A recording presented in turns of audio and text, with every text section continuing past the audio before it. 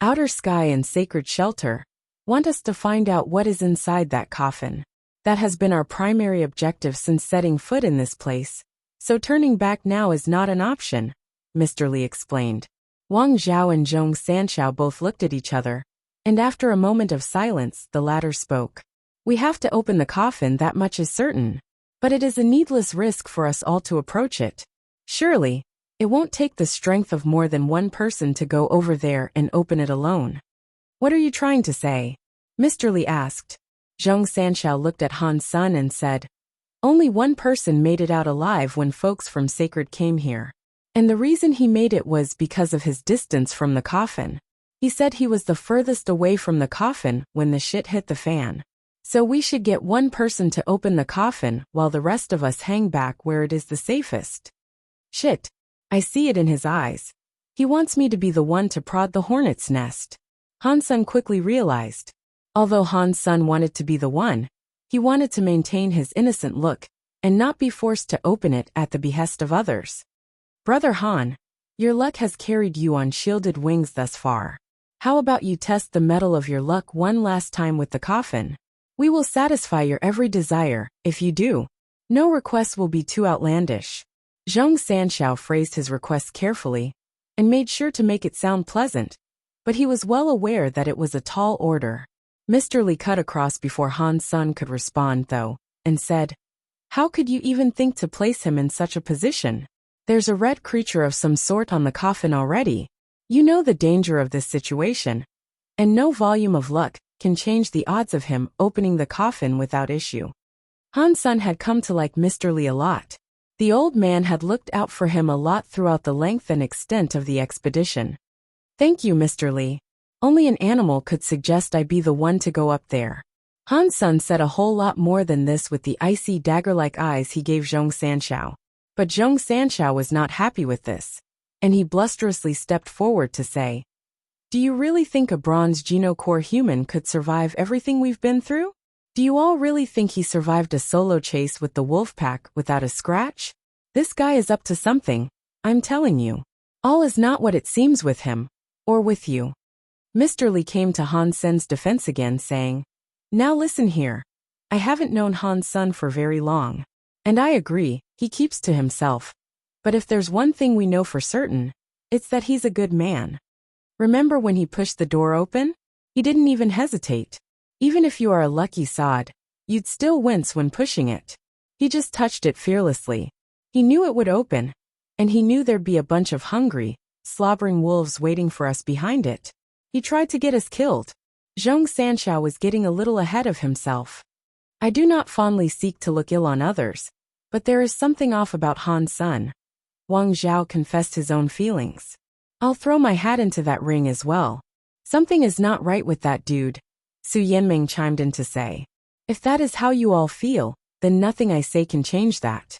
But if you want Han Sun to be the one to open that coffin, I will be by his side when he does. Mr. Li was stalwart in his defense of Han Senator. Mr. Li gave Han Sun a pat on the shoulder, and he told him, little Han, don't sweat a thing. I won't let you face danger alone. Mr. Li. Han Sun felt touched by Mr. Li. Mr. Li, you don't have to. Zhong Sanshao said. Well, no one else is volunteering. I have made my decision. I will go with little Han. And you lot can stand back, just in case something happens. Mr. Li was firm in his decision. Well, if you're going, so am I. Su Yanming puffed his chest in a display of newfound courage, and he marched forward to stand beside Mr. Li. We have to find out what is inside the coffin, Old Chiu said. Wang Zhao said, fine. Let's go then. All of us. Mr. Li saved our lives once before. If that hasn't earned him our trust, nothing will. If you agree, then come. But on anyone who goes with us, no oath or bond is laid. You don't need to go any further than you wish, Mr. Li said. Don't say that. Su Yanming gave Han Sun a firm gaze, and went on to say, but if I find out Han Sun is some worm-tongued snake that plans to harm Mr. Li, I'll kill him. Han Sun replied, I'd only hurt you guys if you did something that would warrant a hurting. Bold words. Su Yanming wasn't going to trust Han Sun quite so easily as the rest. Han Sun had pushed open the door earlier to earn himself Geno fruit and save everyone from a possibly fatal incident. He hadn't expected his kindness to be rewarded with suspicion and ire. Without Mr. Li, a fight would have broken out between them already. Everyone summoned their Geno cores next, and when Su Yinmeng brought out his spear, he pointed it at Han Sun and said, "You're up front. If I catch you doing anything dodgy, this'll be rammed up where the sun doesn't shine."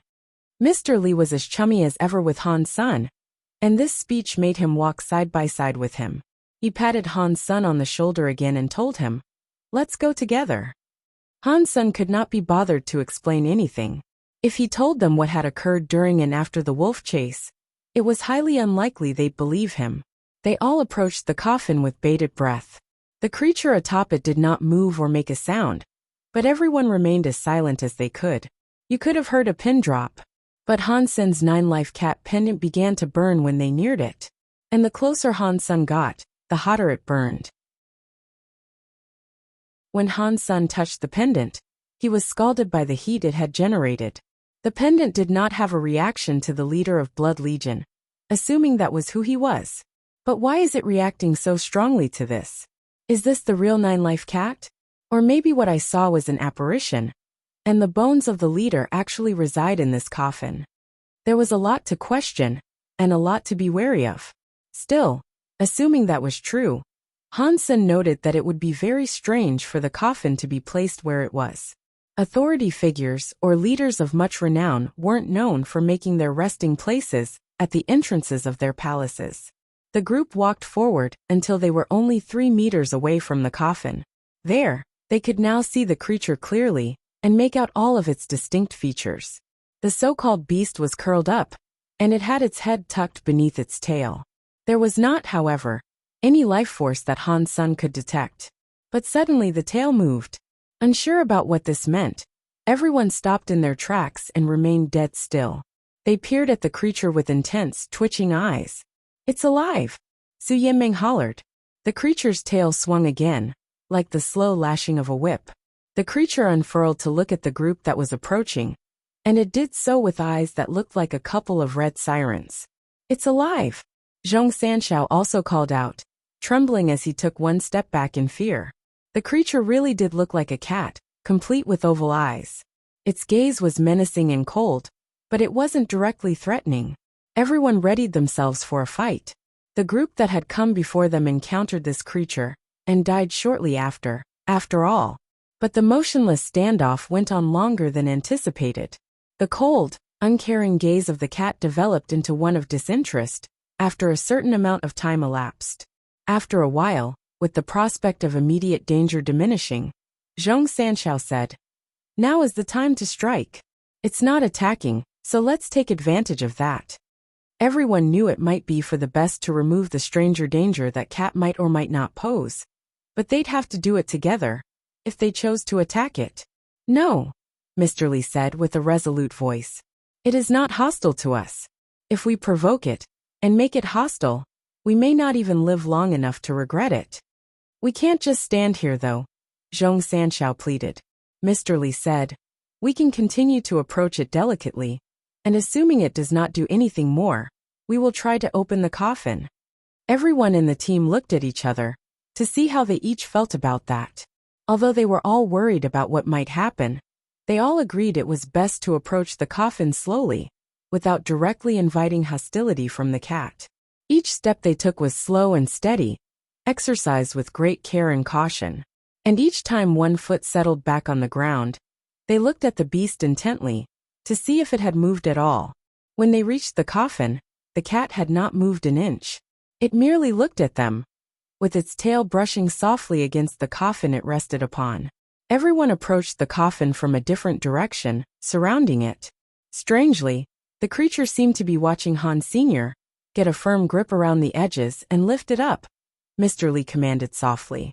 They placed their hands around the smoothed edges of the coffin and dug their fingers as far they could underneath it. They did not care much for the coffin or what might rest inside. Their main worry was how the creature would behave once they began moving the lid. They feared it was ready to pounce. 3, 2, 1.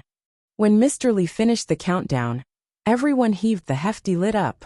The combined strength of the group removed the lid with ease. They lifted it as high and as straight as they could, and strangely the cat did not move an inch.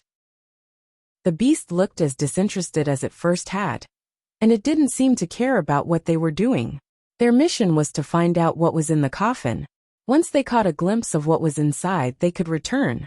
With the lid safely removed, they all stole a glance inside. What they saw surprised them. It was empty. There was not a single thing inside it. It's empty? Why is it empty? Wang Zhao asked aloud. Old Qiu then drew attention to the vacant lid of the coffin, with a voice that trembled and shook. The creature is gone. Everyone turned to look where old Qiu was staring. The cat was gone. It was as if it had completely vanished into thin air. Where did it go? Su Yanmeng asked, looking around in a near panic, fearing a sudden ambush or pounce. Everyone thought it most strange and did the same. But no one was able to see where it might have wandered off to. Look, we've seen what's inside the coffin. We can leave now. We've done what was requested of us. We really should get moving before something ill falls upon us, Wang Zhao suggested, trying his best to conceal the nervousness that tried to break up his words. Okay, let's put the lid back before leaving, Mr. Li said. When they lifted the lid up and set it back down on the coffin, their faces changed. It made Su Yanmeng scream at the top of his lungs, and he yelled, "The suction! I can't get my hands free." Me too. Oh fuck. Zhong Sanshao tried to pull his hand free, but he was unable to. Everyone was suffering the same misfortune, finding their hands to be stuck in a vacuum stemming from the coffin. They couldn't get their hands free. Han Sun held onto the lid like the rest, pretending he was suffering the same fate. Truthfully, the suction that gripped the others didn't seem to be affecting him. His compatriots already thought poorly enough of him as it was, so he made sure not to reveal his fortune. Everyone was scared, on the precipice of tumbling into full-on panic. They all exhausted as much of their powers as they could trying to free themselves from the coffin, but nothing worked. They were well and truly stuck. It was like the coffin wasn't just pulling their bodies, but it was siphoning their strength and power as well. Whenever they released some power as they tried to escape, it was as if they were feeding the coffin. Wang Zhao watched his power bleed away, and he was unable to stop it. Zhong Sanshao summoned a sword Geno core to batter the coffin into freeing him. But when his blade touched down on the spooky sarcophagus, the power and life of his weapon began to drain. This occurred to the Geno cores summoned by the others as well. And when their powers were drained, the cores were pulled out of their hands and stuck to the top of the coffin. It was as if the cores had been dragged away by a magnet. Everyone was shocked, unable to understand what was going on. And amidst this confusion, the symbols and scrawlings that adorned the coffin began to light up with a sinister neon hue. Why hasn't your power been absorbed? Su Yanmeng asked.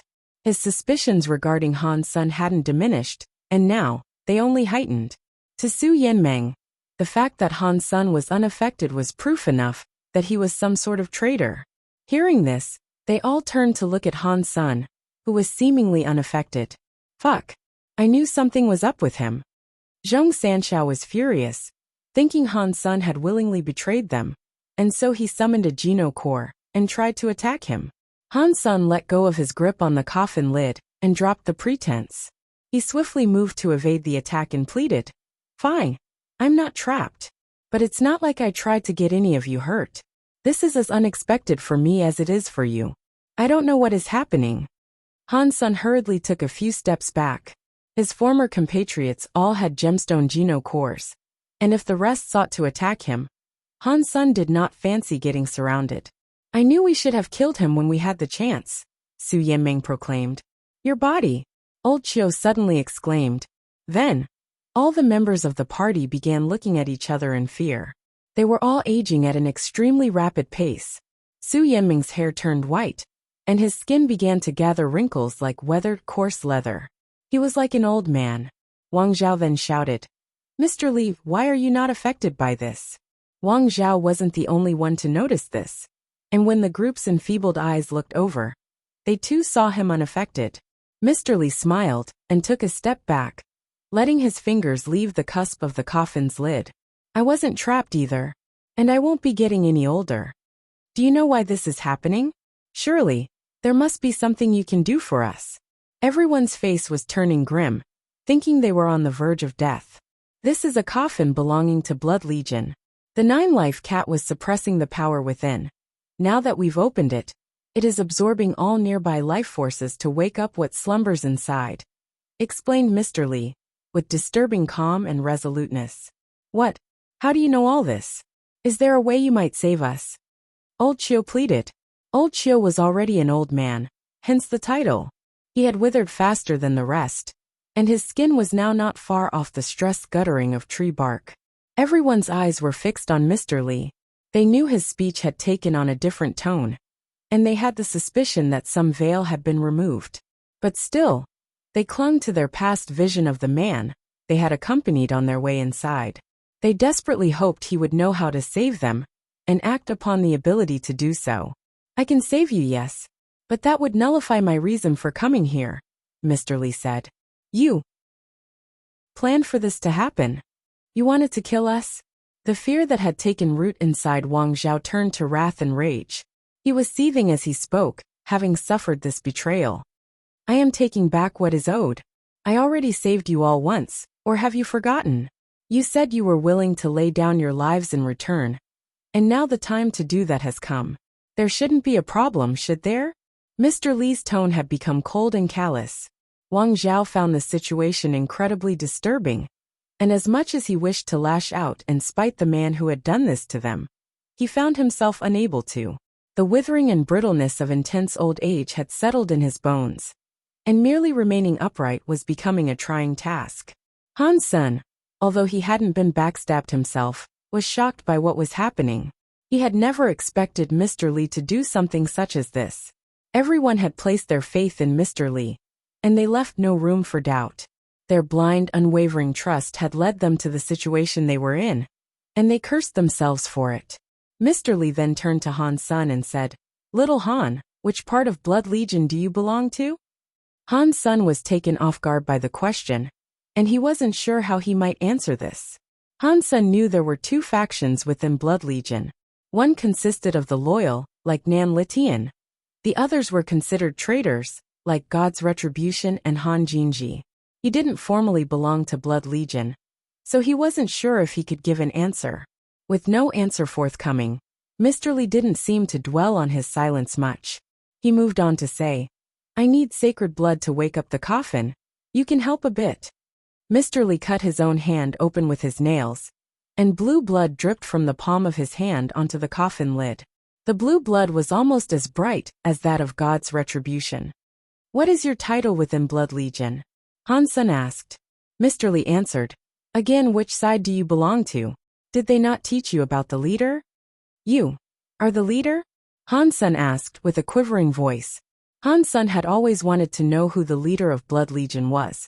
But in his short time in this shelter, two possible candidates had made themselves known to him. There was the shadow that seemed to imply himself to be the leader, but Mr. Lee was now insinuating that he himself was the leader. Why is there more than one leader now? Han Sen wondered. The group that had been betrayed were nothing more than skeletal husks now, frail shadows of their former selves, that clung to the most meager tethers of life. They were so brittle and aged, they could not even stand. Come, deliver thine blood, Mr. Lee coldly said. What happens if the coffin is revived? Han Sen wanted to continue feigning he was a member, and avoid invoking the ire of the possible leader of Blood Legion. But he feared what might happen if he was to give his blood. Mr. Lee walked over to Han Sen and grabbed him by the neck, then dragged him over to the eerie sarcophagus. Han Sen hadn't realized what was happening until it was too late. He had no hope of avoiding the man's grasp. But it wasn't an ordinary grip that held his neck either. He felt the tingling sensation of electrical currents running through his body, paralyzing his ability to resist. It was like he was suddenly chained up. Mr. Lee pushed Han Sen down on the coffin, and readied himself to slit Han Sen's throat with his dirty, overgrown fingernails. Han Sen swiftly understood the direness of the situation, and so his eyes flashed white. His black hair became a gown of milky silk. His body glowed brightly.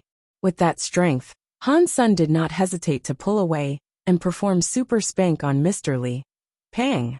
Mr. Li stumbled backwards in shock, staring at Han Sun and his new form. Unfortunately, Han Sun was unable to break Mr. Li's sequence structure.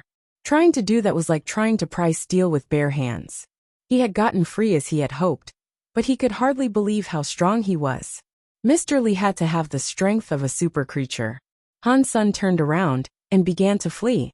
He knew he'd die if he tried to remain and fight an enemy so far beyond his own abilities. The power he possesses is magnificent, but unbridled and not honed. Still, the coffin demands the sacrifice. Mr. Li spoke aloud coldly, as he moved forward to catch Han's senator, but Han Sun knew he wouldn't be allowed to leave so easily, and he was prepared to react when the moment was right. When the full extent of the powers given by his Super King Spirit mode was enabled, he was faster than a sudden bolt of lightning. With his bulwark umbrella, Han Sun shielded himself from Mr. Li's incoming grip and summoned his crystal egg. Boom! Mr. Li came into contact with the umbrella with the force of a comet.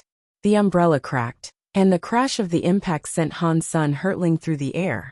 The egg was headed in Mr. Li's direction as this occurred, but it did nothing.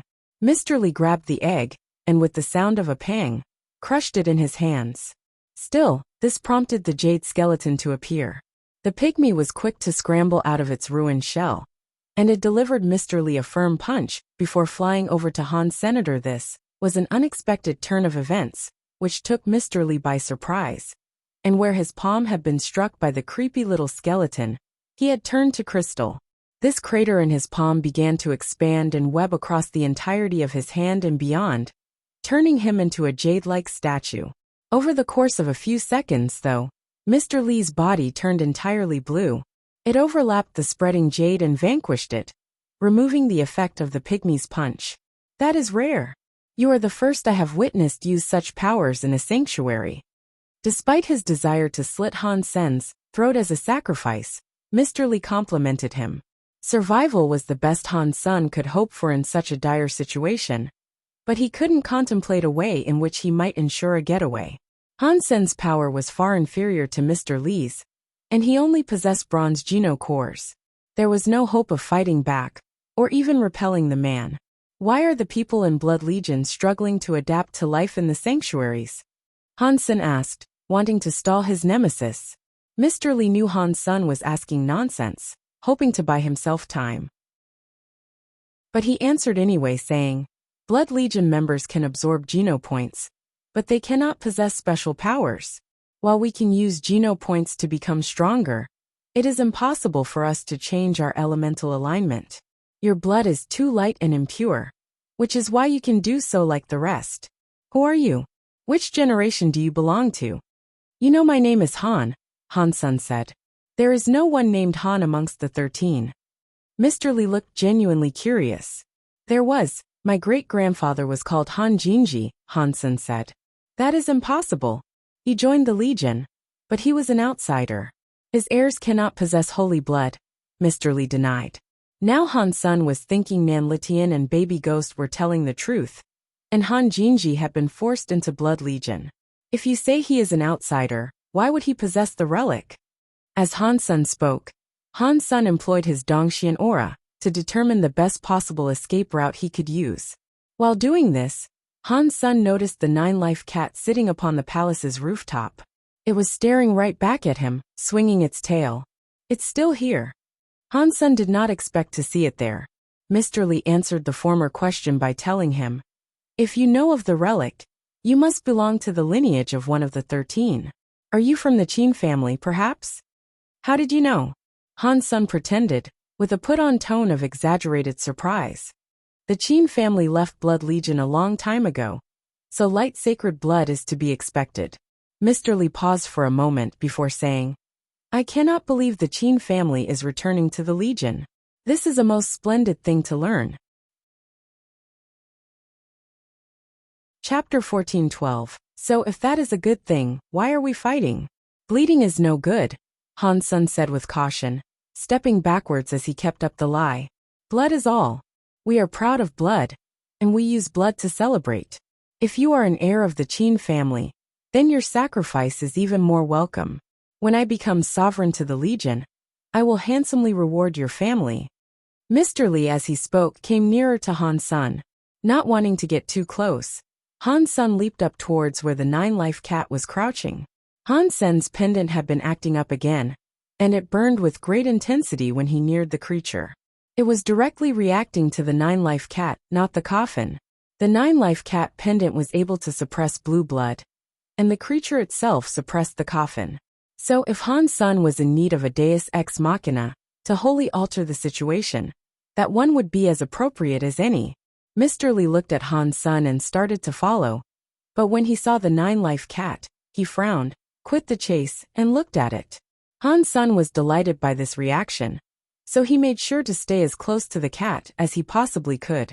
Mr. Li's eyes were fixed on the cat that hadn't moved, and he said, "The coffin is open.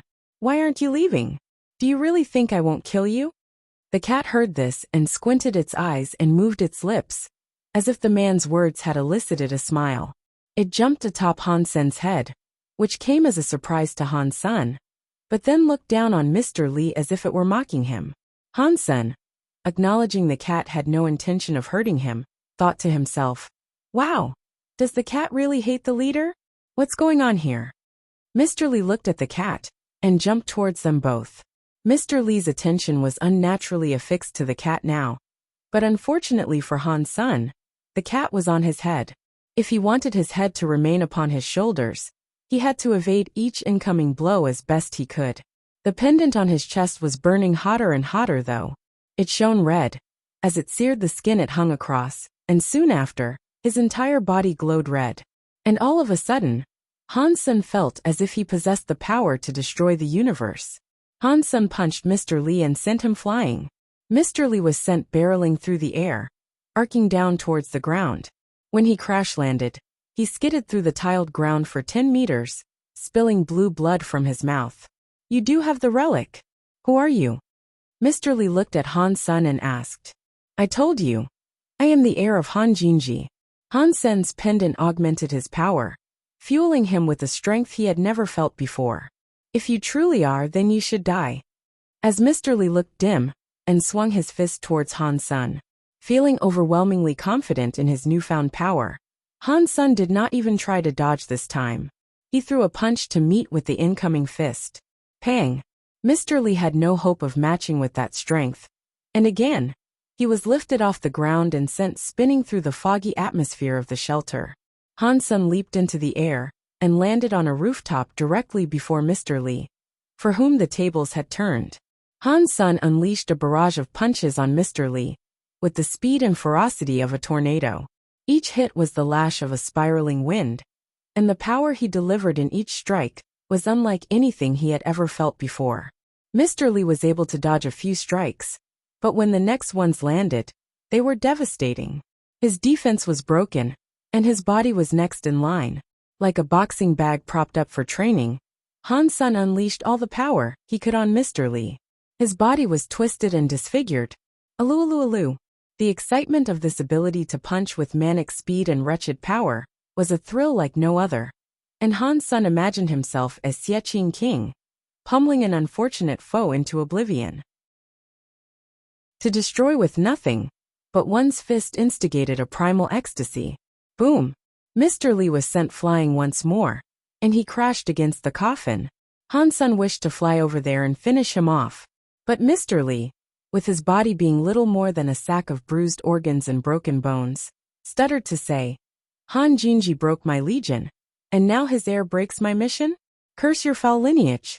I am on the precipice of becoming a god, and you dare do this to me? The right is mine." "A god? You seek to become a god?" Han Sen was shocked hearing this. "You are Han Jinji's heir. Have you not learned a thing from your predecessors? Blood Legion's entire purpose is to assemble a faction of godhood." Mr. Li coughed up more blood. "What kind of god could you hope to become?" Han Sen asked with a frown. "You must break through the vacuum and reach the 5th sanctuary. Then you become a god. As much as I would have liked this, it seems you have the highest chance of success." Mr. Li said. "And why could Han Jinji not do this?" Han Sen asked. "It was nothing more than a fantasy for him. Like me, He was too weak to achieve such greatness, Mr. Li mocked. Han's son wanted to kill Mr. Li, but there were a number of questions he wished to ask first. So he asked, why does Blood Legion feature spirit members? Who created the organization initially? Mr. Li wiped away the blood oozing from the corner of his lips and said, are you really his heir? It seems to me that no one has told you a thing. Does it matter? Han's son responded. Ultimately, I suppose it does not. Mr. Li paused to regather some of his composure, then went on to explain. Blood Legion was formed through a union between humans and spirits. There is no contradiction. What does that mean? Han's son frowned. Mr. Li smiled and said, where do you think we come from? Han Sen's heart jumped against his ribs, and he blurted out, was Blood Legion's creator from the sanctuary? Did he then go to the Alliance like Azura? Mr. Li shook his head and explained, you're half right, but Azura? He was nothing. He was a petty but fortunate individual that was able to slay a damaged god. Our creator was the one who did manage to break through the vacuum and reach the fifth sanctuary. Chapter 14:13. Are you insinuating that the entire human race originated in the sanctuaries? Han's son screamed and felt his voice crack. That is the secret Blood Legion has harbored since our founding. Mr. Li said, what's in the fifth sanctuary? Han's son asked, as what Mr. Li said was too shocking. He wanted answers. Mr. Li shook his head and answered, that is what we all wish to know. Whether it will eventually become common knowledge is uncertain. But become a god yourself, and you're sure to find out. Then who is Han Jinji? What happened with him? Han's son asked. Mr. Li smiled and said, he's just a liar. I thought he possessed the power necessary to help me locate the relic, but he didn't help me. He wreaked havoc amongst the Legion, stole my map, and took the relic for himself. Evidently he then gave it to you. Everything Mr. Li was telling Han's son shocked him. The Qigong master Han Jinji was a liar who had managed to trick the entirety of Blood Legion. Han's son tried to collect all the intel he had gathered thus far in his head, and he tried to organize the whole story by laying it all out on a table in his mind. Humans were beings originating from the sanctuaries, the place where Blood Legion had been created. Like Azura, the being that created Blood Legion became a god, then somehow went to the Alliance. Azura created the Shura, whereas humans reproduced more humans. Another chapter of the Blood Legion organization was also formed in the Alliance. Baby Ghost was a member of Blood Legion in the sanctuaries, whereas Mr. Li was a member of the Alliance chapter of Blood Legion. Humans were unable to return to the sanctuaries for the longest time, leaving behind a grand portion of their history there. When technological advancements reached a certain point, humans were able to teleport in and out of the sanctuaries as they pleased and explore. When Han's son met the self-proclaimed leader earlier, the shadow could have been a reflection of the person before he became a god. Han's son thought the vat of knowledge he had learned from Mr. Li was quite unbelievable, but not entirely implausible. That meant the people he saw before were ancient humans. It was no wonder the shadow kept referring to Han's son as his child. And Han's son did not know why Mr. Li required the relic. It was entirely possible, after seeing the power he had just exhibited, that the man had wanted the relic to become a god. He had hired the Qigong master Han Jinji to help him locate the relic, perhaps because he could not do this by himself. But Han Jinji tricked the entirety of Blood Legion, and even took the map for himself. Han's son thought Han Jinji had procured the map himself, and he had merely asked Uncle Bug for assistance in locating the relic and life door. Han's son thought something had to be wrong with this tale, and he had more to ask Mr. Li, so he asked, did Han Jinji join before or after the discovery of the sanctuaries? Mr. Li looked at him with disdain and said, if Han Jinji didn't steal our research, how would the Alliance have created teleporters? The Alliance was merely lucky to have crystallizer technology. When Han Jinji was in the 7th team, the place they supposedly ventured to was the sanctuary. The technology had not yet matured, however, and the realm they ended up in might have been the 5th sanctuary. They could have ended up there right off the bat, completely unaware. Han's son was not sure what happened there exactly, but from what he had gathered, The people in that team had been tricked by a being or a deity that referred to itself as God. Han Jinji must have known about the sanctuaries he was trying to access. But Han Sen couldn't help but wonder why the man had made a wish. He didn't understand. If he wanted answers for everything, Han Sen knew he'd have one more destination to reach: the fifth sanctuary. Once he got there, he knew everything would become clear. Was this shelter once occupied by the leader, who later went on to become a god? Han Sen asked Mr. Li. Mr. Li nodded, and then spoke with pride in his voice. This was indeed the leader's shelter. Only his children can access this place, and not even a god could enter if he had no affiliation. Han Sen, pondering these revelations, then thought of something. He wondered why the heirs of Azura were unable to enter the sanctuaries. He also wanted to know how a god could be damaged and allow itself to be killed by Azura in the third god's sanctuary. Han Sen could not be 100% certain. He was being told the truth concerning these matters. But these pieces of the puzzle fit the information he had previously gathered. What is the relic? Han Sen asked, looking up at the 9-life cat that was still perched upon his head. That would be a Geno core belonging to our ancestor, whose name I admittedly do not know. It was formed after he became a god. Mr. Li turned his bloodshot eyes over to the 9-life cat and went on to say, and that is the guardian creature of the shelter. I am not sure of its association with that ancestor, but I am well aware the Geno core looks just like it.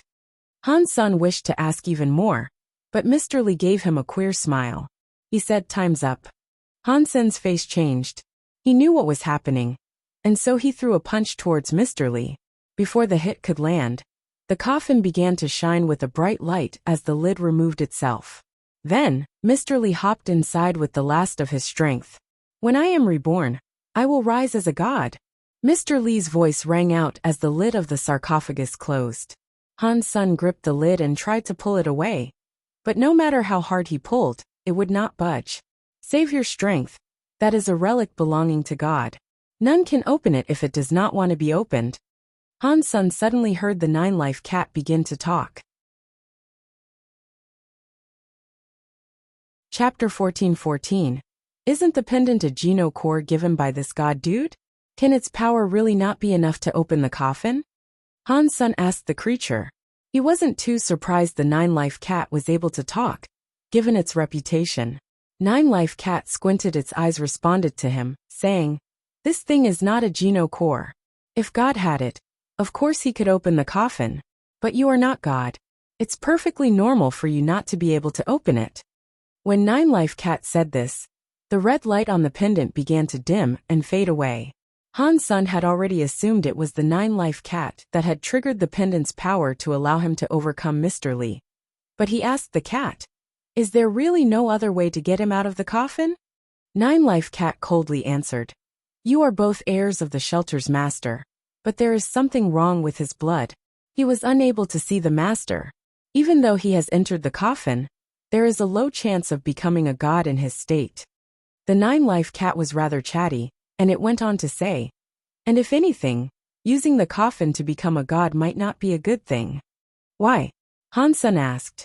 The 9-life cat leaped back onto the lid of the coffin, to resume the position Han Sen had originally seen him. He explained, "I promised to guard this shelter until an heir of God came to open it. My task has now been fulfilled. There is no use me staying here anymore." 9-life cat looked at the coffin below him, and the area around, and spoke mournfully. "This has been my bed for the longest time. I am not used to sleeping anywhere else." After that, the 9-life cat jumped back onto Han Sen's head like a red fur hat. "Let's go. I'll accompany you for a time," the 9-life cat said firmly. Han Sen knew the creature must have been extraordinarily strong if a god had asked it to protect his shelter. He knew it would be best to remain friendly with it, and if possible, keep it as a companion. "We'll get in trouble if we leave now." Han Sen proceeded to tell the 9-life cat about Outer Sky Shelter and Sacred Shelter, his mission, and what the situation was. Outer Sky and Sacred were around even way back when God was here. They didn't dare do anything though. It was smart of them to deduce only humans could enter the shelter. But I'm hard-pressed to believe they suspected you might have been an heir. Nine-Life Cat looked disdained. It makes me feel a lot safer, knowing the master of this shelter was such a powerful being. Why don't we just go waste them? Han Sun said. Nine-Life Cat rolled its eyes and said, I don't have the power to go up against outer sky and sacred, and you can't unlock the true power of the Geno God Square, either. I am sure there is a way we can sneak past them. Never mind then. Han Sun took a pause to think, before proceeding to say, we're leaving regardless. If you have anything to bring with you, now's the best time to start packing. Nine-Life Cat was amused by his comment, catching a touch of greed coating Han Sun's words. He told Han Sun, and don't you think about taking things from here to go with you. You shouldn't take anything from this place. If you do, the spell that protects this place will be broken, and then anyone can enter. When you reach the power of an emperor, however, feel free to return and claim proper ownership. But Mr. Li is already here, Han Sun said.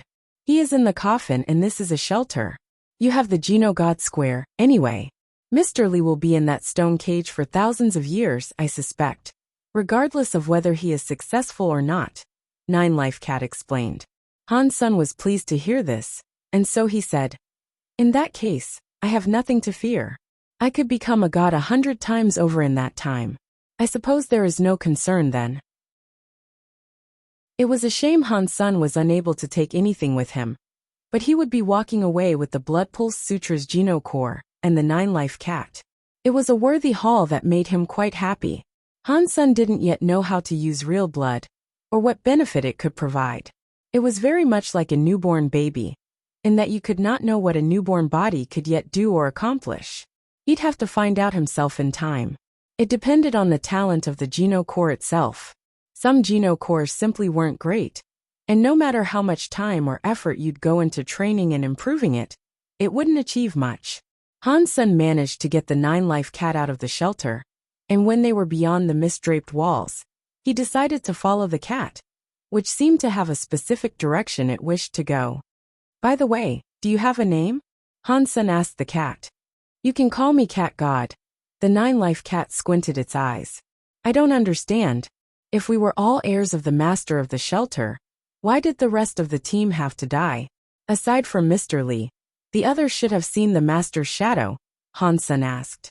Cat God smirked and replied by saying, this shelter was here even before it was occupied by a god. This place is old, a remnant from an even older, harsher time. A cruel fate befell the others, but it is best not to dwell on what happened to them. You would have been one of them, if you had not practiced the correct skills. And what's more, you wouldn't have received the shadow's summons, if you hadn't learned those techniques. Han Sun waited until it was mid-afternoon, before completely leaving the shelter. Yu Miao, Yu Xian and Goddess, seeing someone emerge from behind the gates, stood up with great interest. It was Han Sun, and he was leaving that place on his own.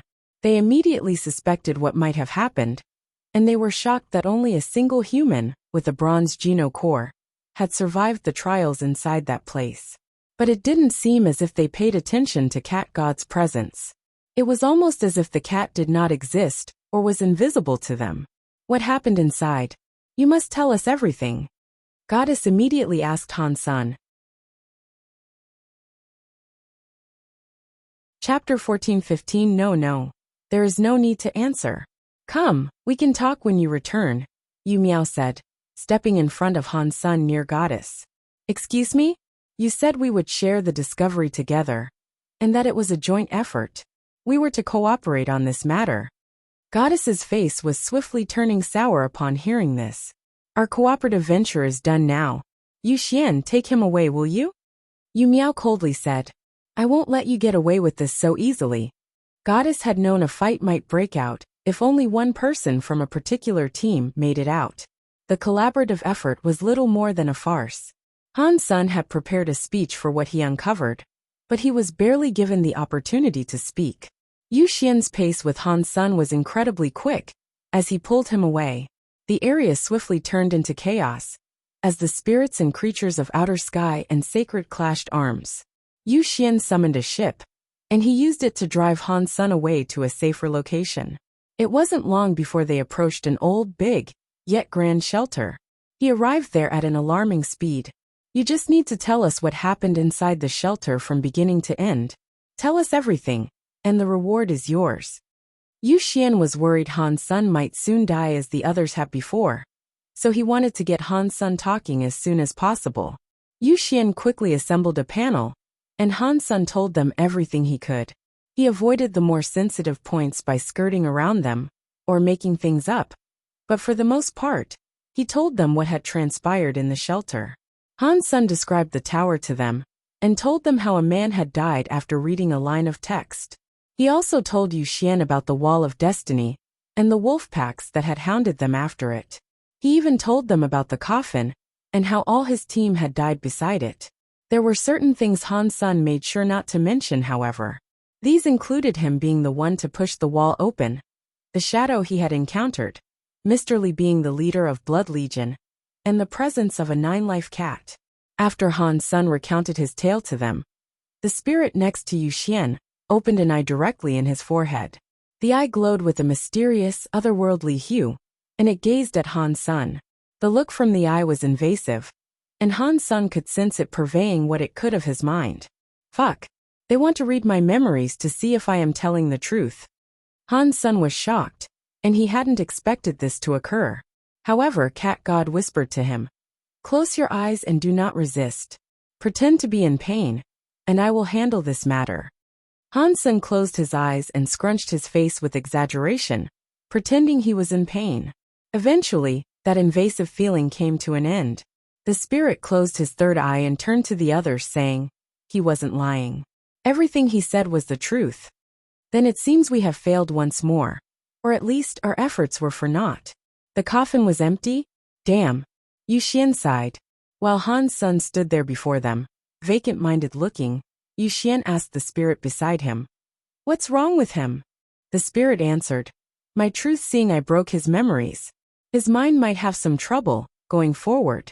With luck, he won't become retarded, but I fear his memories will be lost." Memory loss might be for the best, I suppose. We can't afford this news leaking beyond the shelter, Yu Xian said. Han Sun wasn't permanently damaged following that. His IQ suffered a drop, but his memory of the events that transpired was mostly gone. A few days later, he was mostly okay. Yu Xian provided Han Sun with the Geno fruits he was promised, and had a spirit take him home. They didn't kill Han Sun because they believed his memory had been lost, and they were worried other humans would shy away from helping them in the future if they started killing people who did what they asked. When I'm an emperor, I'm going to burn them down to the ground. They're all as wretched each other. Han Sun was angry after returning to Shadow Shelter. When he got back, he went straight to the Alliance, in case others came looking for him. The next time he went hunting, however, Han Sun decided he'd strictly use Super King Spirit mode in case creatures from outer sky would see him out and about okay. After Han Sun consumed all the Geno fruit he was given, he was able to max out his sacred Geno point tally. He also had an additional 10 remaining. Han Sun still needed mutant Geno points, but killing any mutant creatures he came across would be a trivial task now. Han Sun entered the Geno core storage using his crystal core. Not a single creature showed up to challenge him, which was rather strange, he thought. I thought I need to be challenged at least once a month. Why is no one stepping up to the plate? Han Sun asked Rockman. Rockman answered, there are no challengers. Han Sun asked him the question again, but he received the exact same answer. He asked it again with different phrasing, but the answer wouldn't change. Because Han Sun put on a terrifying performance and outright killed his last opponent, none were willing to challenge him. He was too frightening a foe, and challenging him was asking for death. He had killed Black Mountain God and Heart Wheel with no remorse. He hadn't even been given the chance to flee. No one wanted to risk their life by fighting him. Not even the spirits that could respawn dared challenge Han Sun, as they believed he had the power to destroy spirit stones. Can I challenge them instead? Han Sun asked, seeing the Geno cores from Outer Sky Shelter and Sacred Shelter. He was feeling angry. You can, but you are already number 1. There is no benefit to be gained by challenging those who are weaker than you, Rockman answered. One of the Geno cores from Sacred Shelter was lit up on the leaderboard. indicating he was available to fight. Without hesitating, Han Sun challenged him. But in less than a second, his invitation was declined. I thought you said I could challenge them? Han Sun asked Rockman. Rockman said, you can, but if the opponent has already reached their quota, they can decline challenges. Han Sun was feeling rather disheartened by this, but then Rockman told him, Bronze Geno Core Rank 9 Ghost, I has sent you a challenge. Chapter 14:16. When Han Sun learned Ghost I was not from Outer Sky Shelter or Sacred Shelter, he was quite disappointed. Regardless, he had to accept the fight to meet his quota. After accepting, he went forward to meet his opponent to be on the designated battleground. There, Han Sun saw a panther with 3 eyes. Its coat of fur was dark and menacing, like the blackest coal. The panther didn't wait around long, and it ran forward. But it wasn't doing so in hostility. As it ran, it immediately began to plead. I'm not here to fight. Wait, hold up. I'm here to discuss an arrangement we might make. I'm not here to fight. Han Sun thought he'd been given the opportunity to slay another super creature baby. But hearing this, he was a little taken aback. This was not what he had expected. An arrangement? What arrangement? Han Sun asked, checking the Black Panther out. You are already in first place, and with your Geno Core having been reinforced 9 times already, remaining in that lofty position is pointless. If you throw the match and put me in first place, I'll be indebted and give you whatever you desire. The panther spoke everything he could as swiftly as he was able to, in fear of being immediately killed. The panther knew he wouldn't have been able to take down Han Sun, so he was cleverly hoping to buy the first place off him. Define indebted. What are you willing to offer exactly? Han Sun was willing to consider such a bargain, but only if the price was right. If the offer was worthless, he'd simply kill the panther.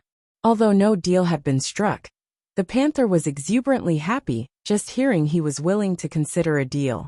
He feared he might have been killed without even being heard out. Cost is of no concern, and we can pay you whatever sum you are willing to accept. Purgatory Shelter is a rather fancy place, I'll have you know. Name your price and we won't disappoint, the panther said. What does Purgatory Shelter have to offer? Han Sun was still willing to hear him out, but he pictured the panther as some rich tycoon's kid who could buy his way up the ladder with daddy's credit card. All sorts. You can get a kilo of ghost eye grass hellfire. You know, good stuff. The panther proceeded to list a number of items, all with peculiar sounding names Han Sun had never heard of before. What about fruit that can provide super Geno points? Han Sun asked. No, but we do have a super ghost tree. Its fruit might bear super creature babies. Eating those are better than eating fruits, the panther said. A fancy shelter doesn't have any fruit? Is that what you're telling me? Han Sun didn't believe him. The panther squirmed a little and said, we did have fruit trees, but they were recently harvested and eaten. Then what about super Geno cores? Han Sun asked. The panther receded into worried thought for a moment. Don't you need to kill an emperor or super creature for something like that? I have much respect for you, sir. But even if Purgatory Shelter had one, it would not be offered up in a trade such as this. The panther smiled queerly and uncomfortably. He knew he had to keep the offers coming, so he said, but we do have gemstone Geno cores available for trade. Han Sun knew he wouldn't be given a super Geno core, but on the slim chance he might get one, he thought it was worth asking. Gemstone Geno core? Let's see. Useless. Han Sun exaggerated his disappointment in the offer, and then went on to ask, but for the simple sake of asking, what do they do? Do these gemstone Geno cores have extra special properties or powers? Han Sun truthfully wouldn't mind a gemstone Geno core. Remaining in first place wasn't much of a concern for him, and swapping it out for a few goodies was a worthwhile thing to do. The panther responded to his query and answered, oh, the powers of these gemstone Geno cores are unbelievably good. You'll be hard-pressed to find better elsewhere. I promise you, if you accept one of these, you won't be disappointed. The panther summoned a Geno core for Han Sun to see. He couldn't display the powers it possessed, due to the rules of the realm. But even though its powers had been silenced, Han Sun could get a good look at it. But it didn't tell him much. All in all, It looked rather unspectacular. Han Sen could see it was a blue jewel of sorts, and had no clue what it did. The panther was ready to explain what it was, however. It is a dark element Geno core called Ghost Armor. It has a very high defense stat against elemental damage. You'd have to use it to see what the armor actually looks like. Han Sen could imagine the usefulness such armor might provide. It was a situational armor for sure though. Armor that was particularly effective against elemental damage, had almost zero properties for defending against raw physical damage. Style was another concern for Han Sen. So it was unfortunate, he was not able to see what it might look like on him, while he was in the Geno core storage. What was that tree you mentioned earlier? Han Sen went on to ask. The panther summoned the seed of such a tree and said, I can't move the tree, but I can give you the seed of one. You should take it. Very nice. Panther boy, I think you are a good man. Han Sen accepted the seed, and was immediately able to sense the life force within it. Thank you. And what's more, you should get a feel for this. The panther then proceeded to hand over the ghost armor Geno core. Han Sen accepted it, and it was as described. It was a gemstone dark Geno core. I can give you first place for now, but once you've reinforced, you're going to have to challenge me and hand it back over, Han Sen stated. That is no problem, the panther agreed. Congratulations. You have obtained the first rank in the bronze Geno core storage. Han Sen squinted. You have my thanks, good sir. The panther was clearly struggling to contain his excitement and joy. If you ever have the hankering to strike more business deals, look me up. Han Sen waved, and immediately left the Geno core storage. Han Sen's rank then dropped down to second. In first place was Ghost Eye. Han Sen looked at his crystal egg, just to double check, and he noticed how he still had the 9 reinforcements. Nothing had been lost. Back in the shelter, Han Sen donned his new armor, and started casting dark element abilities. A blue shroud enveloped Han Sen's skin, which then projected outwards like a holographic armor set around him. The armor was true to its name. It was not a solid-looking armor set, and Han Sen looked more like a transparent phantom.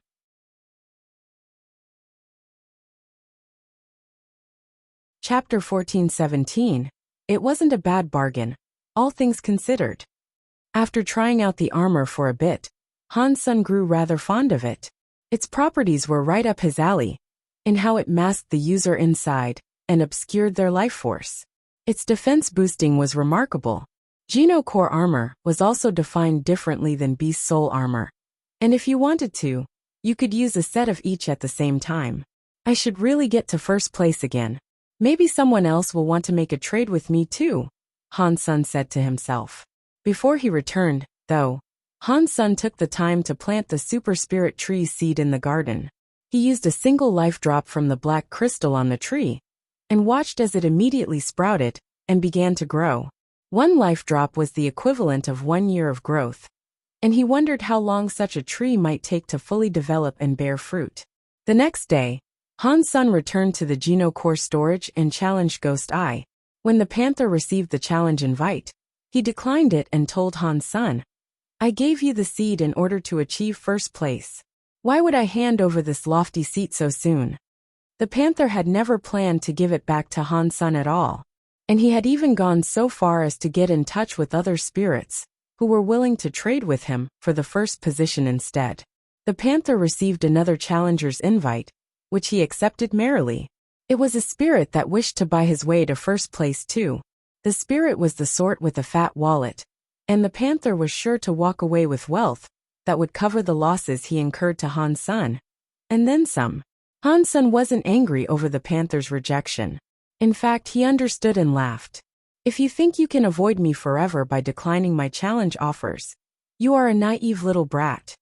Han Sen exited the storage, and summoned his real blood Geno core for a re-entrance. Upon re-entry, Han Sen used his real blood Geno core to complete the ranking test. The real blood Geno core had absorbed 20% of the black crystal, an amount that was double what the others had. If that was any metric for the strength of this Geno core, then it was sure to be even greater than his other cores. Rockman's third eye scanned the Geno core, and began counting down from a dizzyingly high sum again. Inside a certain battleground elsewhere, The panther was engaged in a discussion with a spirit with red hair. So, you met the crystal core owner? What powers did he employ against you? The red-haired spirit asked. The panther gave a wry smile and answered, I didn't beat him actually. I spent a fortune to achieve first place instead. I didn't even get a look at his geno core. Were you able to tell if he was a spirit or a creature? The red-haired spirit asked. The panther said, No, he was shrouded in a dark mist. I couldn't get a good look. If I knew these sort of things, I'd far sooner be auctioning the intel rather than this first place. The spirit nodded, and he knew that if the panther had known what the crystal core's master looked like, he'd have put that information up for trade as well. It'd also work as a form of life insurance. The items you want are here. Take them and throw the fight, the spirit said, after summoning the items they had settled upon when forging a deal. The panther's eyes suddenly lit up with an immense amount of greed. The items he was about to receive far outpriced what he had given to Han's son. Things had turned out very well for the business-savvy feline. But just as the panther moved forward to collect his prize, the ranking leaderboard shone brightly. It made the two figures freeze. Their trade had not yet been completed, so their ranks should not have yet switched. But there was a change. All of a sudden, the panther found itself in second place. Taking his spot in first was a new geno core called Real Blood. The panther was in disbelief. He knew the red-haired spirit's geno core was not called Real Blood too, so why did the ranking move? Are you now in first place? The panther asked the spirit just in case. How dare you? What is this? Are you trying to scam me out of all this wealth? The red-haired spirit was suddenly brought to wrath, and he swung a fist at the panther. The panther was far weaker than the spirit was, so he did his best to explain the situation rather than fight back. He pleaded, I wouldn't dare scam you out of this stuff. See, I didn't touch your items. I didn't expect any of this to happen. Red Spirit God knew this had to be true ultimately. Holding on to first place was silly, considering the wealth one could achieve by bargaining off the position. It was just bad timing really. The punch, more than anything, was to release the anger that had suddenly rushed through his heart. He had come very close to losing a fortune. After suffering the blow, the panther was already coughing up blood, and with a wheezy voice he rasped, I know. It must have been another geno core that was able to reach first place again. Another one? So soon after Crystal Core? Gah! Who might it be this time? Red Spirit God's face looked ill, and he suspected this might have been the case as well. The panther was upset, and he writhed around on the ground in sadness. He had come so close to receiving all the wealth laid out before him, but now, he couldn't take any of it. All he had received was a punch. This sucks. Why would a geno core suddenly appear and knock me off the leaderboard like that? What poor timing. The panther was on the precipice of crying his eyes out.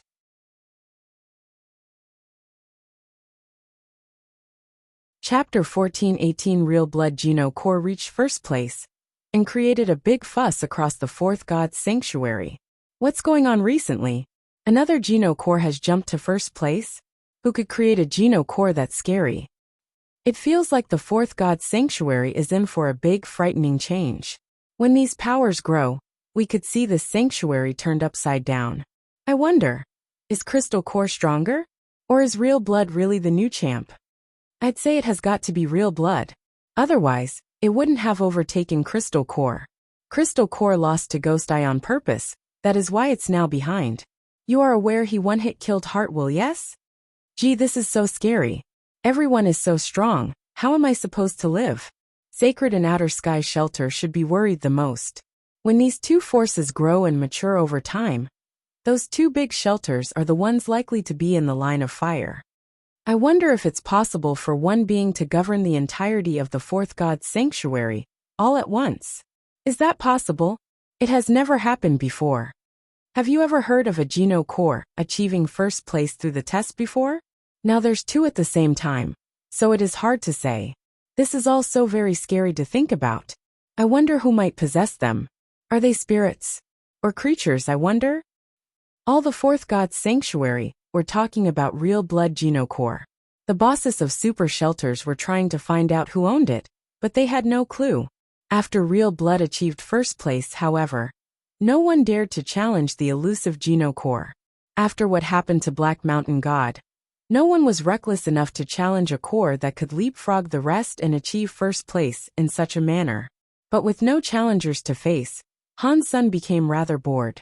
So, he decided to visit Ji Yanran. Occasionally, he went off to hunt a few mutant creatures for mutant Geno points while using Super King Spirit mode.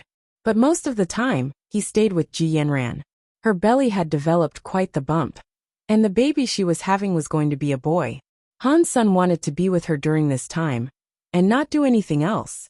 The Super King Spirit Geno core had yet to be formulated, and none of his bronze Geno cores had yet become silver either. Han Sun had leveled up too quickly, and he hadn't spent enough time practicing. Within a few months, though, Han Sun was able to max out his mutant Geno points. That left the procurement of super Geno points being the last thing to do. Killing super creatures was not easy. Unless he found a baby one, it'd be a difficult task. Han Sun needed to level up his Geno cores to match his powers before he tried killing super creatures. But he didn't spend much time out in their search. He was with Ji Yanran in the Alliance, living well. In the third god sanctuary, many emperors assembled in one shelter for a discussion. No God Emperor and Ruin Emperor were there amongst the collective. Super Spank was able to destroy everything. And for a long time, people believed the spirits that were slain by it would have their spirit stones broken as well. But it wasn't like the falsified sky powers. When they lost their battles, they merely disappeared for a long time. Many foolishly believed they had gone to the fourth god's sanctuary. The creatures and spirits that had gathered there were almost as strong as No God Emperor and Ruin Emperor, who were the mightiest in the sanctuary. We can confirm that human has reached the fourth god's sanctuary. Nothing can stop us from reclaiming Sky Mountain, so it is time we take that place back. We will show them who is boss. Ruin Emperor coldly said. A dinosaur-looking berserk super creature amongst them said. The humans still have faithful servants among them, such as Xiaqing King and the super creatures, but they will be crushed beneath our sheer force of numbers. It is a shame we are unable to find the king to aid us in this endeavor, one spirit said. With only the weak humans remaining, we have no need for the king, a berserk super creature said. We must establish a time, and then we go to Sky Mountain together, and show all the humans who is boss, No God Emperor coldly said. All the creatures and spirits roared and hollered at once, with a sound that almost brought down the roof. When Han Sun was in the third god's sanctuary, it was a bad time for the emperors. When they learned Han Sun was now in the fourth god's sanctuary, they were all going to cooperate and retake Sky Mountain. Sky Mountain. Queen was engaged in battle against a super creature. Han Sun had left behind so many life Geno essences for his family and friends, and Queen had received more of them than anyone else. After she absorbed them, she was able to take on super creatures alone, despite it still being difficult for her. Queen's skill in taking on super creatures was also partially due to the fact that she had learned Ghost Slash. It went well with Queen's super body, the Wheel of Space, which she depended on when fighting such fearsome beasts. This particular super creature, however, was wretchedly strong. If she did not have the Wheel of Space, she'd have been killed already. She was holding her own against it, but it was clear she was at a disadvantage. But suddenly, the creature stopped attacking and began running away. Queen was confused by this, and when she went to take a look, she noticed a vast army of creatures and spirits approaching. Queen saw No God Emperor and Ruin Emperor were amongst them. It was one big cooperative effort, evidenced by the many spirits that came forward, riding atop creatures. The spirits are breaking their part of the bargain, it would appear. Queen's face changed.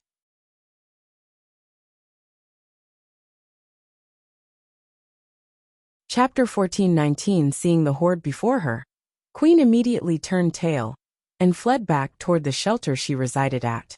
Ah, 'tis a good day. We have only just reached Sky Mountain, and already we have met someone he knows. No God Emperor saw Queen make use of the Wheel of Space, and it reminded him of the abilities Han Sun had used. So he went straight for her. Normal super creatures and king spirits were unable to catch up with her, but No God Emperor could. He was as swift as he was wretchedly powerful, and he lunged all the way forward, wanting to cut her in half. Queen's body flashed and disappeared. When she reappeared, she had gone past No God Emperor's sword. Queen's ghost slash was better than Han Sen's because of her super body. She could teleport through space, rendering attacks against her undamaging. No God sword was able to cut through the air she would be moving into, but Queen was able to manipulate the fabric of the space around her and remove herself from wherever the sword would land. Combined with the power of Heavenly Go, there was nothing No God Emperor could do to harm Queen. She was too nimble for him. Most of the spirits and creatures were shocked seeing this. They found it difficult to believe some random, nameless woman was able to maneuver with such effectiveness. The spirits didn't say it out loud, but they all believed humans were a disease. They were compelled to kill them all before the plague spread. No God Emperor's face turned quite ill as he pursued Queen. He repeatedly swung his sword, hoping to cut her down, but it was all to no avail. When Queen traveled through space, she realized No God's sword was near. So, she used her sword to block No God's sword. Catcha! Her sword shattered, and her pursuer's sword managed to continue on to create a tear in her armor. It nicked her skin and caused her to bleed. Queen did not dwell on the stumble though. She summoned more strength and power into her legs and time hopped away. She knew she might die out there on the slopes of that mountain, and she could make her peace with that. But she didn't want to die before she had the chance to warn the others to retreat into the teleporters or flee the region. Queen had not yet maxed out her super geno points, though, and No God Emperor was able to catch up once he learned how to respond to her blinking. He dealt her another cut, leading to a flowerfall of blood in the air. This happened a few times, and her skin was becoming covered with the constant cuts and lesions. Queen used all her power and skill to race back to the shelter before the enemy horde caught up. But after a while of running, there was not a single part of her that was devoid of a bloodstain. She remained quiet and concentrated, despite the pain that gnawed at her mind. She put all she could into her bloody legs, to run back to where she could call for everyone to depart. Another strike came cleaving the air in two, directly behind Queen. Queen had just finished a new teleportation, and she knew she couldn't dodge it. She started to believe she would not be able to make it back to the shelter, and that this attack would be the one to kill her. She did not look back. Instead, she shouted out to the human shelter, "The spirits have come." She was still a distance away from the shelter, but she hoped there were other humans out and about who would hear her call and relay it back. No one can save you, no matter how loudly you shout, No God Emperor coldly said, lifting his sword towards her back, hoping to cut Queen in half. Boom! Suddenly, a silver light exploded against No God's sword. It stopped the sword, giving Queen enough time to teleport a few thousand meters away. No God Emperor's eyes lost track of Queen, and so he looked forward. A ripped, muscly body had appeared in front of No God Emperor. He was wearing a blinding, garish tropical shirt and shorts. He wore flip-flops, and he stood tall and proud before the callous emperor. He wore sunglasses, too, and he had long silver hair. Xiaqing King, we are the same kind. Are you really going to stand there, helping those cheap and filthy humans? No God Emperor looked at Xiaqing King coldly.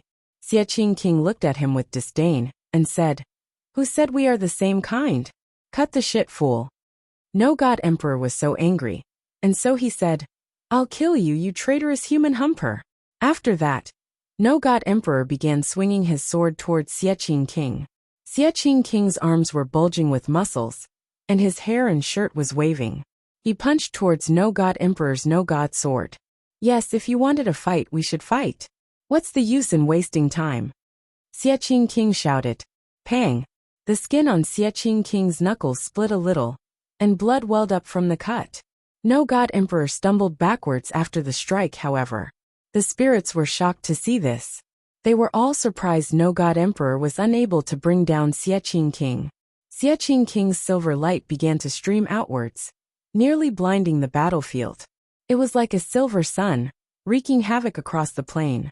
Alu alu alu. No God Emperor's face was cold and emotionless, as he concentrated on swinging his sword with precision and power. The fight sent out shockwaves across the land, bringing it into ruin. One would suspect there to be an earthquake. The mountainside began to split, sending many creatures and spirits spiraling down to their doom. Falling rocks and boulders crushed many others.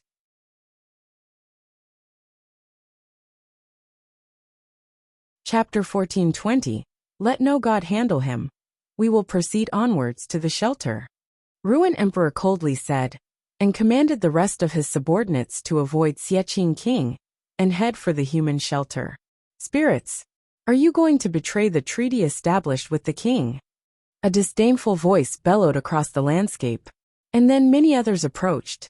A blue dinosaur, a knight wreathed with lightning, a lady formed of water, and a furry critter that looked like a snowball approached alongside many others. A holy-looking rhino was also headed out, and upon it sat a woman. She was the one speaking. The woman bid for Queen to ascend the rhino, which prompted the creature to bestow a healing light upon her. Then, she was as fit as she hadn't been dealt a scratch.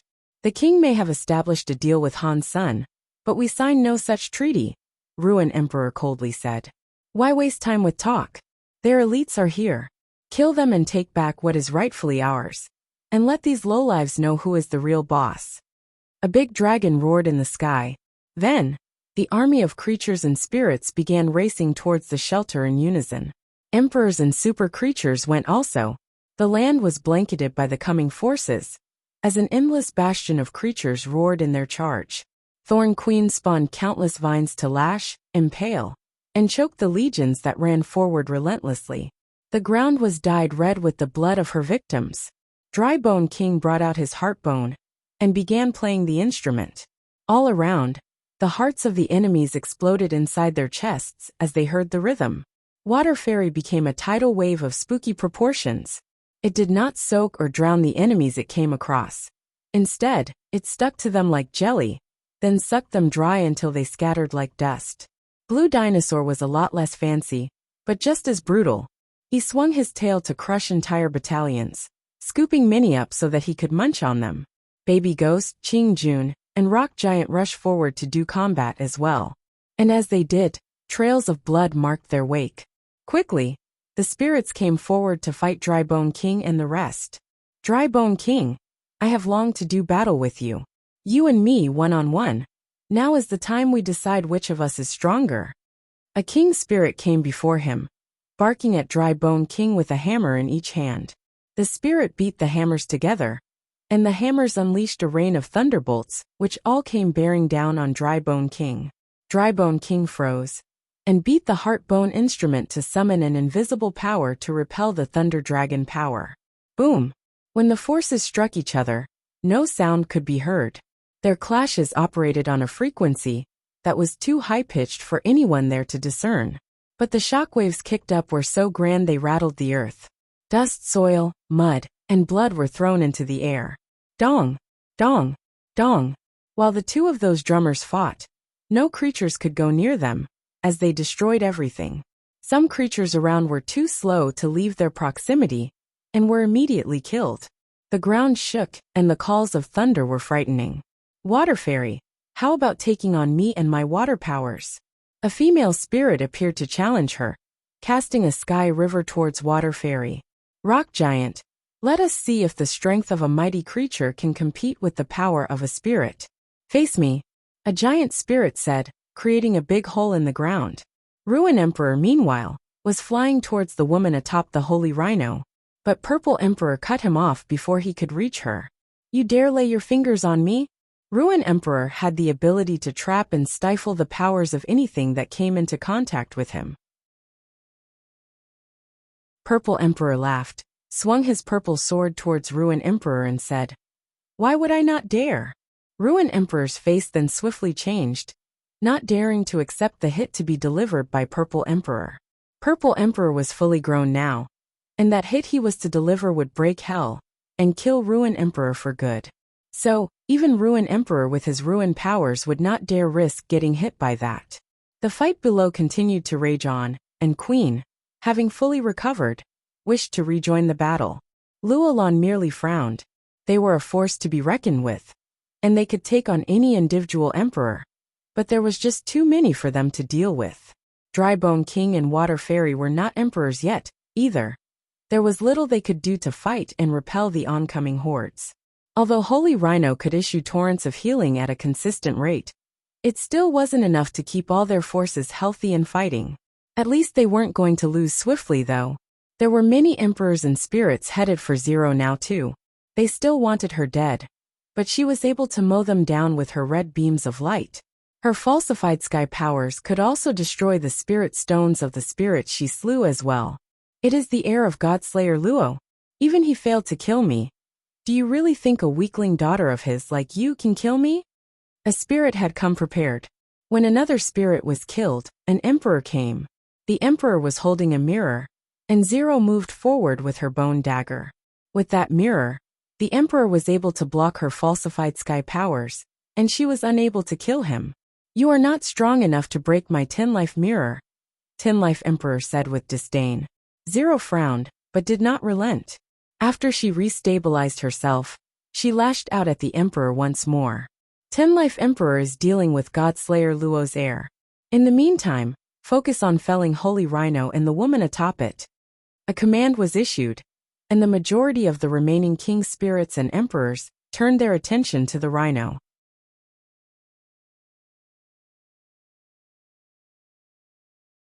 Chapter 1421.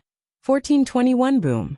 Blue lightning streaked across the entire battleground, and a blue halo formed beneath the feet of all the combatants. Those on the human side were becoming much stronger, whereas those on the enemy side were becoming much weaker and slower. Disloyal Knight had joined the fray, and after his cast, he leaped towards an emperor with his fist raised and ready to launch.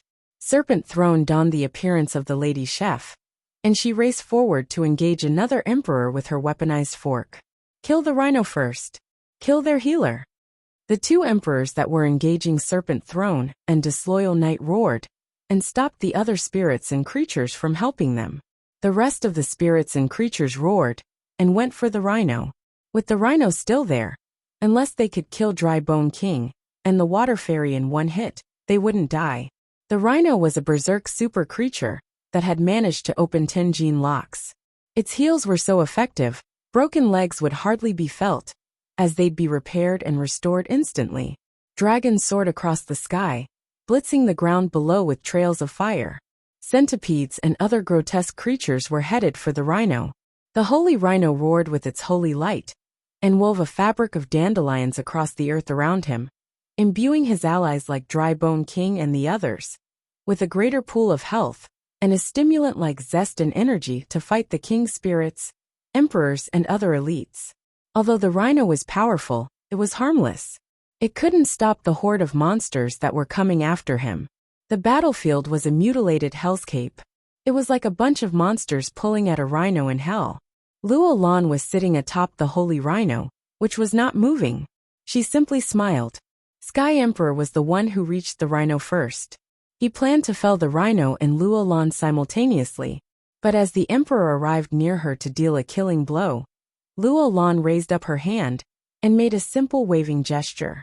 The blade beam he wielded was cut in two, as was the emperor's body. In a stunning display, she cut the emperor's spirit in half. The emperor's blood cascaded everywhere, drenching the sky and painting the ground. All who approached the rhino were frozen stiff in fear. They almost couldn't fathom what their eyes had just told them. Falsified sky power? This woman is also an heir of Godslayer Luo. Someone screamed. Luo Lan scanned the field ahead of her, and then, the holy rhino lifted up its two front legs and brought them down on the head of a centipede below, as if it had read her mind. After that, it leaped forward up and over the horde, towards a dragon that was soaring through the sky. As the rhino did this, Luo Lan waved her hand as they passed by the horde, slaying a host more of the creatures and spirits below them. This woman has the powers of Azura. Han Sun did not lie. Dragon King, who was a dragon, felt a chill, witnessing the screaming creatures. The rhino continued to run, as she swung her hands repeatedly. Nobody could stop her, and all those who tried were immediately killed. Kill, kill, kill. Luo Lan gave a heart-stopping smile as she cleaved her way through the horde, and it did not leave her face for the duration of the fight. She was scarier than the devil himself. The Azura powers should not have come to exist in the sanctuaries. for it could lay waste to anything it went up against. Luo Lan had not even maxed out her abilities and power. And yet, without the 10-life mirror, none of the emperors and creatures could block her strikes. While the spirits and creatures were getting beat, a gold light came from the sky. It was a spirit that looked like a king, glowing as he came. It was Sky King from Sky Tree. He was not a demigod though. Oh no, Dragon King said. Azura powers were insanely strong, but Luo Lan herself was not Azura. If there was one thing her powers would be ineffective against, it was the power Sky King wielded. That was 33 days. With Sky King's coming, greater pressure was put on Luo Lan. Luo Lan, however, continued to make use of her falsified sky powers, and she tried swiping it upwards to strike the incoming spirit. Unfortunately, it could not reach Sky King. One day is one world, and I have 33 of them. You cannot do anything. Sky King coldly said. If Azura was still here, you wouldn't dare say such a thing. Dragon King called back out with disdain. Sky King balked, then laughed and rebutted. Ha! Dragon King. It surprises me to see you are still alive, but this woman is no Azura. I am not Azura, but neither is there a need for me to be. Luo Lan said this coldly, before waving her hand again to attack once more. Sky King attempted to evade the strike, but after rolling away, his face changed and he fell back. When he stopped moving, he noticed his armor had been destroyed, and he was bleeding gold blood. Sky King's face changed and Dragon King laughed. He called out to Luo Lan saying, "Nice job." Sky King, looking gold, used his 33 days on Luo Lan with immediacy, and he shouted, "What are you all waiting for? Go and kill her. I can hold off her powers, and she won't be able to kill you." The emperors, kings, and super creatures all resumed their attack on Luo Lan, after having been stunned into submission by her display earlier. Their original target had been the Holy Rhino, but it had now been made clear to them that the woman atop the creature posed the greatest threat. Luo Lan hardly had what it took to repel the force and not submit to the pressure of 33 days. If the rest of the enemy moved on her, there'd be nothing she could do. With all those forces converging on her from every direction, she wouldn't even be able to dodge if she needed to.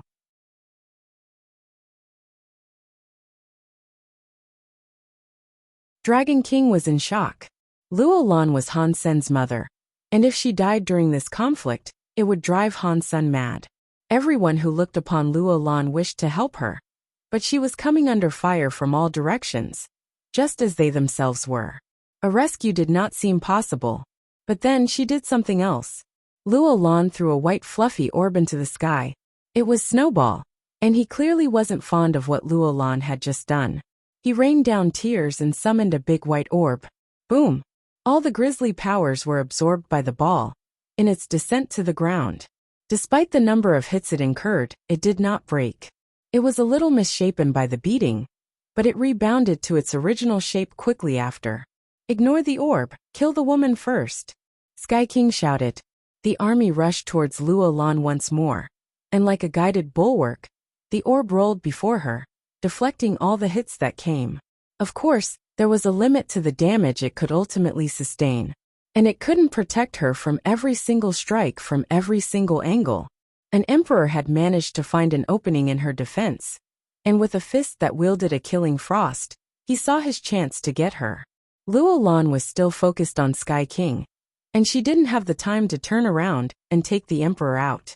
She seemed likely to suffer the devastating strike, but before she did, the sound of a bird was heard chirping in the distance. The red fish bird had suddenly appeared, and it swooped down to gnaw at the emperor's chilling fist, and had him reeling back screaming. Luo Lan comforted the bird, and then turned to look around. The battlefield she pervaded was bad. There were far too many creatures and spirits to deal with, and the rhino's healing could only support them for a short while longer. If this went on, it'd only be a matter of time before they lost. Dry Bone King was on the verge of death, despite the constant sustenance of strong heals. His foe had gotten the better of him. Furthermore, as good as the heals were for keeping someone on their feet, death was death for most. No heal could resurrect the dead. It looks like I have to use this then. Luo Lan pulled out a Jew and poured wine into it. Han's son had left it behind in the third god's sanctuary, hoping Luolan would be able to summon him down, to bring those who could not traverse the 10 steps of the holy door back with him. Of course, if someone could not traverse the 10 steps of the holy door, their bodies would not be fully cleansed, and allow them a further ascension to become gods. Still, it was better than not being able to become a demigod and dying. Luolan brought out a blood bag and poured its contents into the Jew. Han's son had given her a bag of his blood before, during a time of respite in the alliance. By using his blood, it should have been possible for her to summon him from the fourth god's sanctuary. After pouring Han's son's blood into the Jew, the item she held had a reactive jolt. Alu. Xiaqing King was battling No God Emperor and 2 other abhorrent emperors at the same time. As dire as the situation was for him, he wasn't shying away, and he hadn't even been stricken with an ounce of fear. He was stronger than he ever had been, though, and while he could keep up with the 3 that assaulted him, he knew that even he would not be able to last forever. Zero was also still in battle, and her bone dagger could do nothing against the mirror her combatant wielded. If she was able to find a way to destroy it, then felling the enemy himself would be easy. Don't worry, I'll help you kill her. 2 emperors arrived at her enemy's side, then leaped forward to attack Zero. Pang! Drybone King's shoulder was delivered a hefty cleave that took out a large chunk of the bone. Then, a bolt of lightning blasted him a few miles away, sending him crashing into a mountainside that soon came crumbling down. Drybone King had barely managed to get back on his feet when he saw a large sword come down towards him. It was there to finish the job. By some divine intervention, or so it felt, a creature appeared and ate the metallic weapon. And so did a bird. A metal eater, the king's spirit exclaimed. Go to hell. A river of electric bolts then came bearing down on the metal eater. The metal eater started to glow, and then it blocked the thunder attacks. Its defense was very strong, but it still bled. But it was a metal eater, not a thunder eater. It couldn't eat and digest thunder powers. Qing Jun, as this went on, was surrounded by 8 king spirits. She had not yet opened her 10th gene lock, however, and without the holy rhino there, she would have been killed many times over by now. Rock Giant was engaged in combat with the spirit too. Their fight was wild, and the land was torn asunder and thrown upside down amidst their rampage. Water Fairy had found herself shrunk, as the water of her composure was taken away in the current of the enemy's water streams she had to fight with. She hadn't yet opened 10 gene locks either, so she was at a disadvantage as well. The humans were all surrounded, and just as they were about to lose, they heard a weird noise come from the holy rhino. Luolan was seen drinking wine atop the colossal creature, and the Jew in her hand was beginning to shine red. This same color was then reflected in the dark, swirling skies above. The sky was torn in half, revealing an altar that descended down towards them.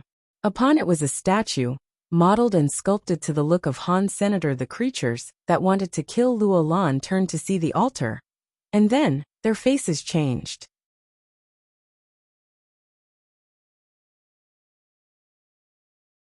When the altar appeared, there was nothing that the creatures surrounding it could do, and almost immediately, they felt their life forces leave them. Drifting towards the altar, there were too many creatures, and so many life forces went towards the altar. They gathered up around the bust atop it. Hansen's true self had acknowledged the summons while he was in the fourth god's sanctuary. He had already received news that the spirits had rebelled and were attacking the human shelters. So, now all he did was wait. He did not know if his blood was enough for him to be summoned, however. If he couldn't be summoned back, then his mother and the humans of the third goddess sanctuary would be left to their own devices. Hansen was starting to worry. He felt his body begin to burn. A strange sort of power was beginning to enter his body and swirl throughout. It was so powerful, it burned and had an effect on the area around him. He could feel and then see the dimension he was in begin to twist. Hansen thought to himself, I guess it worked. I suppose it should come as no surprise that all those emperors and super creatures make for a worthy enough sacrifice to summon me. As Han's son was lost in thought, his body became stronger, and he opened a rift. He was suddenly pulled into a tunnel of sorts, and all that was there was a portal. Sky Mountain in the third god's sanctuary. No god emperor saw the altar and muttered a few words of spite. Damn it! Curse these vermin. How can they always manage to summon demigods like this? Summoning demigods was no easy feat, however. It required a demigod geno core that had been left behind somehow in the third god's sanctuary. Such relics were exceptionally difficult to come by. Han Sun had once summoned Lotus Empress's mother to stop No God Emperor. This time, Luolan was summoning Han Sun himself.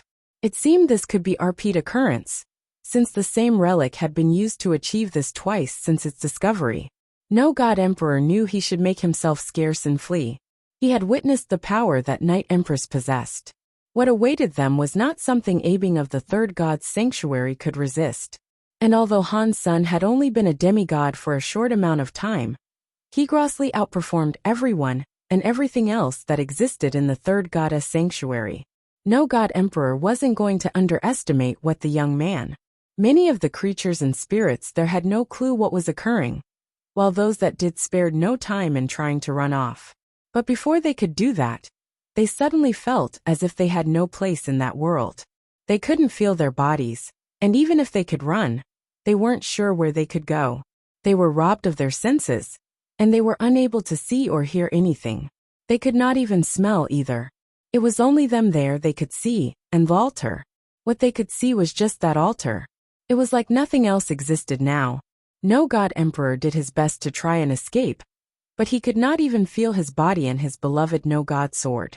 Han Sun had broken his No God sword once before, and it had been tremendously difficult for him to get it back. And strangely now, he could no longer feel the sword was grossly attached to. Is he stronger than Night Empress? No God Emperor was in shock. He was starting to suspect he might not escape this time. All the creatures and spirits in the region were feeling hopeless. They trembled in terror and worry. They couldn't sense their comrades around them, and they each felt lost and alone. Han Sun's true body then appeared out of the statue. Each step shook the earth, increasing the pain and sense of hopelessness they all felt. I am back. Han Sun was fairly excited, as he was doing something only a very small handful of demigods could manage to accomplish. Unfortunately, he didn't feel as free as he might. Perhaps it really was difficult for those from the fourth god's sanctuary to remain, because it felt as if he was trying to breathe through mud. But he could feel the power inside him dwarf everything else in his proximity. Power that did not amount to much in the fourth god's sanctuary was truly a devastating force to any being that resided in the third god's sanctuary. Dongxian aura had stripped the enemies of their senses. The enemies could no longer feel themselves. They could see Han Sun approach from where he was, but that was it. They could not even move their fingers. Not even Ruin Emperor and No God Emperor could do anything. Queen looked at Han Sun with much admiration and joy. She had missed him, after all he had done for her. She never expected Han Sun could return after leaving for the fourth god's sanctuary. The situation that once looked like oblivion suddenly changed for the better. He was a demigod, and in this sanctuary he was practically invincible. Just seeing those emperors and super creatures around, and the way they reacted, you could tell how powerful and how much of a presence Han Sun had. The once ravenous hordes of enemies were all paralyzed before him. Son, these bad people are bullying your poor pretty mother. When Luolan spoke, she did so with light tears in her eyes, as if she had been subjected to bullying. When the spirits heard her say this, they thought to themselves, "What? You practically laid waste to us, and we haven't yet touched a single hair on your head. We didn't bully you at all."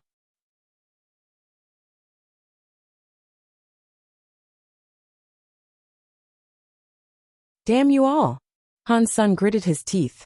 Han Sun allowed the spirits to hear what Luolan said, because he wished for them all to understand why he was going to annihilate them. He wanted them to know that what was coming was deserved. Although Luolan had not yet been hurt, it didn't take much intellect to envision what might have happened to her if Han Sun hadn't been able to come back. Han Sun walked in front of No God Emperor, and as he did, everyone's eyesight was returned. But they could not move and they could not speak. Han Sun coldly told the Emperor, "No God damn you. For your latest transgression against humans, I'm going to kill you. Forever. No God Emperor was given the ability to speak, but he balked in Han Sen's face by saying, "So what if you kill me? I can respawn. I don't think you can stay in the third god's sanctuary for long. One of these days I'll kill them all." No God Emperor rebuking Han Sen actually inspired the other spirits with more courage. It was true that Han Sen could not keep returning on a whim, and dead spirits didn't stay dead as long as their spirit stones were fine. They had more chances in the future, that was for sure. "You're telling me you'll try this again? Is that right?" Han Sen coldly said. "Zero, do your thing." Zero swung her bone dagger without being inhibited. She was targeting No God Emperor, whose movement had been restricted. The dagger punched neatly into the temple of his forehead, and after that occurred, No God Emperor's face looked distraught. Pang! No God Emperor's body shattered like glass, and so did his spirit stone, wherever it was. That newfound courage in the spirits dissipated after that. They knew what had happened to No God Emperor, and they feared the same happening to them. They tried to suicide in an attempt to escape, but Han Sen had stolen their ability to do so. Han Sen walked before Ruin Emperor next, and then, he gestured for Zero to cut his entire head off. He wasn't even given the opportunity to speak. One by one, Han Sen and Zero walked to each Emperor spirit, and had each of them beheaded. The terror of those in line was tangible. Han Sen was planning to see to it that each spirit was killed, but the army was large, and he had little time left there. He could feel the tug of the portal beckoning his return to the fourth god's sanctuary. Demigods were not supposed to reside in the third god's sanctuary, and it was actually dangerous for them to stay there long. He would have to take his leave very soon, and he now understood why Night Empress had to leave so swiftly. The pressure off keeping his stay in the third god's sanctuary was slowly becoming unbearable, and it was highly likely that his body could be ruined by remaining there for long. "I'll give the rest of you one last chance to make this work. If I need to come knocking again, I won't be showing any mercy, and neither will there be any theatrics." Hansen gestured with his hand, and made all the spirits explode. Those he did this turned to their spirit stones to lick their wounds. Han Sen did not kill any of the creatures there. His beef was with the spirits, more than anything, and he knew the rest of his companions could deal with the creatures just fine. He let loose his grip on them, and as soon as they regained control of their limbs, the creatures tried taking off. They scrambled as best they could to get away. They were so frightened after what had happened. Creatures couldn't respawn like spirits could after all. They sure wished they could run faster though. The only person Han Sen had left alive was Sky King. He was planning on interrogating that sickly emperor, as there was much he wanted to learn before he'd parted. Qing Jun was his daughter too. As much as Han Sen despised Sky King, he didn't think it was very nice to have her father brutally murdered in front of her, deserving or no. Demigods are so strong. Whoa, it looks like I should strive for a promotion. Xie King laughed. Haha, if you're interested, I can take you back with me. But not ascending through the fires could inhibit you further down the line, and you may struggle. Becoming a god will later become extremely difficult, Han Sen said. Understood. From this point on, I will strive to become a demigod the proper way. Where's the fun in taking a shortcut? Xie King said. Han Sen asked Dry Bone King and Water Fairy. I have explained the situation, but if you still want to come you may. Does anyone want to become a demigod? Any of you can come with me? Han Sen expected some of them to return with him, but surprisingly, none chose to come. They all looked at each other, and despite wanting to become demigods, they all agreed that if they were to ascend, they should do it the proper way. Even Snowball, who was a bona fide wimp, did not fancy cutting any corners. Han Sen was an example to them all too, he later realized. They had seen what Hansen was capable of, and they wanted to replicate his success and strength. They wanted to follow in his footsteps, and do things right. Han Sen rubbed his nose and shook his head and said, I understand. Luolan then walked up to Han Sen, and provided him with a few items. She gave him the cruel bottle, and even Meowth. He hadn't taken them with him when he ascended the 10 steps of the holy door, due to the added strain it would have posed. He was afraid the fire would have incinerated them. Thank you. And now, Mom, I should go. Han Sen's body was having trouble remaining in the third god's sanctuary. He placed Sky King inside the cruel bottle and began walking back.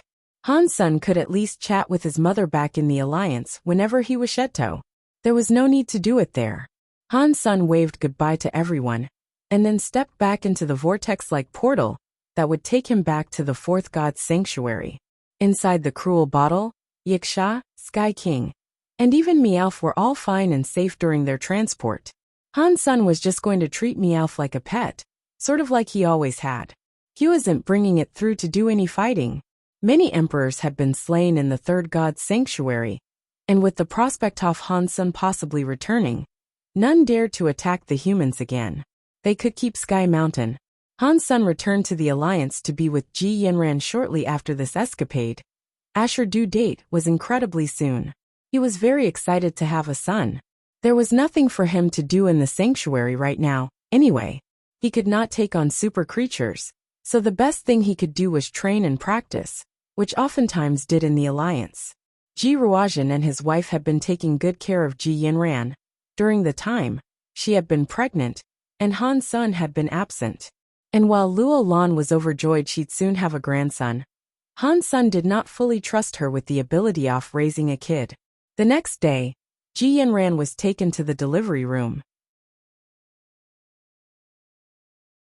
Han Sen, Luo Lan, Ji Ruozhen, and his wife were all waiting outside, eagerly awaiting news.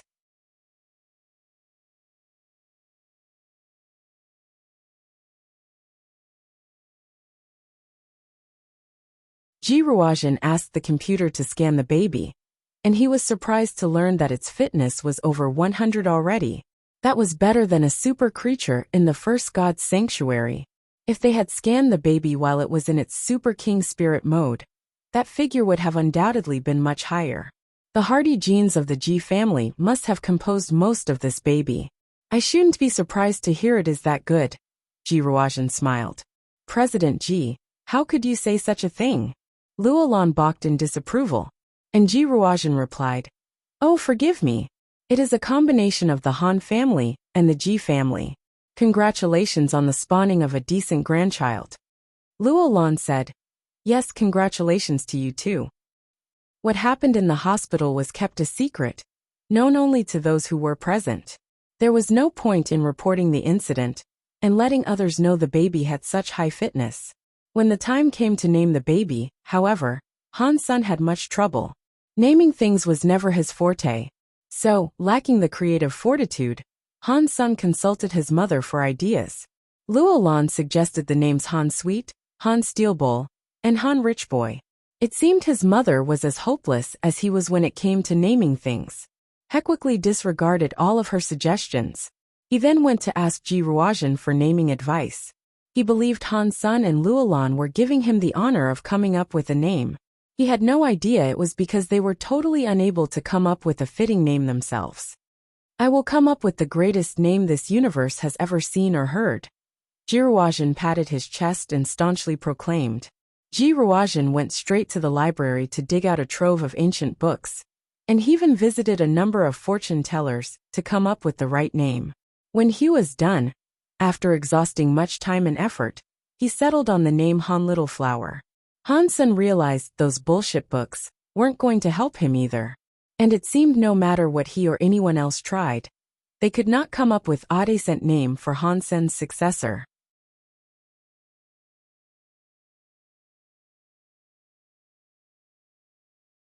We can't use this name. Think about his future. What if he becomes a president, and everyone refers to him as President Little Flower? It's a name that lacks strength. Don't use it. Luo Lan was the one to reject the name first. There's no need for him to become a president, take it from me. All you do is work yourselves rotten. But this name is good. He'll become famous by simply using it. Our little flower will have what it takes to conquer the entire universe. Ji Risen stroked his beard as he spoke. Dad, how about we accept it as a nickname, and you come up with something else? Ji Yanran wasn't very fond of the name, either. The president had no choice but to concede, and so he told them, Fine. Fine. Lucky for you lot, I have a backup name. It's not half as good, but you might like it. Hearing that, everyone felt more worried than relieved. Clearly, no one wanted Jiruozhen to come up with more names for the baby. Jiruozhen said, "If you really don't like Little Flower, how about Han Fei?" Han Fei. That's good. Yes, that is very good. Everybody agreed this was actually a decent name. They were grateful he had managed to come up with an ordinary name. For they all clenched their backsides when they heard he had come up with another name. That was not as good by his standards. They expected him to name the baby Han Bigfoot or something. That really would be awful. So after that, it was settled that the baby would be called Han Fei. Its unofficial nickname remained Little Flower. Jiruozhen continued to refer to the baby as Han Little Flower, but everyone just ignored him when he did that. Han Sen's house was already full of high-tech AI-driven machinery and robots to help out. But Jiruozhen insisted on coming over to do what he could, despite his obligations and hefty workload. Jiruozhen's wife had also moved into Han Sen's house for a time, under the pretense of wanting to help out. But more than anything, she was just determined to spend as much time with the baby as she could. Luolan liked kids, but she did not like housework, and since it was her home, she took every chance she could to command Jiruozhen's wife to clean. While the name Han Fei had been settled on, most people stuck to calling him Little Flower. The baby was well-behaved, and it never really cried or threw a tantrum. It swiftly led to the mother-in-law believing it would one day grow up to be a remarkable person and a shining example. However, you could not make the baby mad. If you did, the house could end up getting blown to kingdom come. But the instances of the baby getting mad were very rare. And it only happened if people were unusually and unnecessarily cruel to him. Like Jiruozhen had been, after picking up the baby and slapping it with no cause to. Han Sen had nothing much to do in the house, especially with everyone crowding there, so decided to return to the sanctuary for a bit. The Geno cores level up so slowly, and that aside, I really need to generate a Geno core for Super King Spirit mode. After thinking this, Han Sen traveled to a large valley that was far beyond the middle of nowhere. There he was going to find a way in which he could generate a Geno core. He tried many different methods, but all were to no avail. He ended up using his old trick saving money, and with it, he began to build up a vast reservoir of power. The coin rattled between his fingers as it gathered power, and the numbers on the coin ticked up to the number 27. This was all Han Sen's power multiplied by the figure of 27. Needless to say, holding that much power was a difficult task. But he held onto it firmly, not yet willing to let it go. When the sum reached 30, his body began to sweat profusely. It felt as if he had just stepped out of the shower. When the figure reached 40, the real strain began to settle in. His body was trembling like mad, exhausting everything it could to hold on to that power. The coin itself was glowing, having trouble containing that might. If it buckled and exploded between his fingers, it was highly likely Han Sen could end up destroying himself. Normally, Han Sen wouldn't hope to continue past a number this high, but on this day, he was genuinely interested in seeing how far he could take saving money. One by one, the figure grew higher. It hit the number 50. If the power contained inside that coin was inside his body, he'd be nothing more than a flash of light, and then nothing at all. Han Sen made sure to hold onto the coin carefully. He didn't want to risk dropping it in the ground. With all the power inside that coin, it was becoming incredibly heavy too. Han Sen's fingers were beginning to creak and make strange sounds as he struggled to hold it up. When it reached the almighty figure of 100, Han Sen knew he couldn't take it any further. The risk was too high, and he was beginning to lose control of it. Han Sen wanted to fire his coin and get rid of the power that he had bottled up inside it. Unfortunately, he now realized he was unable to. Han Sen understood the best he could do right now was toss it away elsewhere, so it called explode. He had decided to use this valley, due to the presence of a strange hole there. He hadn't ventured down it before and truthfully, he did not know precisely how deep it was. He only knew that it was deep, and if he had to, he could drop the coin down there and avoid blowing himself up. Han Sen didn't want to kill himself by mishandling the coin, but when Han Sen threw the coin out, it really was too heavy. He was only 3 meters away from the hole, but he felt as if he couldn't even throw it 10 centimeters. He had to inch his way close to the hole and drop the coin in. Walking over toward Spit was a struggle, and each step left a crater-like boot print in the earth. The very core of his bones squealed. After taking 3 steps, he had walked 3 meters. Those 3 meters felt like 3 light years, however. Shit. Am I going to end up blowing myself up? Han's son stretched out his hand and watched it fall slowly, under the crushing weight of that coin. I shouldn't have done this. I won't reach the hole. The coin was about to drop. Catcha! Cracks in the earth began shooting out from Han Sen's feet. The ground could not even handle the initial weight of the coin, and in less than a second, Han's son felt the earth around him give way. He found himself falling.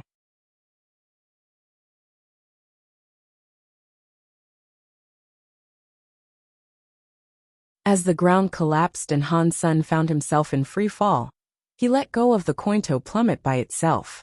Then he flew back up to the ground that was still stable. He waited near the drop for a long time, but the coin did not seem to find ground. If it had, it would have exploded with the blast Han's son was sure to feel. Han's son poked his head over the sides of the hole that had formed, and it was only then that a scary power burst out of the ground like a geyser. The power sent Han's son flying, around 50 meters away from the hole. Both sides of the hole had been brought to ruin. The power unleashed by a saving money coin, dialed to the number 100, was far too terrifying for Han's son to comprehend. Once he got back on his feet and patted himself down, Han's son inched his way back to the drop to get a clearer look at the aftermath. But before he could do that, he could feel his Super King spirit release a substance inside him. Aha! Did it work? Am I finally generating a new Geno core? Han's son stopped to take a look with sudden happiness. It was, and just like the formation of his other Geno cores, a substance was released into his sea of soul. It gathered together in a spot and began to swirl, before hardening to present something solid and tangible. The black crystal, as it always did, released some liquid that joined the swirling fluids and partook in the creation process. The black crystal wasn't very big by this point. After having created the other Geno cores, its size had been reduced by 50%. And now, with the release of more liquid, it was getting even smaller. But this time, Han Sen's shock and awe was taken to a whole new level. The black crystal was no longer a black crystal. It didn't seem crystallized anymore. Its color had been wholly robbed, and its shape had been warped. It became a faint translucent item that seemed to possess a blurry halo in its interior. Without the black coloration of the crystal, the light inside was free to shine out. It began to beam brighter than the sun. It was so bright, Han's son was unable to see what might have truly resided within that light. But whatever it was, he could feel the power it possessed. Before Han's son could investigate it any further, though, the Geno creation process was complete. His Super King Spirit Geno core had taken the form of a coin. The coin had the number 1 fixed on its front, and on the back was an image of Han's son in his Super King Spirit form. Self Geno core. Bronze coin. Han's son did not have time to check out the Geno core in great detail though. The volume of the halo's brightness went up a few more notches, completely blinding Han's senator. Fortunately, the light was not harmful, and after a short period of believing himself blind, his vision began to return. Han's son took another look at where the black crystal had been, and what he saw gave him another surprise. The black crystal was completely gone. It had been replaced by a black crystal armor set. It was a heavy armor, but it had been forged with a sleekness in mind. It would be tight-fitting and rather feminine, in many respects. There was also a weapon alongside the armor set. Placed firmly in the gauntlets, there was a black crystal greatsword. And on the back of the armor were black crystal wings. The black crystal armor was motionless. It was just there. He couldn't see if there was a creature in it or not. But Han's son could tell the energy it contained exceeded that of Night Empress. After trying to give it a scan, however, Han's son noticed its energy reduce. After a bit more time elapsed, all its power had depleted. In Shadow Shelter, the 9-life cat suddenly opened both of its eyes with a look of confusion. It arose from its slumber and took off running towards the valley Han's son was in. 9-life cat saw Han's son there, and with a brisk teleportation, It appeared where the ground had caved in. It called over to Han Sun saying, "Weird. I just felt it." "Where is it? Has it gone?" Nine Life Cat sniffed around the ruined pasture in search of something, but could find nothing. "Why are you here, kitty?" Han Sun opened his eyes near the drop and saw the cat. Nine Life Cat did not respond to his question, and merely went on to ask, "Did you see something?"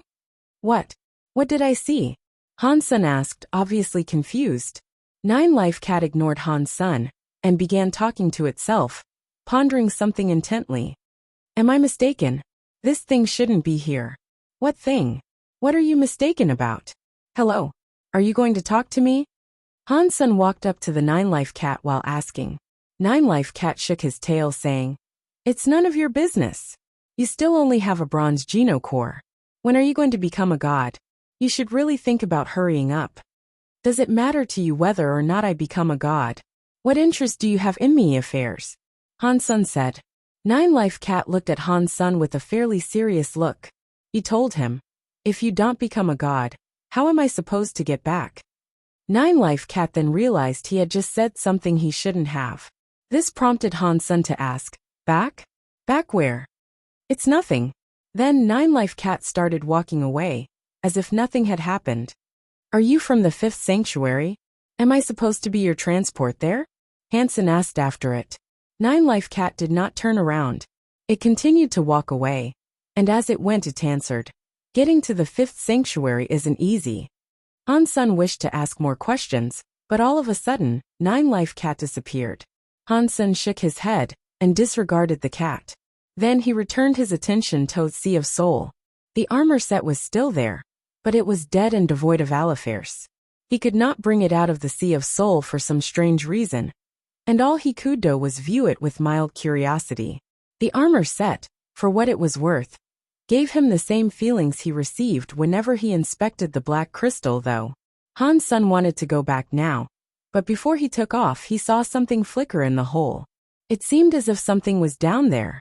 It was dark down in that pit though, and the light appeared to be very deep within the hole, which made it hard for him to see what it might be.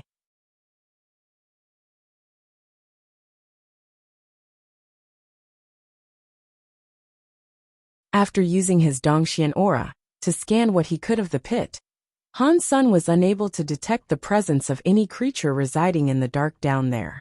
If some creature had been disturbed by Han Sun's coin and somehow survived, it should have all come scrambling out by now anyway. So, apparently having nothing to fear, Han Sun decided to investigate the hole, feet first. The pit he had created was enormous, and a few clicks deep without a doubt. A haze hung thick in the air after the previous explosion. As Han Sun neared the bottom, he could see how ravaged and frighteningly violent the power he had unleashed really was. At the bottom of the pit was a tunnel, strangely enough. It was not a natural formation, he could tell, and it seemed to lead in a certain direction. The light Han Sun had glimpsed probably came from there, and this was confirmed when he saw the same flicker cross his vision as he peered into the tunnel. After traversing the length of that black stretch, Han Sun found himself wandering into a chamber that was fairly large. It almost looked like a nest, given there was a creature at its center. It was a snake. It was black and white in color, but the white parts were fluorescent. They were almost like neon bulbs. Acknowledging this, Han Sun quickly and correctly determined that they were the lights he had caught sight of briefly earlier. The creature was a few hundred meters long, however. And strangely, after taking a closer and more accurate look, Han Sun noticed the creature lacked eyes and even a mouth. Truthfully, scaled height aside, it looked more like an earthworm in shape and form. At one end, which Han Sun guessed to be the face, there was a crude horn which was also black and white.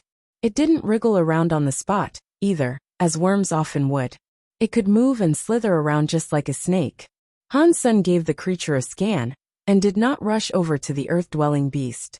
And it was good that he didn't, because his reading indicated it was a super creature. It wasn't stationary though, and Han Sun made sure not to get in its way. It was slithering to and fro, obviously in search of something. Han Sun made sure to suppress his breathing and mask his life force, so he could remain in hiding and spy on it for a while. Whatever it was looking for might have been a worthy treasure he could snatch for himself. If the creature noticed he was there, and it was aggressive and prompted the need to fight, Han Sen didn't think he could kill it. He had to be as sneaky as possible. Of course, if Han Sen possessed a self-geno core that was gemstone class, he'd give it a go. But he didn't and wouldn't. After watching for a while, Han Sen fully understood what the snakeworm was up to. It wasn't searching for anything actually. It was expanding its little subterranean boudoir. It appeared to be circling the cavern, but it was actually lashing the walls of its home with its hard scales, cleaving away a meter of earth each time. It did this same thing equally, all around its nest. And the creature kept on doing this over and over. Its residence was expanding at a rapid pace. Does it want to commit suicide? And it's building itself a nice grave before it goes? Han Sen thought to himself. As Han Sen watched with waning curiosity, something suddenly appeared in the deepest reaches of where the creature had dug. It looked like a porcelain object, and it had a creamy, subdued white color. When the monster found it, it began digging with renewed vigor. It went faster. It went harder. The porcelain object was like a pot or some such, but it was difficult to make out in the flying earth. Initially, due to its shape, Han Sen believed it to be an item that was the handiwork of primitive humans. But as more of it became unearthed, he realized it was actually an egg. It wasn't small by any account either. From what Han Sen could see, it was 1 meter tall, but most of it was still embedded in the earth the creature was swiping away at. It's an egg then? But if it is an egg, does it belong to this weird creature? Or is the creature stealing an egg that belongs to something else? Han Sen racked his mind in wonder. Eventually, the monster dug the egg out in its entirety, but the creature didn't stop there, and it actually looked entirely uninterested in the item. It simply continued to dig deeper and deeper in the same spot, until it was out of sight. Han Sen's heart was beating quite rapidly in excitement, and he thought to himself, he's finally gone. Well, whoever that egg might belong to, it sure looks like it belongs to a super creature. Over there, super geno points are sitting right out in the open, unguarded and ready for the taking. Han Sen used his Dongxian aura again to make sure the coast was clear. It was, and wherever the snakeworm monster had gone, it was now far away from Han Sr. Here goes nothing. Han Sen braced himself, then leaped over to the egg. In a frantic rush, Han Sen wished to quickly put it into his cruel bottle for an easier escort out. The cruel bottle was not like the gourd, however. It couldn't suck things in like a vacuum, and he'd have to physically lift the egg and push it in. Unfortunately for him, try as he might, the egg would not budge. He had no idea why the egg might have been so heavy, given that its contents were most likely yolk. He was already exposing himself longer than he wished to, and he fretted profusely over what he should do next. He obviously could not transport it out, but neither could he eat it right then and there. As Han Sen ransacked his mind for a solution, he heard the black and white monster returning. Fortunately, it was coming back at a mellow pace. Chances were, it had yet to learn of the intruder hungry for the egg. Han Sen allowed himself 1 more minute to deal with the egg before escaping, guessing the creature would return by then. Should I just give up then? Han Sen asked himself. Finding an unsupervised super egg was incredibly rare, though, and the thought of abandoning it caused him heartburn. The entire situation was comparable to winning the lottery, but later realizing you had already trashed the golden ticket. Han Sen tried again to push the egg, as it should have been easy to roll, but still he could not. It was a frighteningly heavy thing. Just as he was deciding to retreat and leave it be, Han Sen noticed there was something wrong with the egg. Where are you trying to take me? Suddenly, the voice of a woman was heard echoing in the chamber. A little later, the monster reappeared, and upon its head was a pretty lady. The monster came straight towards the egg, and when the lady's eyes took notice of it, she looked surprised.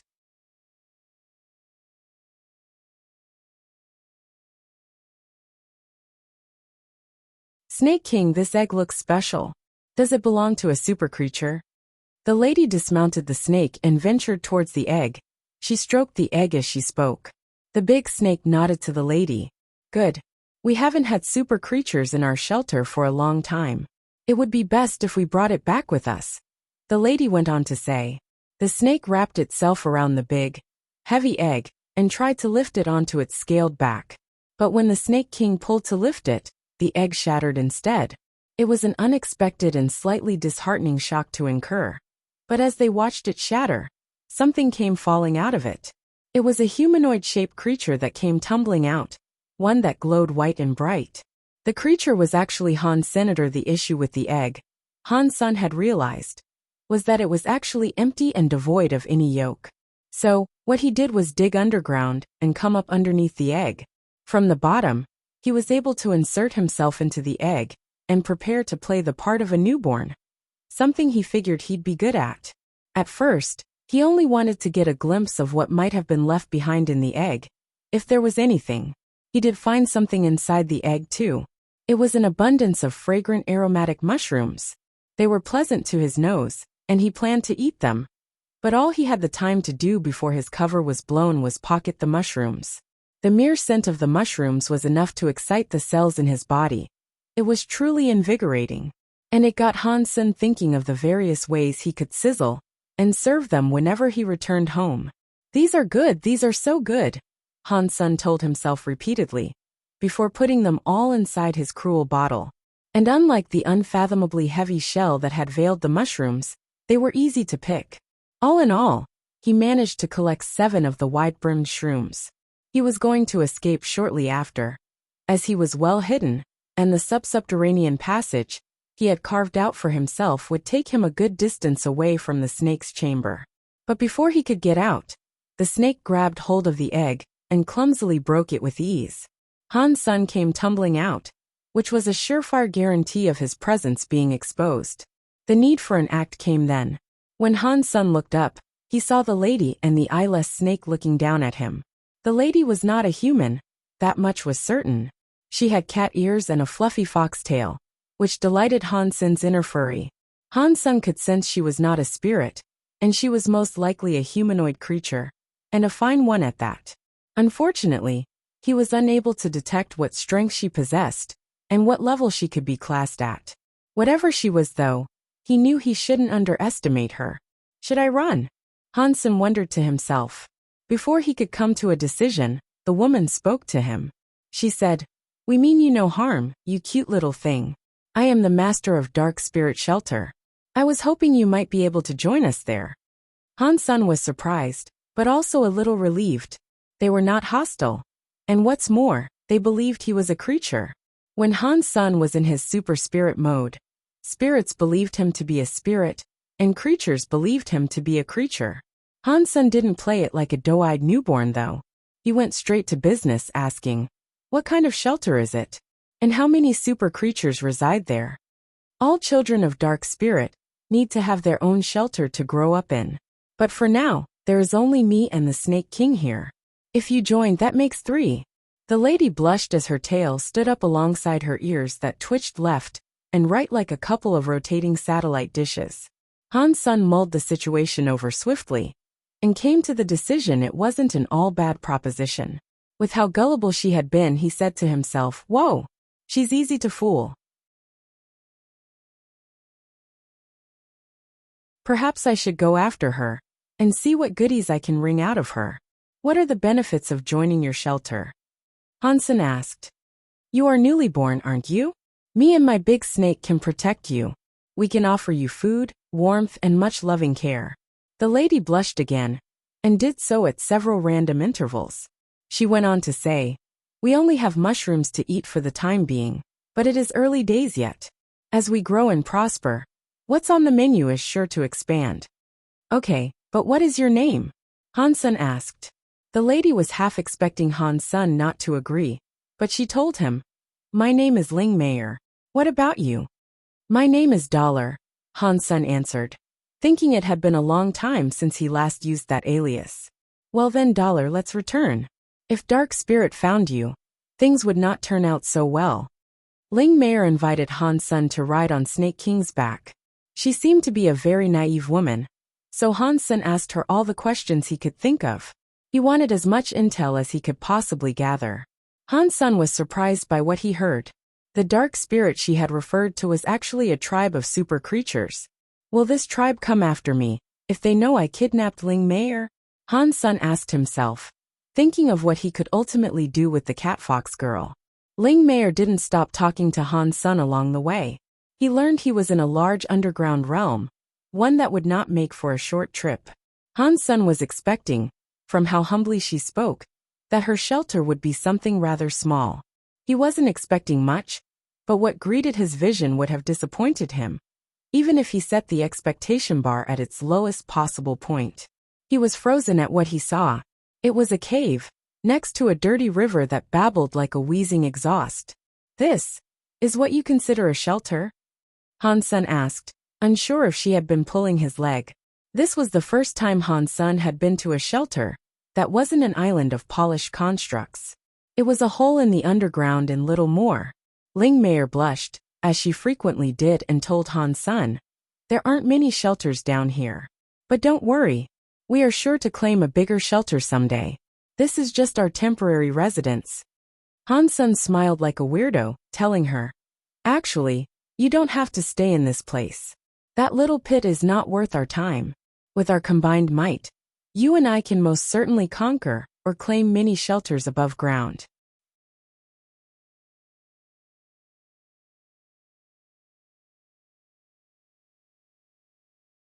Ling Mei shook her head and proclaimed to Han Sun, I cannot leave here.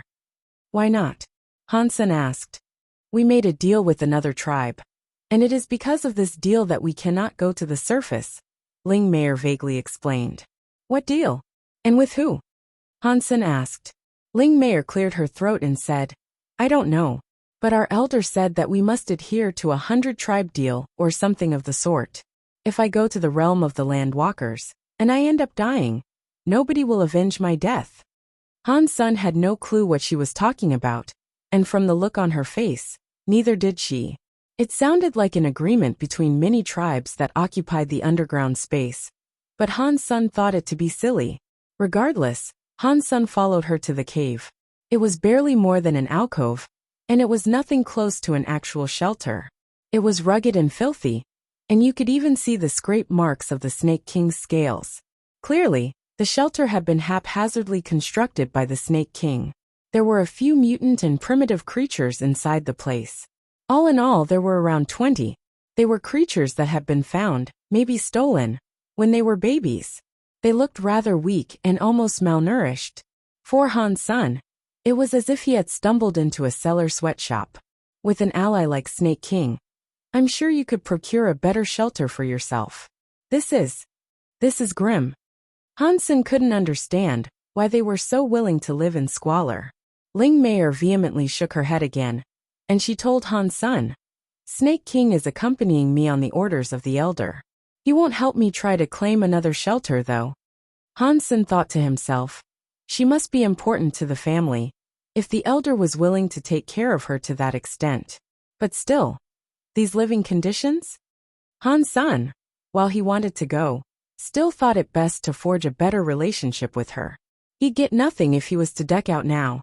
And furthermore, Han Sun wished to learn more about the 100-tribe deal before doing something rash that could cause issues for her, as well as for him. So for now, Han Sun was willing to put up with the less than favorable conditions, and live there in her shelter. For dinner that night, Ling Mei came forward to present him with mushrooms. After tasting the cave shrooms, Han Sun thought they were awful. They didn't agree with his tongue or his tummy, and to make things worse, they were only mutant class. Seeing his repulsed reaction, Ling Mei looked rather worried and she said, It wasn't a good idea to serve you these mushrooms, was it? Don't worry. I'll find better food for you next time. Han Sun nodded, reviewing his situation. He was bewildered to see a leader like this. To quench his thirst and sate his hunger for the evening, Han Sun instead brought out jerky and a few drinks from his cruel bottle. Han Sun had been unable to get super creature flesh, so he brought food with him from the Alliance.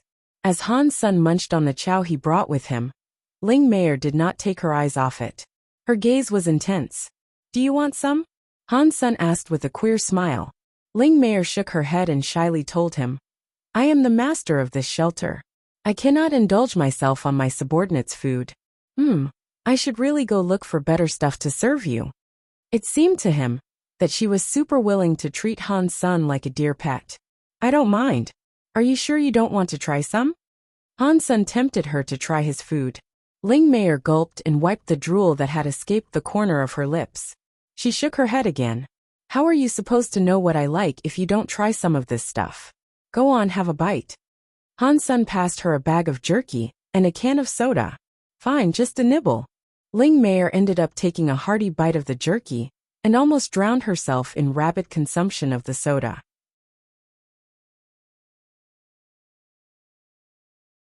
Her eyes shot open with wild delight, and she asked Han's son, "What is this stuff? Did you squeeze this juice out of a plant?" "That stuff is gathered from a jerky vine while the drink was collected from a soda tree orchard," Han's son told her. "Would it be rude of me to ask for some more?" Ling Meier asked Han's senator. She was clearly having trouble mustering the courage to request more. "Yes, of course. You're going to have to remember this taste and flavor, after all," Han's son said, unsure if he himself was making a jape. Ling Meier accepted more of the jerky he had to give, and she spared no time eating the quantity provided. Han's son noticed she still wanted more, and so he obliged. This time, however, he brought out spicy jerky. He told her, "This is spicy, so mind your tongue. But I like it a lot as well. It's best I learn this flavor then." "You're right. Let me try it." Ling Meier had gotten proficient at peeling open the jerky packaging, and as soon as she did, she began to ravenously gobble it all up. It was as if she hadn't eaten in months. "That's right. Eat. Eat and fall right into my trap. Get hooked on the merchandise only Papa Han's son can provide you," Han's son sneakily thought to himself. He figured himself for a sugar daddy. After eating a bunch more packets of jerky and downing a few more cans of soda, Ling Meier was finally starting to fill up. Han's son, thinking he had softened her resolve and scored a bunch of affinity points with her, asked her questions about the underground realm as she chewed her last mouthful. There were certain things she was not able to tell Han's son about Dark Spirit, but that aside, she told Han's son all she could. Han's son came to learn that most of the underground realm, referred to as the underworld by its inhabitants, was owned and controlled by the Dark Spirit tribe. There were a few other tribes too, and some even owned gold shelters. Ling Meier was too weak to claim a proper one for herself, but she still tried to her best for those who were willing to join her. She only had a bronze Geno core too, so even if she and Han's son did seek to bring down a gold shelter, it would be a tall order. "Do you count as an adult for Dark Spirit if you only have a bronze Geno core?" Han's son asked her. Even super creatures started off with a weak Geno core and low fitness, and they'd have to go through the same routine as others. Ling Meier would have to upgrade her Geno core if she really wanted to expand.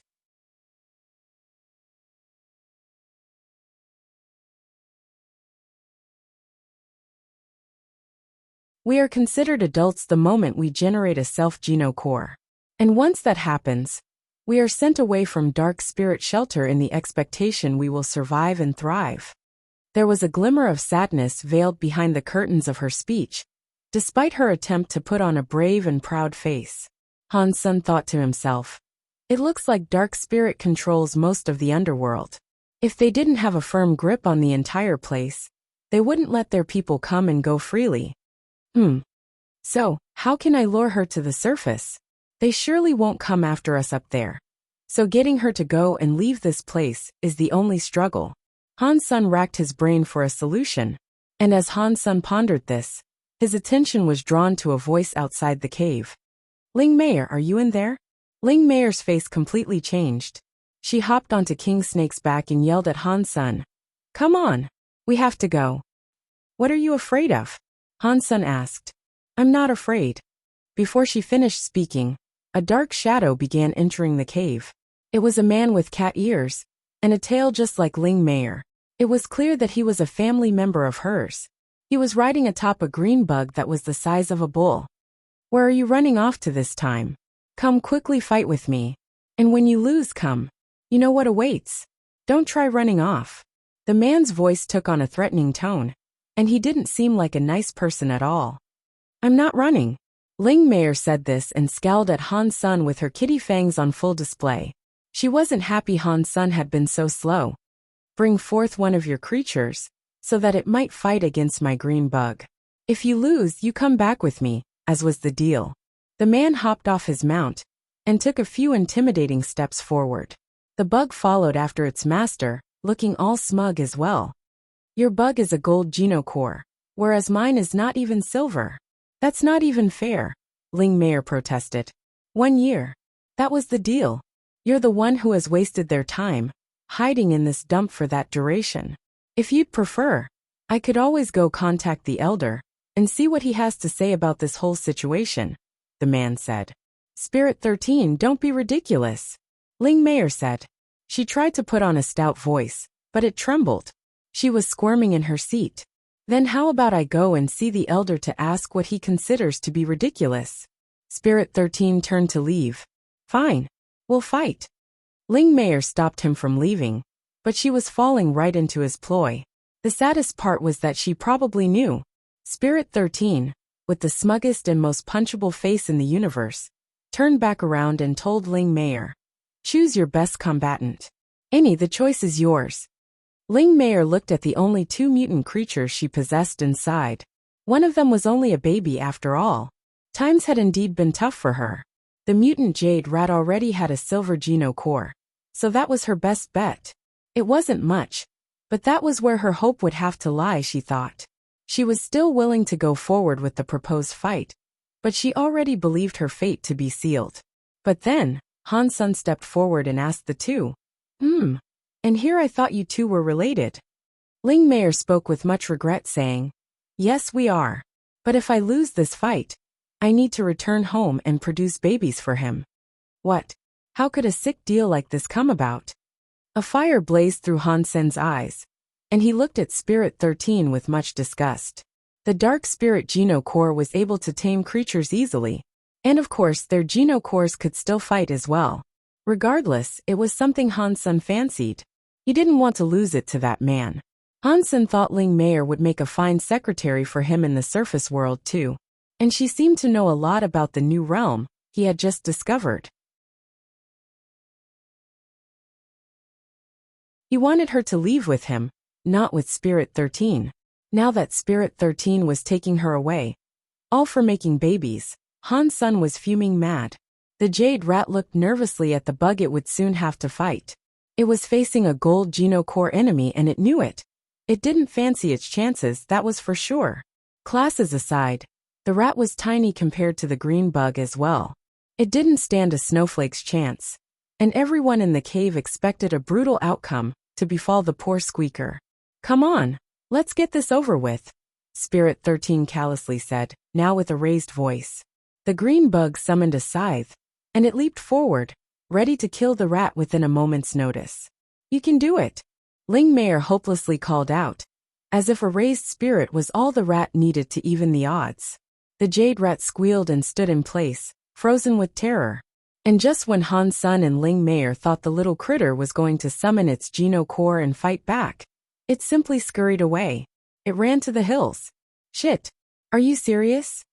Han Sen shook his head. Spirit 13 laughed out loud, asking her, what sort of rubbish have you been collecting? The cave is one thing, but man, you're embarrassing to watch. Come home and make babies for me. You'll be good for one thing that way. The only thing I'm going to make is a super genocore, so I can rip your ears off. Ling Mayer rebuked with feistiness. Cool your temper. But honestly, I don't see a way out of your predicament. You know the agreement in place, and unless you can pull another creature out of your backside to fight me, you're either leaving here with me for a baby-making future, or you're leaving in a body bag. Do you have another creature that's ready to fight? Yes or no? Spirit 13 gave her his ultimatum. Jade Rat was her strongest creature, and she nothing else that was willing to fight. That's what I thought. Now come along, your daddy-o is getting impatient. Spirit 13 licked his lips with sickening lust. Ling Mayer was about to agree, but before she could open her mouth, someone else stepped forward.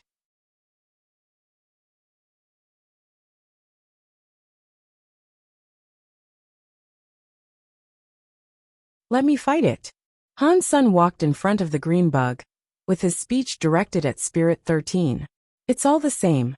Spirit 13 motioned with his hand for the green bug to take a swing at Han. Senator Spirit 13 was confident that was all it would take. The green bug's attack and defense were balanced, and it was the baby of a sacred blood creature too. The mutant jade rat wouldn't have been able to compete with the green bug, even if it possessed a gold geno core. Although they were of the same tier, their bases were different. Spirit 13 knew Ling Meier was cherished by the Elder, so he wouldn't break the bargain they had established if Han Sun beat the opponent. The Elder had given her the black and white king snake, but it wouldn't kill for her, and neither would it attempt to conquer a shelter on her behalf. She still had to work hard herself. Ling Meier hadn't traveled much, and in this place, it was difficult to find a high-tier creature she could tame and convince to join her roster. Even if she did manage to locate one, she needed resources and time. Those were two things she was in a short supply of. Those of Dark Spirit could read life forces with great clarity, but Spirit 13 was unable to lift much from Han Sen's suppressed life force. Because of this, he didn't exercise much caution when engaging him. Seeing the insect's scythe bearing down on him, Han Sen swiftly let out a punch towards it. "No!" Ling Meier screamed, seeing Han Sun willingly do that. She thought Han Sun was the heir of a super creature, but at the end of the day, a demigod creature's power was still kept in check by the geno core they possessed. Han Sun had only just been born, so there was no guarantee he even had a geno core. And if he did, it'd be a measly bronze one. He could only do combat with a creature with a silver geno core, at best. Fighting a gold geno core would be a trying task for any individual. Now that Han Sun was bringing his fist against the scythe, she believed it was highly likely he did not possess a geno core. He might be hurt a lot by the gold geno core. This is suicide. Spirit 13 cackled coldly. The moment Han Sen's fist came into contact with the scythe, however, it reversed everyone's expression into one of shock.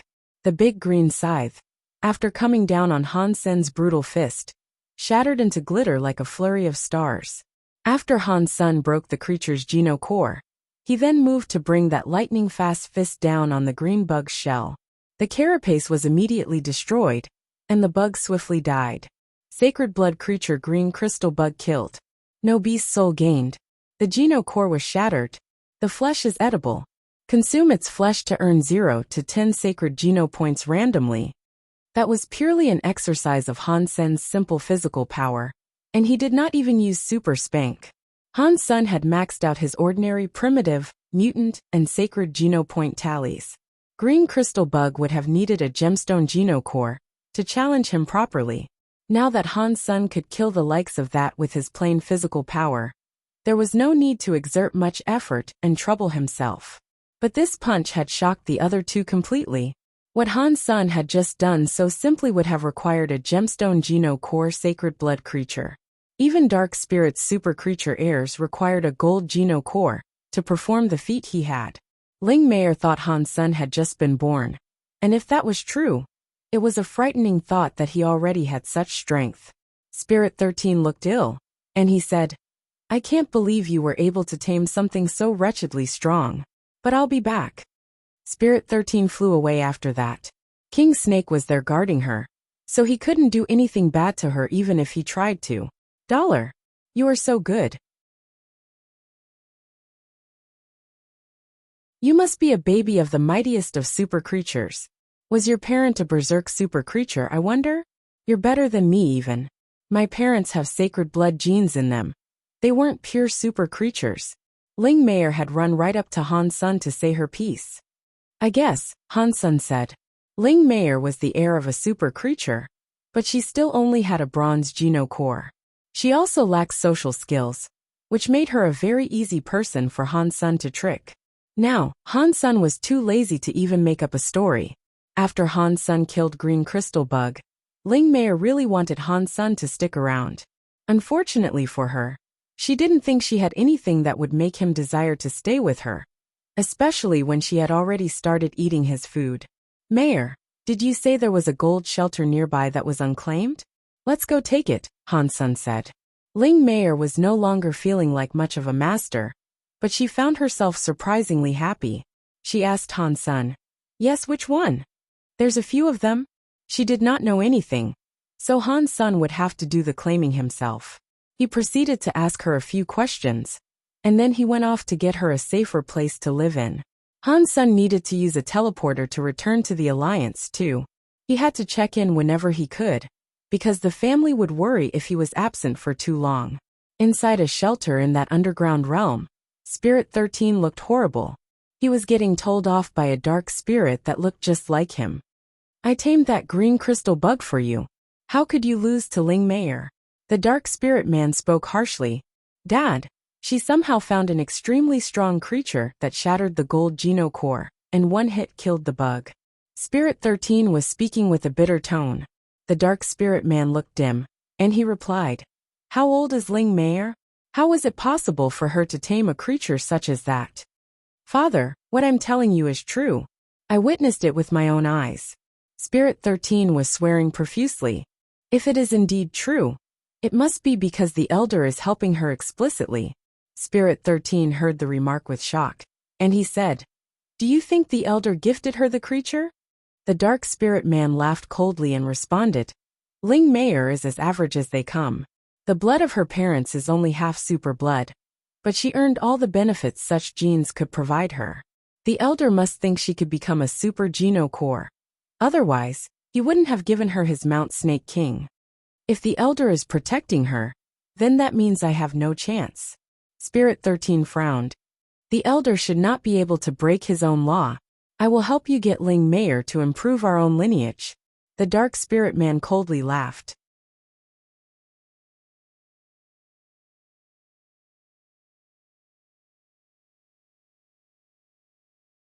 Han's son and Ling Mayer were on their way to a gold shelter. The underworld was a sprawling labyrinth that featured all sorts of places. Creeping across many of the rocks were thick, hardy vines. Are these vines Geno plants by any chance? Hansen asked Ling Mayer, pointing at the vine. The vines looked familiar to him. The vines were not strong like the aqua vine, and more than anything, they almost looked like the ordinary garden variety.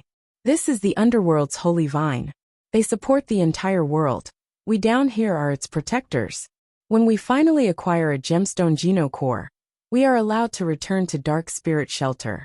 That is the place that houses the primary vine, Ling Mayer explained. Can the holy vines produce fruit, and if so, are they beneficial? Hansen asked with much curiosity. Ling Mayer smiled and said, It can produce fruit, yes. But the elder says it has only ever produced one. As for when it next might mature, none can tell. The elder never leaves the shelter due to the terms of the 100-tribe deal. But he also remains there to safeguard the vine. If your elder wants to protect it that much, it must be something quite powerful, Hansen said. Ling Mayer receded into thought for a moment, before saying, There is one fruit currently on the vine, but it has yet to mature. He hasn't told me what it does, but I recall when I was small, he let me sit next to it and touch it. I don't remember it being anything particularly special. Ling Mayer described the fruit's shape and size and then said, But I'm not sure how all the vines can only produce one small fruit like that. Han's son was shocked to hear Ling Mayer describe it, because he realized she was talking about a gourd. And learning this, it was like a lightning bolt struck his brain. He knew now why the vine looked so familiar to him. The vines that gave birth to Bauer looked exactly like this. The only difference was that the vines he had seen long ago were rotten, and that's why his mind didn't immediately make the connection. After hearing what she had to say, he realized now that the holy vine was what those vines would have looked like if they weren't all dried out. Hansen drew the shape of a gourd on the ground and asked, Did the fruit look like this? Yes, have you seen it before? Ling Mayer patted her own head then, and went on to say, Wait, you've only just been born. There's no way you've seen it before. Hansen was shocked. The gourd he drew was exactly the same one that Bauer came out of. Did that mean Bauer would have a connection to the holy vine? Hansen had mulled this over a lot in the past, and he was always interested in learning more about where Bauer came from. Only humans or creatures with human blood could travel between the sanctuaries and the Alliance. Bauer was from the gourd, so it was unlikely she had human genes. But then again, if that was so, how was she able to travel between the two? If Hansen was able to find out more about the holy vine, There was a chance he could discover more about Bauer's origins. But Ling Meier's knowledge of the vine was lacking, and it was highly likely only the elder knew much about it. Han Sen really wanted to examine the holy fruit now, to see whether or not it was Bauer's gourd. But Ling Meier required a gemstone Geno core before she would be allowed to return to the shelter. Ling Meier was not weak, but she was young and had not yet grown up. Without Snake King, she might have already been killed. It was difficult to tell when she'd earn a gemstone Geno core. After taking this shelter, I will bring Bauer and let her take a look at the vine.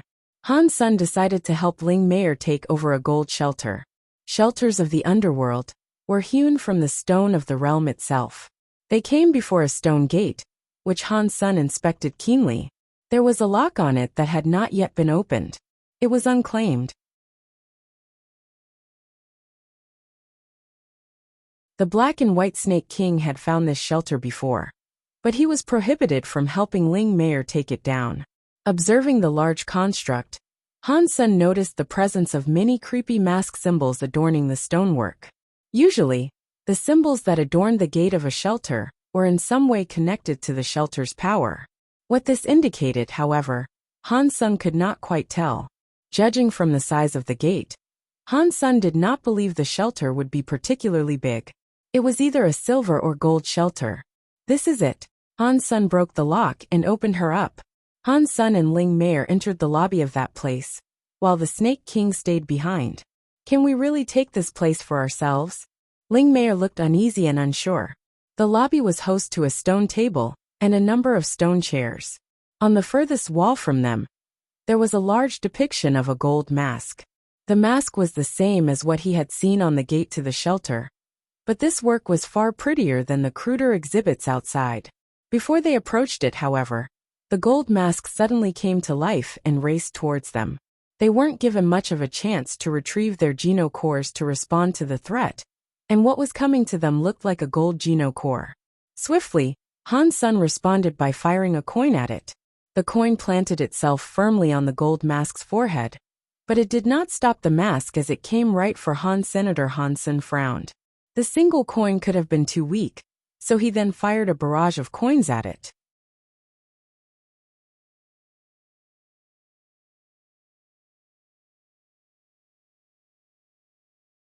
Chapter 1430. For the coins landed on the gold mask, but the phantom did not relent at all. With his fist, Han Sen moved forward to punch the gold mask, and when his fist was about to meet with it, his hand went right through it. It was like an ethereal object. The next second, the gold mask planted itself neatly on Han Sen's face. And the moment that occurred, Han Sen felt a weird power surge through his brain. Slave, adhere to my commands and I will grant thee power. The gold mask roared with a booming voice, with a speech that tried to invade Han Sen's mind. Han Sen's brain had been fortified by the crystallizers, however. He tried to grab the gold mask on his face, and he noticed his fingers were now able to touch it. It had become a physical object. Han Sen ripped it off of his face and held it in his hands. The gold mask squirmed and struggled. It was an incredibly weak thing after becoming solid. Just as Han Sen was going to destroy it with a punch, the gold mask pleaded, "Don't hit me. Don't hit me. I'll swear allegiance to you." Han Sen did not expect the thing to be able to talk out loud like that. But it was audible all the same, even if the mask's facial features did not move. What is your Geno core level? What does it do? Han Sen wanted to grill it for information before he agreed to its plight. I am the gold Geno core gold mask. I can attach myself to the face of anyone, and then control them. Please don't destroy me. Gold Mask spoke with a creepy, unsettling voice. That sounds useless, Han Sen said. It's useful, Gold Mask remarked in shock. It quickly went on to say, Master, you are just too strong. That is why I might appear useless right now. I can easily control normal creatures, even of sacred blood strength. And what's more, I can evolve to become a gemstone Geno core, and even a super Geno core. Are you kidding me? I've never heard of a Geno core that was capable of evolving, Han Sen coldly rebutted. But I'm not kidding. I really can evolve. Take me with you, and you'll see it firsthand. If I am unable to do this, you have my full permission to destroy me. Gold Mask was scrambling to spit his words out. Okay. Han-sun didn't really want the mask even still. Gold Mask hastily gave Han-sun his mark, and then went straight into his sea of soul. Han-sun checked out the information it came with, and it did indeed say that it was able to evolve. Gold Mask. Spirit-type Genocore evolvable. Han-sun was more than surprised. Genocores required living things to evolve, and he had no clue a Genocore could evolve by itself. Han-sun had only seen Little Angel and Golden Growler evolve by themselves, but they were beast souls.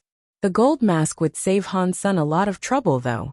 He didn't require a spirit to control the shelter, as the Gold Mask could do it for him. Is that it? Ling Mayer couldn't believe it was already over. Yeah, this is your shelter now. Han-sun smiled. It was Ling Mayer's shelter technically, but Han-sun was its true master and controller. I finally have a shelter to call my own. Ling Mayer happily swung the gate open to invite Snake King and the rest of her creatures inside. Han-sun found his chance now to sneak back to the Alliance and retrieve Bauer, so she could check out the Holy Vine. But when he returned home, Han-sun was in for a surprise. Luolan had gone to visit Han Yen in the military school a few days ago, while Mr. and Mrs. Ji had gone away to resolve a few matters of their own. There was a problem with Ji Yinran's business, so only Bauer had been left behind to look after Little Flower, while the rest were absent. Bauer may have looked small, but she was capable of taking care of Little Flower for quite some time. There were a bunch of AI droids in the house as well, which helped. They were all well-behaved. Bauer was staring at Little Flower while suckling a milk bottle. Little Flower was doing the same, but with a smile. Bauer placed a gentle hand on his jaw and suddenly got up, ran to Ji Yinran's room, and unearthed a few makeup products. Don't move, Little Flower. Let me make you prettier. Bauer grabbed a tube of lipstick and some eyeliner, with an evil smile creeping across her face. Little Flower was smiling happily at Bauer with an unchanging expression, as Bauer drew across his face, occasionally pausing in admiration of the work she had done upon her human canvas. As she had fun doing this, she stopped. She sensed someone had entered the house. Han-sun's house was in an old town. It wasn't a very fancy or expensive neighborhood, and neither did the house have much in the way of valuables. Every generation of the family had lived there, though, and because Luolan did not want to move away from there, that was where they all stayed. A man opened the door and entered the house stealthily, closing the door as discreetly as he could. I thought the Alliance's first super aristocrat would have a fancier house than this. I am a master thief. This place is far too easy for the likes of me to break into. A man was speaking to himself. The man looked around, and then pulled out a gadget. He pressed a bunch of buttons, and all the alarm systems were disabled. Not even the robots functioned after that. This really is too easy. I thought this would be challenging. A super aristocrat, the president's son-in-law, has chosen to live in this dump with hardly any security? Pa! The man walked straight into the next room. When he walked in there, he saw Bauer and Little Flower. It must be the smaller one. But why would that guy pay so much money for him? The man knew no one was home, and his target was Little Flower.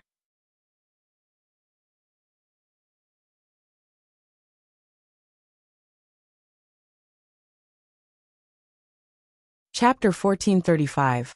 1435. Tang Rubiai's nickname was Ghost Hand. He called himself the best thief, and through the employ of state-of-the-art technology, he hadn't once botched a job in over 60 years. Someone had paid him a high price to steal Han Sen's son Little Flower, and that was why he was on planet Roka. He waited until everyone was gone before breaking in to complete his objective.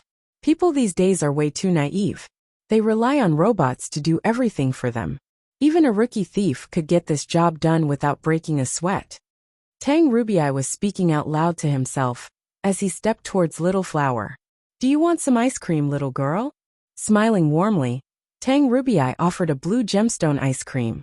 The client had informed him that Bauer was not a real human, just a pet beast soul. It didn't fight, and it loved nothing more than ice cream. Uncle, you're a good man, Bauer told him, gleefully accepting the ice cream. Tang Rubiai thought to himself, this is what you call true talent. If I admit I am the second best thief in the universe, No one would be the first.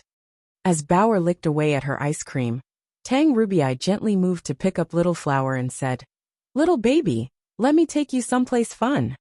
But before he could lay his fingers on the baby, he felt something touch his clothes with the zap of an electrical current.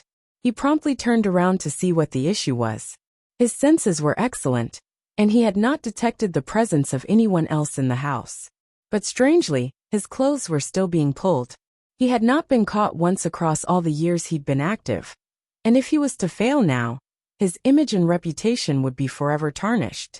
After turning around, he noticed Bauer was staring at him intently. "Pa, I knew no one would have gotten home that soon." Tang Ruby sighed, seeing no one else there. His heart had almost leaped out of his chest. "You continue eating your ice cream, kiddo." Tang Ruby smiled at Bauer and went to pick up Little Flower again. His clothing was tugged again, and when he turned to take a look, Bauer told him, "I finished my ice cream. I want some more." Tang Ruby felt a headache coming on. Although Han's son would not know what the pet beast's soul was up to or how she was treated, if Tang Ruby attacked her, there was a chance Han's son might realize something was up no matter where he was. To avoid Hansen's wrath, Tang Ruby thought it was best not to attack Bauer. Bauer was not technically his beast's soul anyway. The chances he'd find out were low regardless. It is true that the rich are selfish. I'd let such a cute humanoid pet eat whatever she desired. Hansen's family has no doubt been cheap on her, Tang Ruby thought. He then opened the mini fridge attached to his waist and gave her 2 more ice creams. Tang Ruby liked being prepared, so he had brought 3 ice cream bars with him, just in case. He gave the remaining 2 to her and said, "Go eat." In a flash, Bauer gobbled up the ice cream bars and immediately proclaimed, "Uncle, I want more." "Won't you get sick eating that much ice cream?" Tang Ruby had only brought 3 and had no more to give her. "I have run out of ice cream, I am sorry. If you stay here, I'll go and bring you some more later." Tang Ruby was reaching down to pick up Little Flower as he said this. "Uncle, take me to get some now." Bauer tugged at his clothes. Tang Ruby wished to ignore her, but he realized his hand was incapable of reaching any further to pick up Little Flower. He turned around and was in shock. Bauer had latched onto him, and she was so strong, he found himself incapable of moving. Is she a high-class pet beast soul that's in battle mode? This was not mentioned in the mission dossier at all. Tang Ruby was in shock. Fortunately, he was very experienced, so he smiled and told Bauer, "I'll go buy them now then. Let's bring your brother along for the ride. We'll all go together, okay?" "Okay. You really are a nice man," Bauer happily told him. "Let's go now. If we don't hurry, the shops will close." Tang Ruby turned back around to pick up Little Flower, but again he was stopped by Bauer. "Uncle, I can't go." Bauer looked rather bitter this time. "Why not? Do you not want ice cream?" Tang Ruby rushed his dialogue. "I do want it, but if I don't finish my homework, my parents will yell at me." Bauer had her finger pointed at the books in front of her. Han's son wanted Bauer to learn about the Alliance. He wanted her to live there instead of the sanctuary, as civilization seemed to suit her a lot more. Parents these days are ridiculous. They even get their pets to do homework. Sheesh. Let me help you. What Tang Ruby said was in support of Bauer, but inside he thought to himself, if I wait for you to finish, Ji Yanran will be back. Uncle, you are a good man. Bauer was touched. Yes, I am. Tang Ruby picked up the book and pen and said, in the farm, there are 67 animals. There are twice as many ducks as there are chickens. Tang Ruby scrawled a bunch of nonsensical answers, planning to leave swiftly. Good uncle, this is wrong. Bauer pointed down to the answers he had made up. I deliberately wrote it incorrectly, just so I could test you. Very good. Tang Ruby was getting glum, realizing he might have to do the homework for real. What is this? I'm a master thief. I shouldn't be reduced to doing baby mathematics. Tang Ruby's facial expressions turned bitter as he resumed doing the math.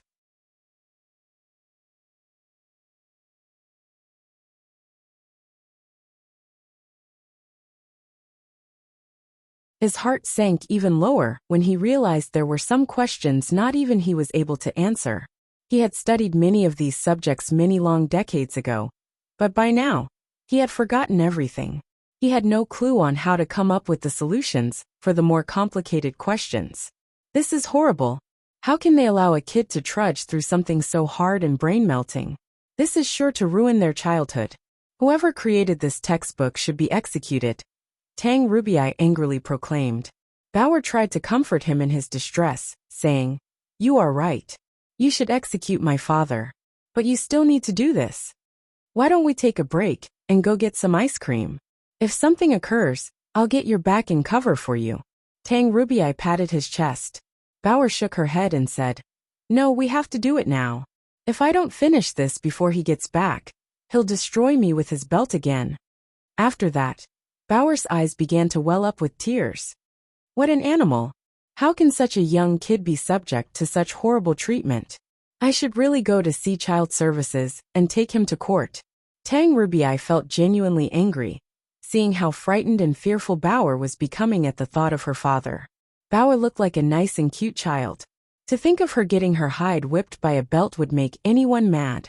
When Tang Rubii learned the art of theft, his master often brought out his whip if he failed to conduct his practices with the precision expected.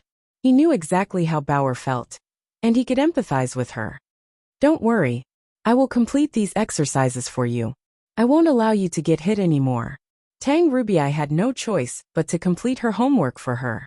He couldn't leave and let her be subject to that. Not now. Tang Rubii turned on his computer and allowed the PC to complete what he was unable to do. It took the machine an hour to finish it all. "Good man, uncle. You are smart. You can do anything." Bauer looked at him in profound admiration. He had completed the entire week's worth of homework her parents had given her to do. Tang Rubii felt cocky and proud of himself too. And in this arrogance he said, "Oh, it was nothing. I've dealt with worse. We should go and get that ice cream now, shouldn't we?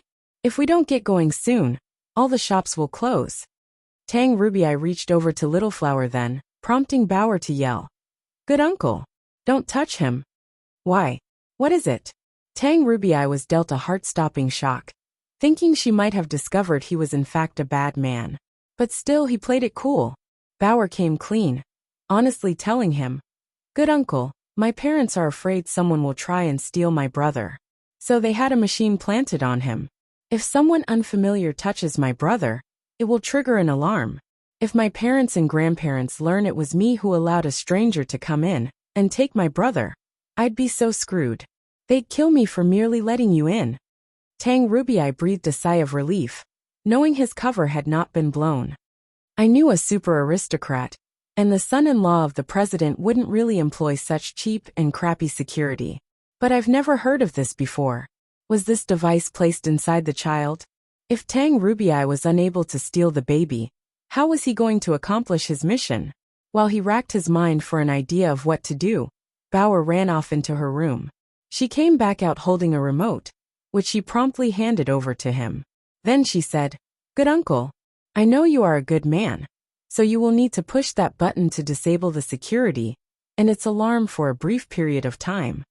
Tang Rubii accepted the remote and felt rather touched by the help he had been given, and he said, "Bauer, you are so nice. I will buy you 10, no 20 ice cream bars." "Thanks. And yes, you have to aim it at his face." Bauer looked very excited.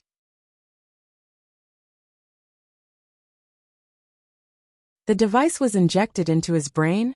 Tang Rubii used the remote on Little Flower, and a light flashed across his face. Little Flower was looking at Tang Rubii the entire time, but the light gave him quite the unexpected shock. Little Flower's mouth turned crooked, and tears began to drown his eyes. He was on the precipice of crying up a storm. "You need to comfort him, quick. If you don't, my parents will beat me." Bauer hurried Tang Rubii into action. Tang Rubii was also worried the crying would draw attention to him, so he swiftly picked up Little Flower. Tang Rubii held Little Flower, but now that he was being hugged by a stranger, that was when the real waterworks turned on. "Don't cry." "Ah." Just as Tang Rubii was about to comfort the baby, a strange force came out of Little Flower. He was blown away, and the entire room they were standing in was destroyed. He was sent flying outside into the pond. Fortunately, Tang Rubii was a surpasser, His body was tough enough that the blast did not outright kill him then and there. Tang Rubiai dragged himself out of the pond and walked back into the house dripping wet. He looked at the children with a fire in his eyes. Bao was holding Little Flower, who had by now stopped crying. "I'm sorry.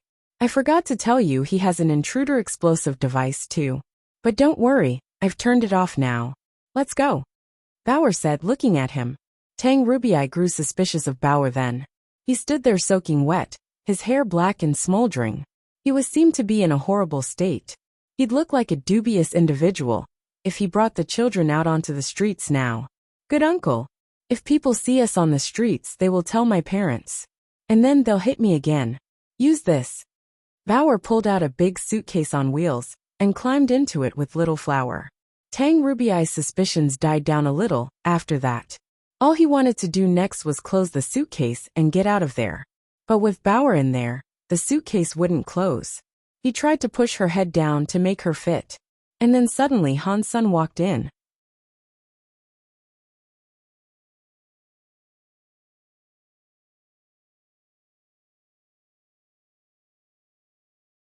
Han Sun saw a big hole in the side of his house, and an old man anxiously pushing Bauer's head into a suitcase. Bauer herself was holding on to Little Flower, whose face was flushed the color red, as if he'd been bleeding. "What are you doing?" Han Sun looked at the man with such anger. He hissed the words through clenched teeth. He swiftly looked like a demon that had emerged from the fiery pits of hell. Tang Rubiai stayed where he was, but turned to look at Han Senator. He jumped up and said, "Please don't. Let me explain. This isn't how it looks. Dad, he is a thief. He wants to take Little Flower away," Bauer proclaimed loudly. "You can explain in hell." Han Sen's power erupted like a volcano as he leaped forward to deliver the man a flurry of punches. Catcha! Catcha! Arg! Tang Rubiai was suspended in midair as a geyser of punches sprayed him from above and below like heavy rain. Tang Rubiai's bones were all broken, and his face had been deformed beyond recognition. When Han Sun delivered his next punch to send him flying, he spiraled through the air with a twisted body. He'd have been killed within a second if Han Sun hadn't wanted to keep him alive. Tang Rubiai's bones were all dislocated. He wished he could commit suicide rather than endure that pain, and he couldn't even speak. All he could emit were a few painful tears from his eyes.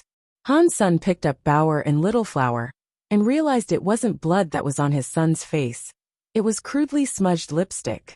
Han Sun didn't think the thief would be able to shove Bauer into the suitcase, so he asked, "What's going on?" Bauer looked at her father with innocence and said, "I wanted to make my brother look pretty, but I have no makeup of my own." Han Sun did not want to punish Bauer, so he stroked her head and said, "Are you hurt?" "Neither of us are hurt. I have been protecting him." Bauer spoke with a streak of pride. Han Sun patted Bauer on the head and called Ji Yanran and his father-in-law. Ji Ruozhen was furious beyond measure, and he sent for someone to come and arrest their would-be kidnapper.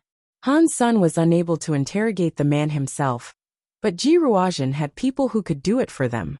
2 days later, Tang Rubiai's background had all been dug up. Unfortunately, Tang Rubiai did not know who the client was himself. The bargain was negotiated and struck through an interstellar pirate organization. The pirates were situated in an area that existed between the Shura's bubble of space and the humans' bubble of space. Whenever they were chased by humans, they could escape by fleeing to the Shur-governed territories. Whenever they were chased by the Shura, they could escape by fleeing to the human-governed territories. Tang Rubiai and the client had made their deal by using the pirate organization as the middleman. They hadn't interacted with each other directly. Ji Ruozhen was so angry, he made a deal with the Shura to send an enclave of ships to shake out the pirates' base of operations. The pirates were caught, but not even they knew who the client was. Who would want to kidnap my son? They obviously want to take him for their own ends and not kill him. But why? Maybe it's not that they want Little Flower, but by holding him hostage, they could use him to threaten me. If they only wanted Little Flower, then the likeliest candidates for such a conspiracy would be Luo Haitang and perhaps Blood Legion. But truthfully, I have many enemies. The list of people who might want to threaten me is far too long. Han Sun was in deep thought. Whatever the case may be, he was reminded that he had a son who needed much protection. No one could kidnap Little Flower in the alliance, otherwise they wouldn't have asked Tang Rubii. The best way to ensure his safety was to keep Bauer with him at all times. With Bauer there, not even a demigod could kidnap Little Flower. But there would come a time when Han Sun would need to bring Bauer to the sanctuary.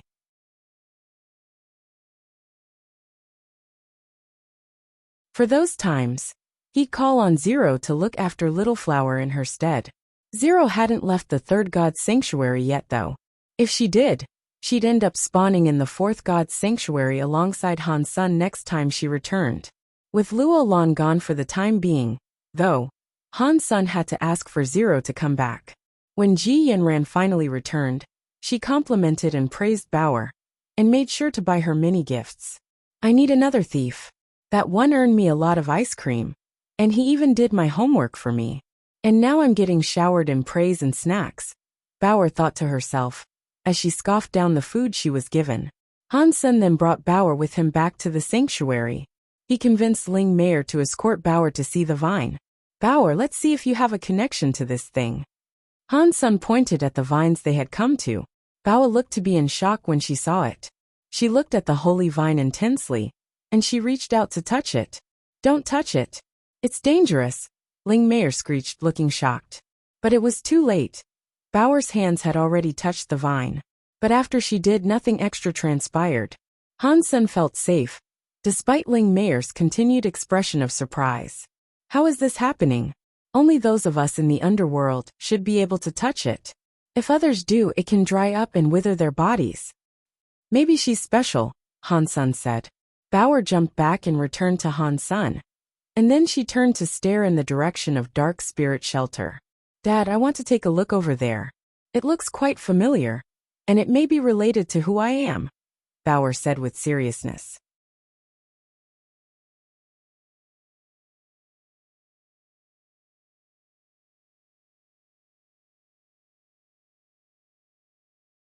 Chapter 1438. Han Sun wanted to see the holy vine and the holy fruit, which were in the Dark Spirit Shelter.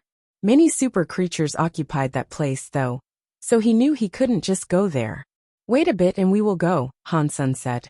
Just as he was about to return to their shelter, he heard an echo coming from a nearby tunnel. It sounded like a rat nibbling wood. What was that? Han Sun frowned. When Ling Meier heard the sound, her face changed. No.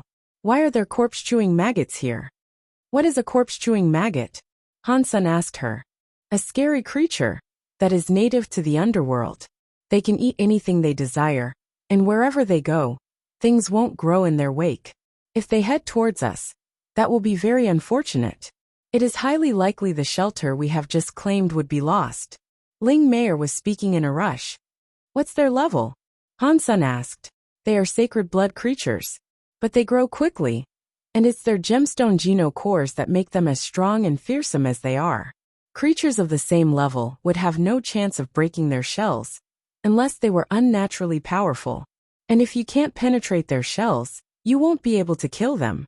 Ling Meier's face turned bitter with disdain for them, and she went on to say, but they've never come this way before. Why are they showing up here now? Can Snake King do something about them? Han Sun listened to the chewing sound, and as he spoke, he noticed its volume increasing. It was coming closer. He will take no part in this. The only thing Snake King will do is take me away to someplace safer. He won't help repel them. Ling Meier shook her head. As they discussed this, one of the bugs appeared around a bend in the distance. It looked like a crab. On its back shell, there was a white pattern that resembled a face. The claws it wielded were sharp, and so were the fangs that protruded from its rotten mouth. The creature was built like a little tank, and its overall color was black like obsidian. When Han Sun scanned its life force, he was able to confirm it was indeed a sacred blood creature. Han Sun's fitness was definitely at the necessary level to take it down, but his geno cores were still not up to par. But the crystal egg and bulwark umbrella's power would at least make the fight a touch easier. Real blood and the powerful coins were special, too. And Han Sun had a few tricks and techniques he wanted to try out in battle. The maggot then started heading their way without hesitation or restraint. Naturally, Han Sun rightfully assumed it was coming for them. Without time to mull the situation over, he knew he had to spring into action. So, Han Sun took off flying to meet with it. Although Ling Meier was the heir of a super creature, her Geno core was incredibly weak. Han Sun took to the subterranean skies like a strange bird in flight. He swooped down just past the bug and delivered a mighty strike to its back. He didn't use Super Spank. His fitness level, combined with the boosts of Super King Spirit mode, were no joke and should have been enough. When Han Sun first became a demigod, he had 8,000 fitness. Ordinary Geno points boosted that figure up an additional 2,000. Primitive gave him a bonus of 4,000. Mutant points gave him an extra 8,000. Sacred Blood Geno points gave him an additional 16,000. Han Sun's fitness in total had reached 38,000. He was getting close to 40,000. And with Super King Spirit mode, Sacred Blood creatures had no chance of withstanding the devastating blows he could deliver. But just as Han Sun punched it, the face upon the maggot's backside began to glow brightly. When his fist came into contact with the shell, it was like bringing a fist to steel. He dealt no damage, and only the loud sound of ringing metal could be heard.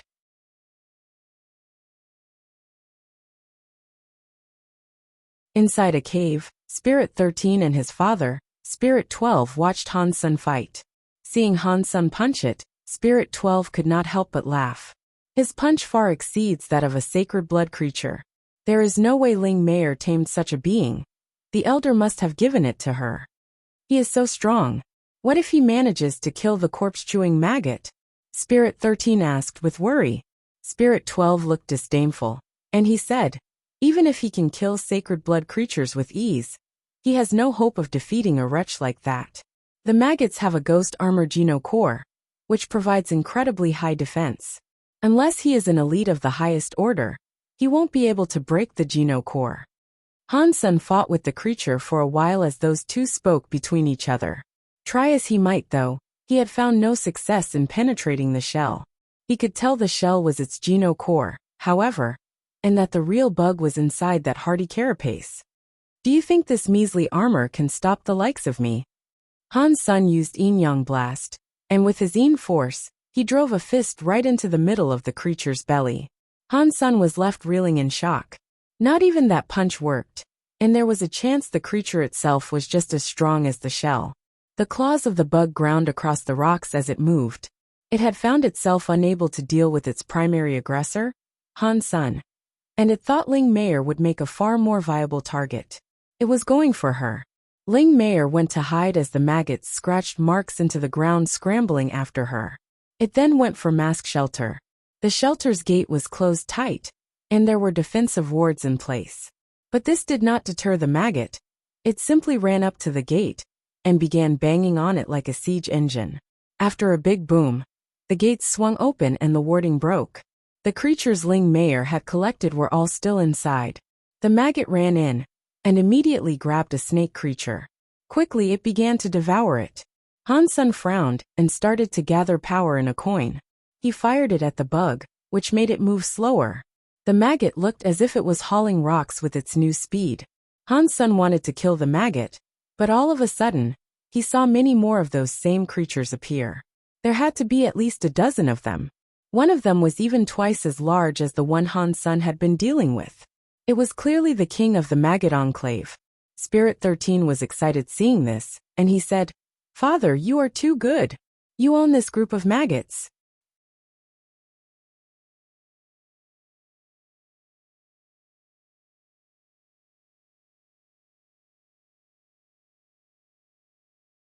Chapter 1439, These maggots are not mine. If they were, they'd have my scent. My scent would be picked up by Snake King, and the elder would surely find out it was me behind this, Spirit 12 said coldly. Then how did you make the bugs attack them? Spirit 13 asked with much shock. It wasn't difficult. I had an insect spray the gates of their shelter with a flowery pheromone. The maggots love it more than anything, and it drew them to the shelter from far away, Spirit 12 explained. Father, you are the smartest dark spirit, Spirit 13 complimented him.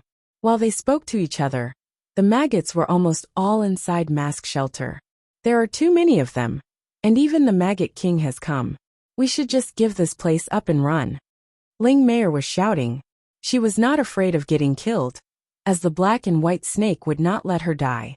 But the snake was tasked with protecting Ling Meier and Ling Meier alone. It wouldn't concern itself with Han Sun, and that's why she was worried. You take the others and go. I'll stay and see what I can do. Han Sun pointed at each of the maggots, creating bucketing storm clouds of coins above each of them. They were all slowed to a crawl, but it didn't last. The faces on the maggots would frequently glow, and when they did, all the coins would be shaken away. These things are annoying. Han Sun summoned another coin then. This one looked different. This coin was bigger and thicker. It was the Geno core generated by his Super King spirit. Han Sun wanted to see if it was effective against the bugs. Han Sun took aim at the Maggot King and fired it at the fiend. The Maggot King was a berserk sacred blood creature, and its hide was far tougher than any of the others. Believing itself to be too strong, the creature did not even bother dodging. The coin planted itself tightly to the enemy's shell. The glowing face started up again, but this time it was unable to shake the coin loose. The coin didn't do much to the maggot though. It looked like the suppressing powers of that coin were not as effective as the others Han Sun could make. The coin Geno core's power was weaker than the average coin due to its power not being fueled by Han Sen's own might. The Maggot King didn't dwell on the coin it could not shake off though. It just focused on leading its troops in a conquest of the shelter. As the maggots continued their march, however, they felt something strange occur. They felt their power begin to get sapped and drain away. The coin Geno core, over time, was getting heavier and heavier on the back of the Maggot King. Eventually, the Maggot King's movement speed was reduced by a considerable amount. Does that really work? Han Sun was feeling happy. A bronze Geno core could affect berserk sacred blood creatures was something remarkable, and it was likely something only Han Sun could accomplish. Not even the heirs of super creatures were capable of doing something like this. Han Sun decided to call this ability collecting taxes. For when the coin showed up, the creatures around would all feel drained. The more creatures there were, the more effective it was. But due to the coin only being a bronze Geno core, its radius of effect was only half a mile wide. Still, for the maggots inside its range, it worked very well. The coin drained a dozen of the bugs of all their power, and all that power gathered up on the Maggot King's back, which slowed the creature down considerably. But due to the coin's absorption rate being as slow as it wasn't enough to stop the Maggot King entirely. If the coin becomes super, I can't imagine how wide its radius might be. It'd be great if it could encompass the entirety of the fourth god's sanctuary, Han Sun thought evilly. But he'd have to shelve such thoughts for a later time, as it wasn't anywhere near that powerful yet.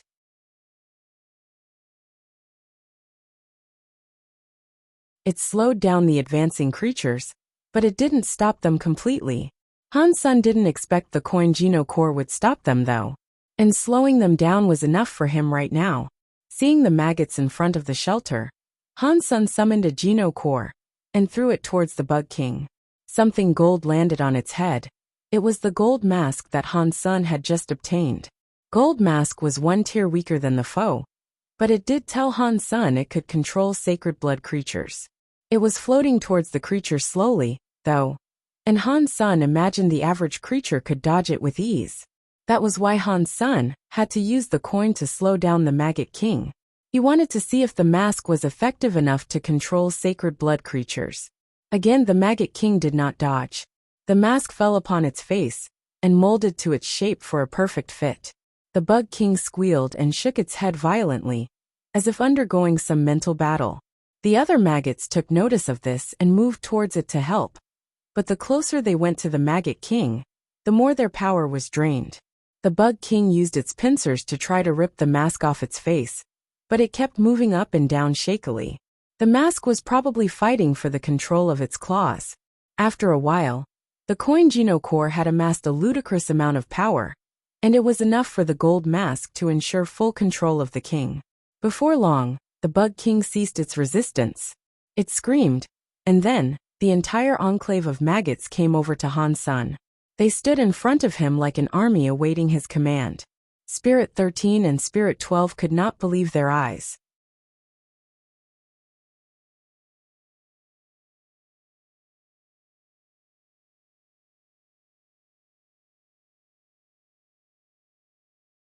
Chapter 1440 Han Sun returned the coin Geno core that was still atop the Maggot King, and as soon as it was removed, the creatures all had their powers returned. Perhaps that was one con of the Geno core. It had to be stuck on a creature to collect power, but once it was removed from that creature, the power returned to any creatures it had been absorbed from, and the negative effects that plagued the conduit creature were removed. But for now, Han Sun did not need this power. The gold mask had already taken control of the Maggot King, and by extension of their leader, the smaller maggots too. Now they all bowed before Han Sun.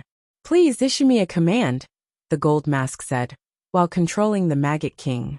It was only a gold Geno core, so the coin must have helped it out a great deal in allowing it to triumph and possess a berserk sacred blood creature. It didn't just possess the Bug King though. It could absorb and feed off the trapped creature's power and make itself stronger.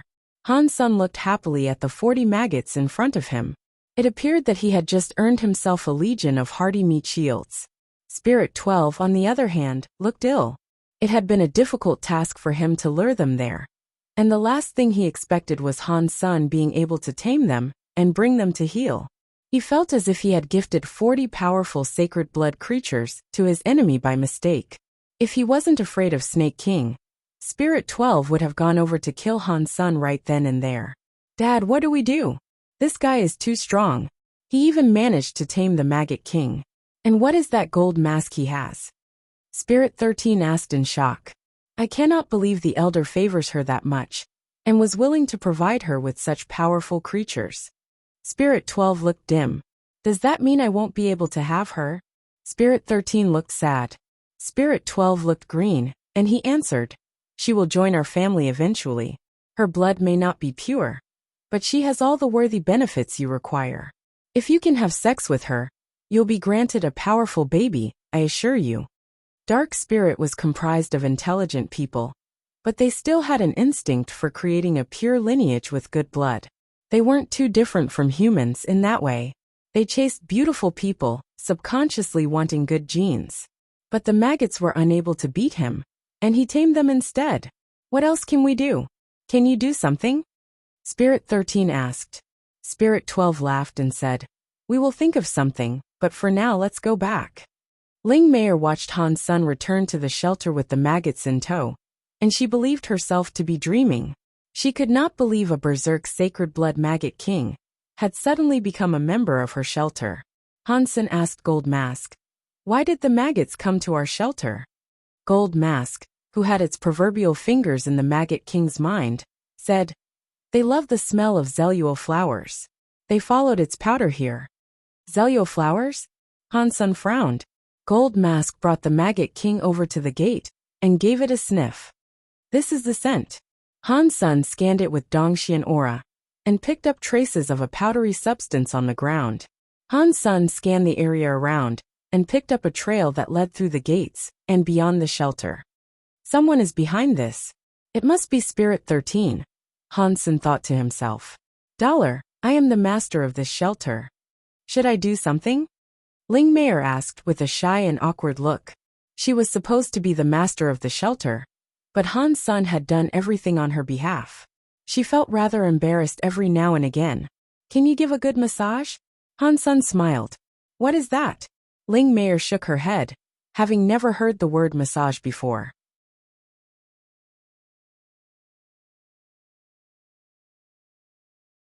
Han Sun put on a look of sincerity and explained to her. Giving a massage is an ability every great shelter master should have. It can make subordinates very happy and ensure they fight the best they can when the time comes. Do that, and there's a chance we'll end up procuring more shelters. Before Han Sun had even finished talking, she said, "Can you teach me how? I want to be a great shelter master. I can teach you some techniques, but it still depends on whether you have a natural talent or knack for it." Han Sun checked her out. Her body was petite, but her boobs were big, at least D-cup. "The elder said I'm good. Teach me what you know, and I'll start practicing right away." Ling Mayer was ecstatic and rushed in her speech. "Okay, I'll teach you a few massaging techniques. But this is my legacy. You cannot teach others this, not even your elder. Promise me you won't mention any of this to anyone else. Han Sun looked at her seriously. Ling Meier was dismayed to hear she could not inform her elder of this. But more than anything, she wanted to be a great shelter master. I swear I won't tell a single soul, not even the elder. Very good then. Now, I will teach you all about massages. Han Sun clicked his fingers and looked at her, up and down. A few hours later, Han Sun was lying down on an airbed. Ling Meier was on her knees, tapping his body repeatedly. Ling Meier looked rather confused and she asked, "Does this massage really work?" "Yeah, I feel my power increasing already. Go lower and it'll go even higher." "Yeah. Harder here. Master, you are so good at this."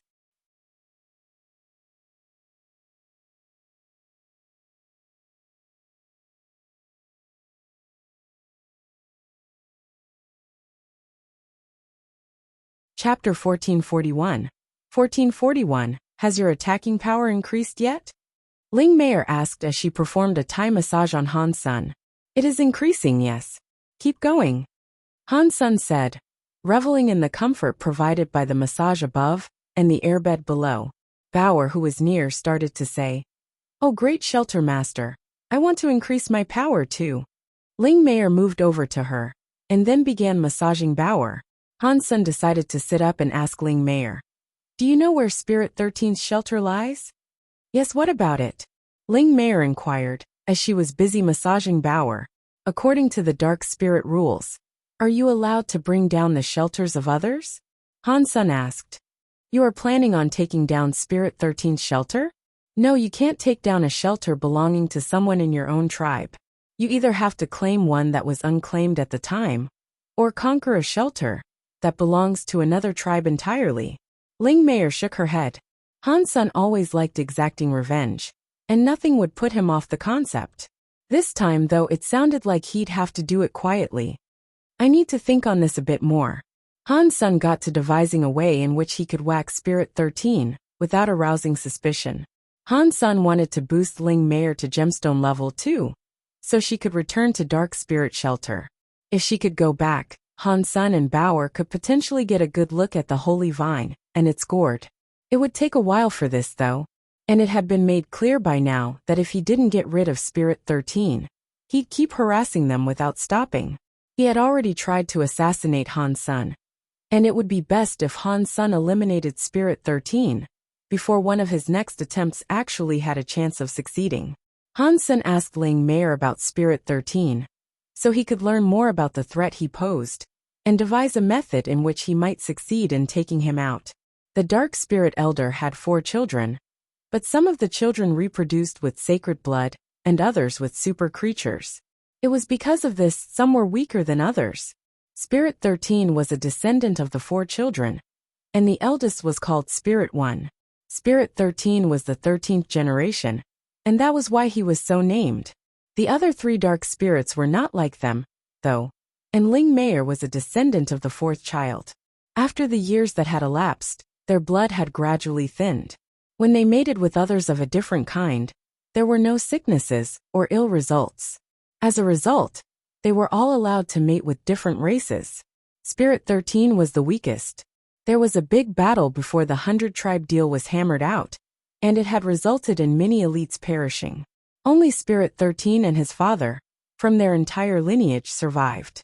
That was why they were in such a rush to produce babies. Spirit 13 was 50 years older than Ling Meier, but he was actually much weaker than she was. Spirit 12 only had a gemstone geno core to add to that, and due to his blood being what it was, he could not raise it to a super geno core. They were the only lineage that did not have one. It's no wonder they want you so bad. Han Sun did not think Spirit 13 had the balls to try to take on Han Sun alone, and he imagined his father was in on his plan to take Ling Meier. If Han Sun wanted to deal with Spirit 13, that meant he also had to consider what he needed to do with Spirit 12. Spirit 12 was not super, but he was the leader of one of the bloodlines. He had many resources, and he'd be a far more significant threat for Han Sun to snuff out. Han Sun asked Ling Meier something else, while he mulled how he might deal with that pestering father and son. Han Sun was told there was a nearby swamp where a super creature resided.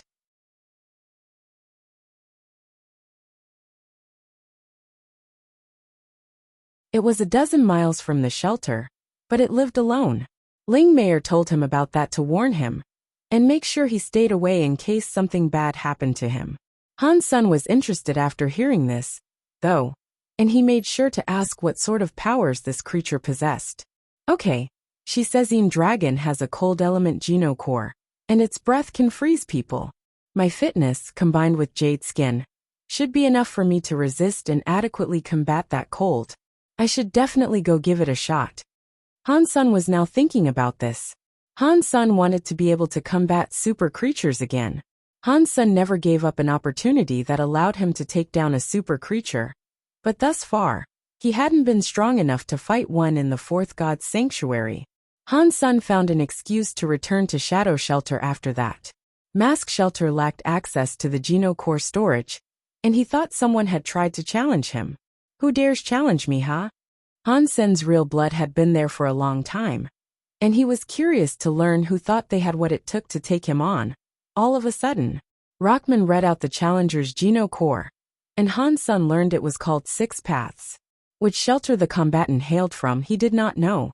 Han Sun thought it was rather strange. He checked out the leaderboard and recalled that this challenger wasn't in the top 10 last time he was there. Han Sun could see it was in second place. It had even pushed down Crystal Core a notch. There were only two possibilities that could explain this. Either Six Paths conducted the test and jumped straight to number 2, or Six Paths had challenged the person in second place.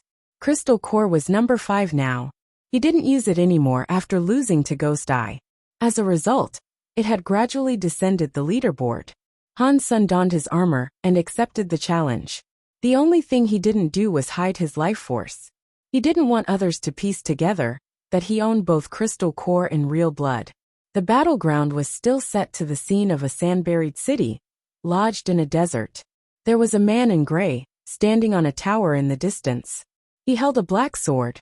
He wasn't facing Han Sun to begin with. He only turned around to meet his opponent after Han Sun arrived.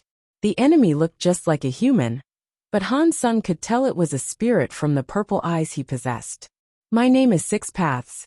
You are the master of real blood, correct? Six Paths asked. I am real blood. Han Sun thought Six Paths was using a fake name, so he decided to use the Geno core's name for a moniker as well. Six Paths went on to say, I thought I could reach number 1. I challenged the core in number 2, and thought it was extremely weak. To prohibit me from taking first place, I wondered what sort of powers real blood possesses.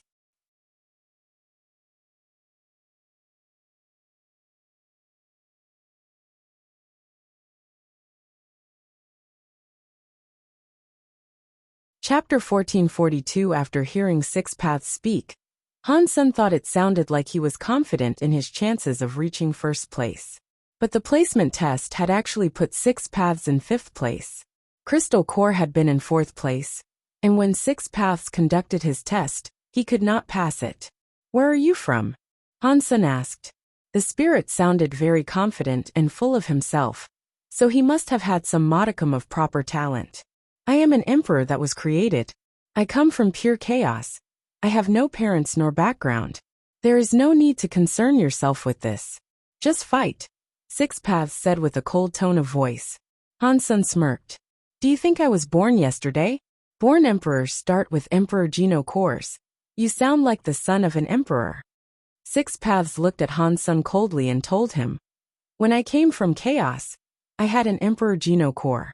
But I didn't like it, and so I killed myself to receive another. Now I am just like you, starting over with a bronze Geno core. Really? Han Sen's eyes opened wide. He didn't expect a spirit would ever give up an Emperor Geno core in exchange for a bronze Geno core. What would I gain by lying? Six Paths' glum seriousness suggested this really wasn't a joke. Why didn't you like your previous Geno core? Your body has the same element, and the second core can't be all that different from the first. What's the point? Han Sun asked. It is pointless to earn something grand when no effort of your own has gone into its retrieval. I'd prefer to earn things through my own hard work. The satisfaction gained that way is far more meaningful. Six Paths peered down at Han Sun for a moment, before continuing. I destroyed my Geno core, but my emperor body is still here. I will scale down my power to combat you.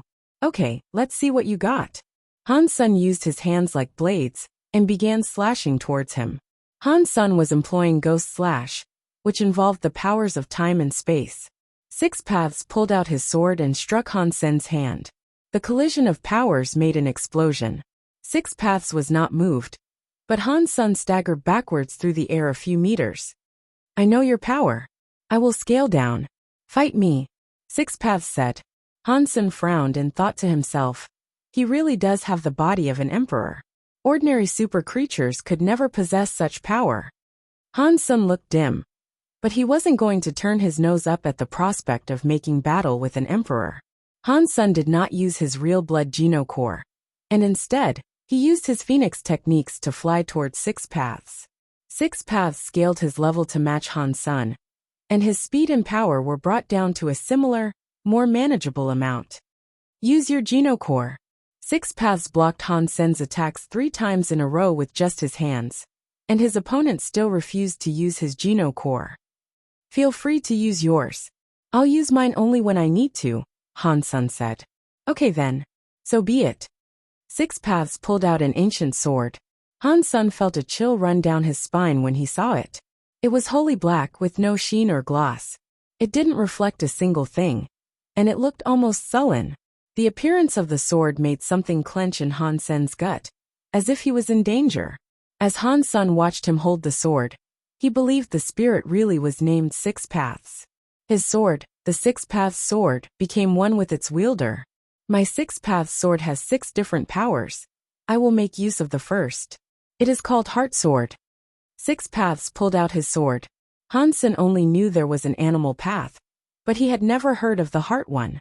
When Six Paths attacked, Han Sen felt a great power overwhelm him. He felt as if he wanted to get stabbed. It was like watching a horror movie. They could cause much distress due to how terrifying they were. But people insisted on watching them to ride out the thrills anyway.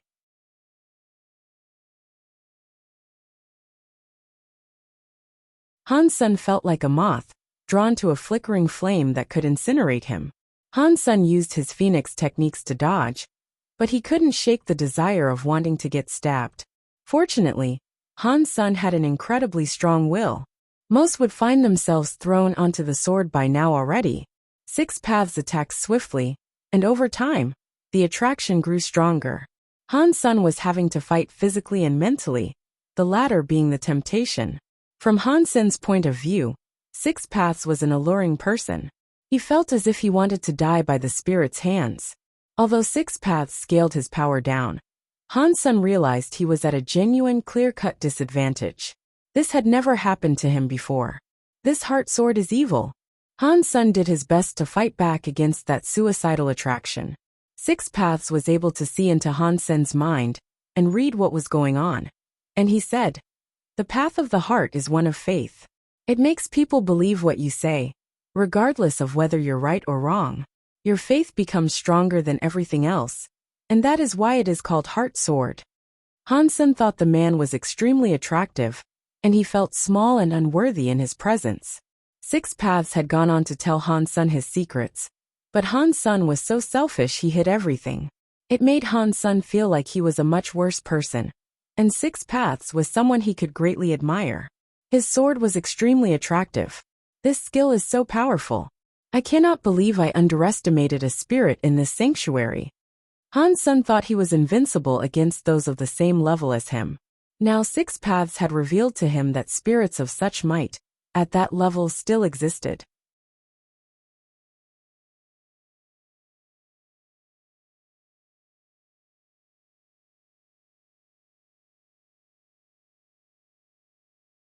Chapter 1443. It wasn't just physical attacks he had to deal with. Han Sen had to battle within the mindscape. There was no skill involved there. You could lie to others about the power you possessed, but you could never truly lie to yourself. If Han Sen's mind was weak, his nemesis would not have to exert effort in trying to kill him. If Han Sen was weak, Six Paths could just ask Han Sen to kill himself, and he'd do what was bidden. There was a clear difference between the heart and willpower. Willpower improved one's faith, but that was not all. People with normal willpower and normal body power could still have strong faith. People with a strong mind might not be the strongest physically, but it was still common for physically strong people to have strong minds. The fists collided with the sword while faith clanged against faith. There were no sparks for the latter, but the lethality of that dance was just as wicked and dangerous. Every hit and every turn teetered on the brink of a knife. A misstep would bring certain death. Han Sun had experienced many life-and-death battles in his time, but his mettle had never been tested this much before. Han Sun fought his hardest when he was in combat with an enemy that was clearly stronger than he was. But in this fight, he couldn't solely rely on his body. He had to rely on his heart as well. This was almost overwhelming, and Han Sun was exhausting more power than he should have been to make decisions. Beneath that power of attraction, Han Sun still managed to keep his head clear. His objective had not been mired, and he did not let himself succumb to the charm of his opponent. Han Sun didn't think highly of himself. He was a demigod, one of the best in the alliance. But at the end of the day, what Han Sun wanted out of life was fairly simple. So what? It doesn't matter how good you are. I'm soil, and I will grow my own faith. I don't need others influencing me. Han Sun's heart was incredibly strong. He really admired Six Paths' faith, but he would never consider trying to become like him. All I have to do is remain who I am. Be myself. Han Sun was really strong of faith, and he was most certainly not going to change due to the skills that Six Paths possessed. Suddenly, Six Paths withdrew his sword and stopped for a moment. He stood where he was unmoving, just staring at Han Sun. Why have you stopped? Han Sun looked at his enemy with confusion. Six Paths shook his head. Your talent is too strange. It seems as if you are able to predict the motions of your enemy. My sword was unable to move your heart, so it is pointless for me to fight. You concede? Han Sun asked with shock. I only used my first technique. I have 5 others, so I won't concede. But you are an enemy unlike any I have ever seen before. You are a rare sort. You did not even have to use a Geno core to do combat with me. I don't want to fight you. What does that mean? Are you fighting or not? Han Sun did not know what he meant. Six Paths said coldly, the most delicious food must be enjoyed. To me, that is what you are. But you are not strong enough for me to enjoy the thrill of fighting you to my fullest. I will wait until the day I do not have to scale down to fight you. After that, Six Paths withdrew his weapon and readied himself to leave. Hang on. Han Sun shouted. What is it? Six Paths turned around. I can let you take first place. Just give me an item to trade. My Geno core was reinforced 9 times already, anyway. You've only done it 8 times, correct? Han Sun made himself look like a charitable person. But in Han Sun's heart he thought, you are an emperor. Even if you destroyed your Geno core, you should still have a bunch of worthy goodies. Give me something better than that ghost I did. Six Paths looked at Han Sun with much surprise, and he said, okay, I'll trade this with you.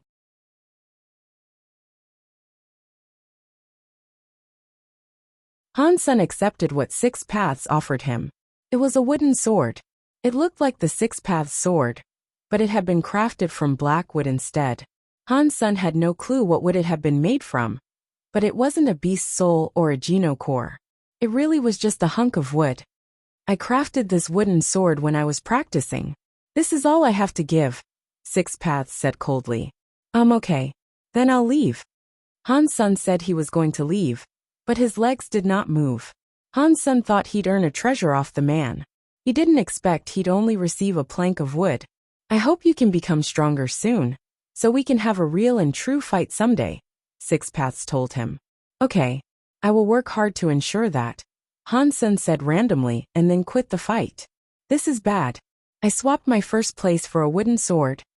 Han Sun regretted his decision, but he didn't want to backpedal on his word.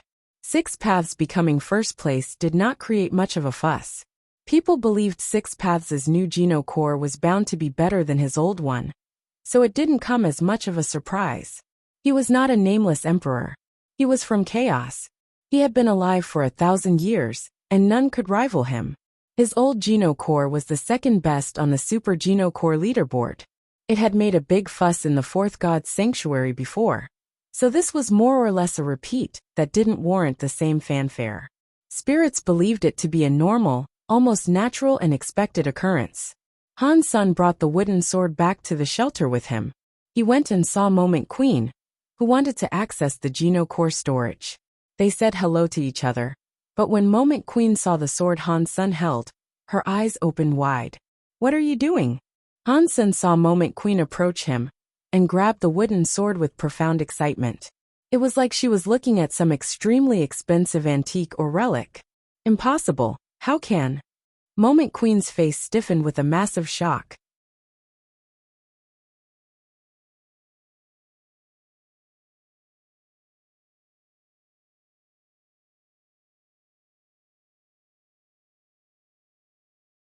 Chapter 1444. Is this something good? When Han's son saw Moment Queen's face, his heart jumped. Of course it is. Where did you get it from? But I wonder why it has become a wooden sword. What a waste. The way Moment Queen looked at Han's son was like a spoiled woman. Where I got it from is none of your business. Tell me what it is.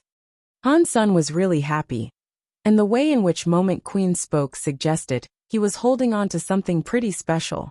Moment Queen paused. If I am not mistaken, it is a branch of the Godspeak tree. What is the Godspeak tree? It sounds powerful. Han's son had never heard of it before. Moment Queen rolled her eyes. You've been in the fourth god's sanctuary for a while now. How come you've never heard of it?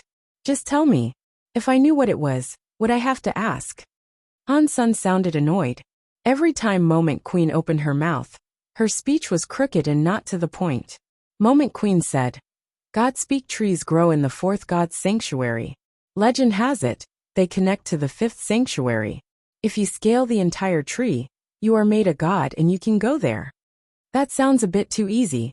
If all you had to do was climb a tree to become a god, we'd all be one by now. Han's son smirked. Actually, no one has ever made it to the top. No one has become a god. Moment Queen clarified. No one. No way. Is that tree thousands of meters tall or something? That shouldn't be a difficult challenge for the elites. Han's son did not believe her. Moment Queen stroked the wooden sword and said, No one knows how tall these trees are because no one has yet reached their tops. Not even emperors have managed to scale such trees completely. If the tree was that big, then this branch should be worthless. Han's son was disappointed. He didn't care about reaching the top, but hearing of how big the tree was really did devalue the rarity of such wood. Han's son thought Moment Queen's surprised reaction indicated he was holding something very special, but it turned out to be something rather common and unspectacular.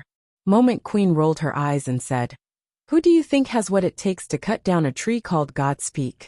Not even emperors can scrape its bark. You cannot fathom how hardy such trees are. Interesting. Han's son stroked his jaw. It's not just interesting. Some people believe the Godspeak trees are seeds of the fifth sanctuary.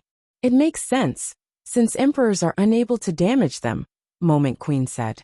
If emperors are unable to damage them, where did this hunk of it come from?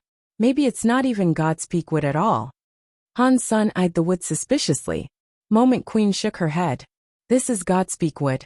Although emperors are unable to break such trees, every 10,000 years, branches are known to drop. Moment Queen gave Han's son a few more details about this. Every 10,000 years, thunder rained down across the trees. The thunder could incinerate everything it touched. If an emperor came into contact with it, they'd be instantly rendered charcoal. But the Godspeak tree couldn't be damaged for the most part. There was simply the occasional chance a small branch would be struck, and it'd fall from the tree. These rare fallings were called thunder godwoods. Thunder godwood was incredibly sturdy, but they weren't as strong as they had been before being sundered. If an emperor was strong enough, they could actually pull them down. It was considered a lot, even if only 3 cropped up every 10,000 years. Thunder godwood had some special attributes, however. If you carried it with you, it could moisturize your body and your genocores. It could even influence genocores to evolve at a faster rate. Some emperors carried thunder godwood around with them as a trophy of sorts. It acknowledged or underlined their reputation.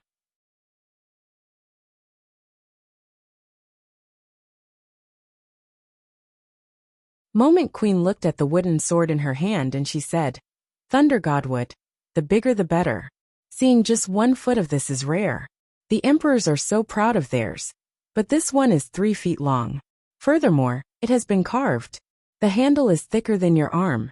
It must have been very big before. And I must confess, I think it was a bit of a waste to have it carved into a sword. Hansen almost had tears running from his eyes. It was a treasure that could make Geno cores evolve.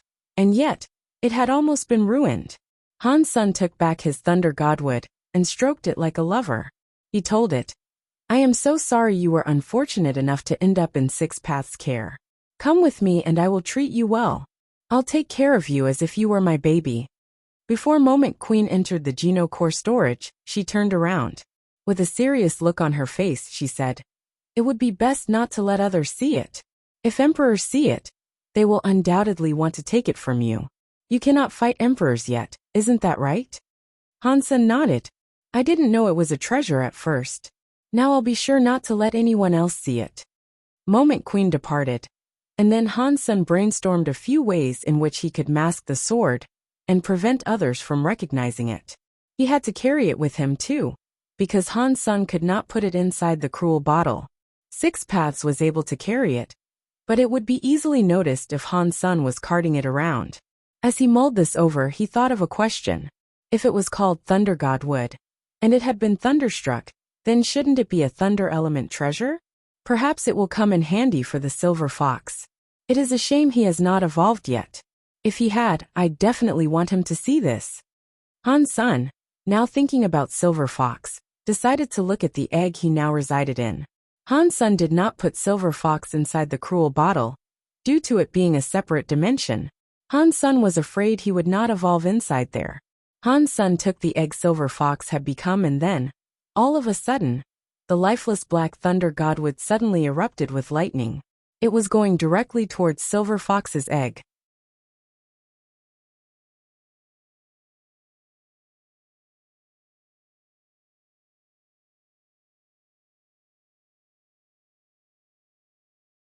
Chapter 1445. The wooden sword was black, but the lightning was white. It struck the egg and was absorbed by the shell. As this occurred, the egg began to shine. Hansen looked at the wooden sword and the egg in shock. The lightning from the wooden sword did not look aggressive, but it was radiant and brimming with energy. It looked as if it wished to bestow life upon its target. Hansen felt as if the egg Little Silver had become was desiring flesh. Hansen then placed the sword on top of the egg to see if Little Silver would have some sort of reaction. Thunder Godwood was rare, but if it could speed up Little Silver's evolution, Hansen wouldn't mind spending it on him. After all, Little Silver had been with Hansen for a very long time. He had saved Hansen's life many times as well. As far as Hansen was concerned, Little Silver was a part of the family. When the sword came into contact with the egg, the lightning flowed into the egg like silk. The egg glowed brighter and brighter. Surprisingly, despite the fact that the Thunder Godwood had been shaped into a sword, it began to look lively. Its charcoal body looked as if it had been moisturized, and it was undergoing a change. Not long after, Hansen saw a sprout on the wood. More and more began to pop up across the sword, making it look like some dry fallen log that had submitted to overgrowth. Does this represent the turn of seasons, the coming of spring replacing the winter? Hansen sighed. Lightning continued to pour out of the wood, and the egg's glow made it look like a silver sun. The wooden sword had become a little tree, flourishing with green leaves. This did not last long though. When the wooden sword was decked in green leaves, the life force it had exhibited began to fade. Slowly, those leaves began to die, and as this occurred, the lightning it generated diminished. Eventually, all the leaves had died and there was no more lightning. After a momentary stillness, the sword crumbled into dust. Hansen felt hurt. It was a treasure one could earn only once every 10,000 years, and it had been procured from an emperor. Now that it had been destroyed, Hansen was unsure if he'd ever get another one. Inside the silver light that still burned before him, Hansen could detect Little Silver's life force becoming stronger. Catcha! Inside the silver sun, there was some noise. Then a thunderbolt burst out to beam through the entire hall. But the silver light did not hurt Hansen. It made him feel good, as if he was being energized. Inside the silver light, something elegant, decked in silver fur had appeared. Little Silver. Han Sen was so happy that he picked the furry thing up and stroked its head. Little Silver squinted its eyes and looked proud. But above all, it looked happy. The lightning slowly began to fade, and when it did, Little Silver jumped away from Han Sen. It shook itself, showcasing its extremely smooth hair. "Don't randomly hold a girl," Little Silver said in a mockingly feminine voice. Han Sen was shocked hearing this. He went over to pick up Little Silver again and said, "You speak the human language now? I said you shouldn't grab me. Look, you've messed up my hair again." Little Silver leaped away from Han Sen again and shook down his hair to reset it. With a proud tone of voice, he turned to tell Han Sen, "The human language is easy to learn. It's nothing to be proud of. I knew you were the best." Han Sen bent down to rub his head. Little Silver looked all cocky, but did not tell Han Sen not to touch him this time. Now that Little Silver had been reborn, Han Sen was exuberantly happy. Unfortunately, this upset Bauer. She used to be the sole recipient of Han Sen's love, and he took her everywhere. Now, she felt she'd have to compete for Han Sen's attention. Bauer and Little Silver looked at each other.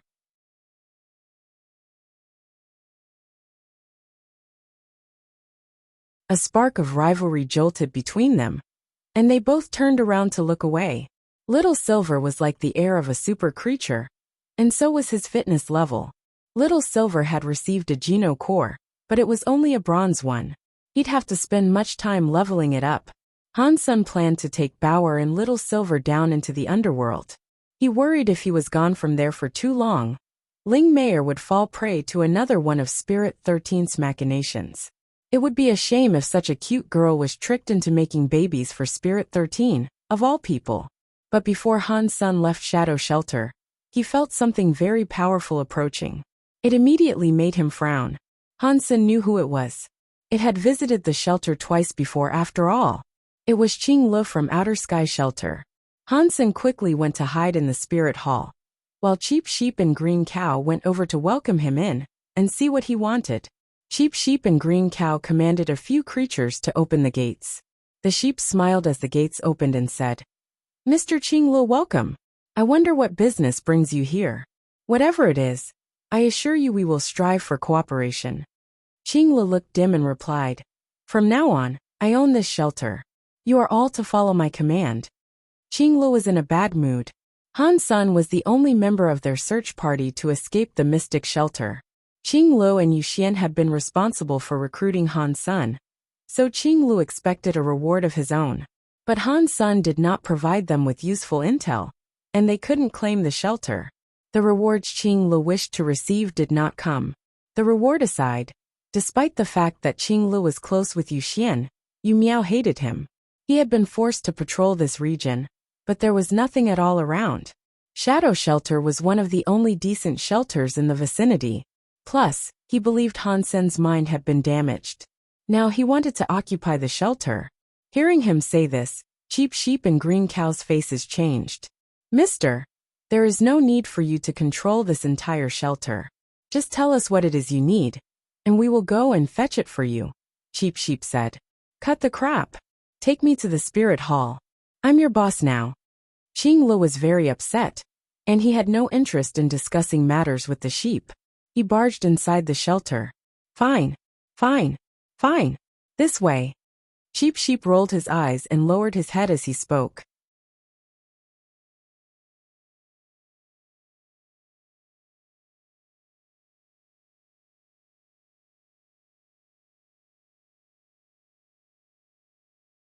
Chapter 1446, What's Going On with Han Sen? Qing Lu asked Cheap Sheep as he walked inside. Cheap Sheep looked at the spirit with disdain and answered, "His brain had problems. We chased him off, seeing there was no point keeping a simpleton around. Having an idiot running the place would be silly.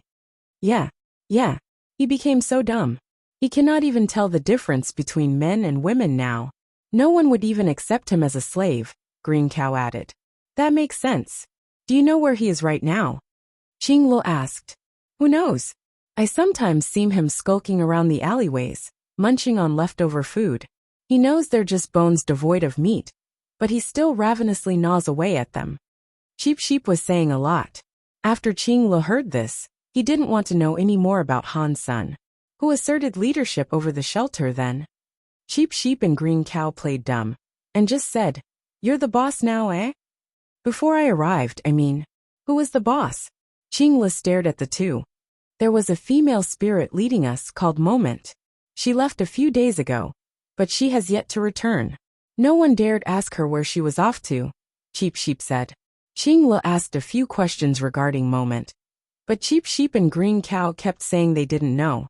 Qing Lu was satisfied regardless. Cheap Sheep and Green Cow were being polite after all. He walked around Shadow Shelter for a bit, and came to quite like the place. And after that, he went to wait inside the spirit hall.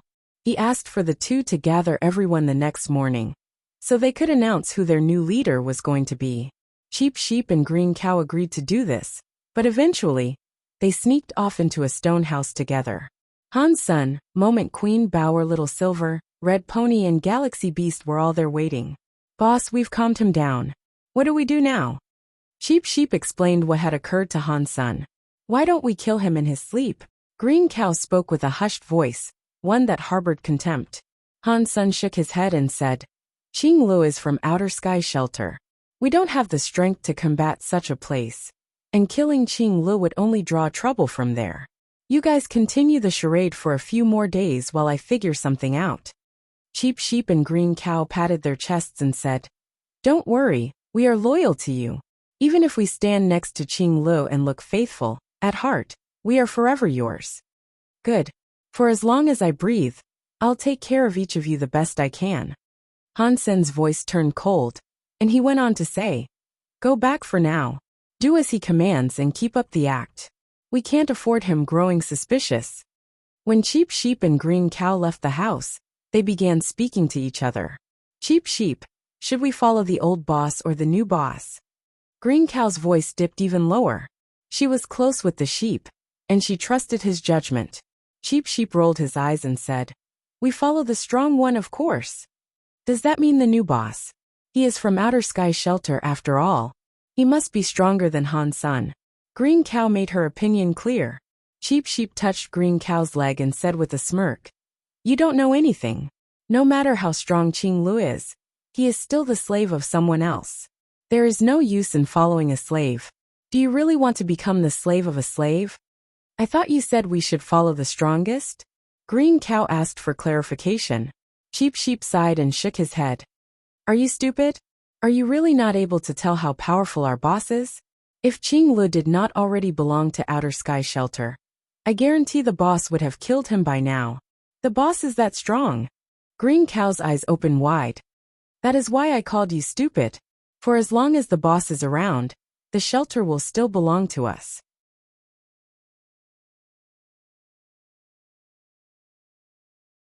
Of course, if you want to pledge a short-lived allegiance to Qing Lu, go right ahead. But with your measly power, it won't make a difference once the tables turn. Green Cow said, "I suppose you are right. You and I lack power, and it was very courteous for the boss to let us run and manage the shelter." "Exactly. And the boss has not told us to be hostile. He's kept things friendly and maintained the quo." Han Sun left the shelter. He was not afraid of his companions being rats. Qing Lu was merely a royal-class spirit with a gemstone Geno core. He needed to avoid Outer Sky Shelter's wrath above all. If that wasn't an issue, he would have killed the pompous spirit already. Qing Lu obeyed others, so his spirit stone was inside his body. He couldn't even revive. Han Sun was determined not to let him get away with this, but he wanted to go to the underworld before he did anything and retrieve his maggots. If he pinned the death of Qing Lu on those creatures, they wouldn't think to put the blame on Han Sun. Han Sun walked a few miles, but after a while, something white approached him. It was a 3-meter-tall white ape. Its muscles were like steel, and the only places not coated with its lustrous fur were its face, hands, and feet. The ape had already reduced its power, but with his Dongxian aura, Han Sun was able to tell the creature was extremely powerful, and far better than the maggots he was setting out to retrieve. Han Sun did not want to fight though, so he planned to avoid it. But the ape already had Han Sun in its sights. It ran towards him like a train, sounding furious, and it bellowed, Are you from Shadow Shelter? Han's son eyed the ape up and down and thought to himself, he must be looking for trouble. Hansen quickly answered, I was there but I just got kicked out. Good. Take me there, and I'll kill the master. No one will kick you out after that, the ape said coldly. Han's son felt a chill run down his spine, as he was actually the shelter's master. Wait, the shelter is owned by Qing Le now, Han's son realized. Do you have a grudge with the new master there? It goes far beyond a grudge, the ape roared.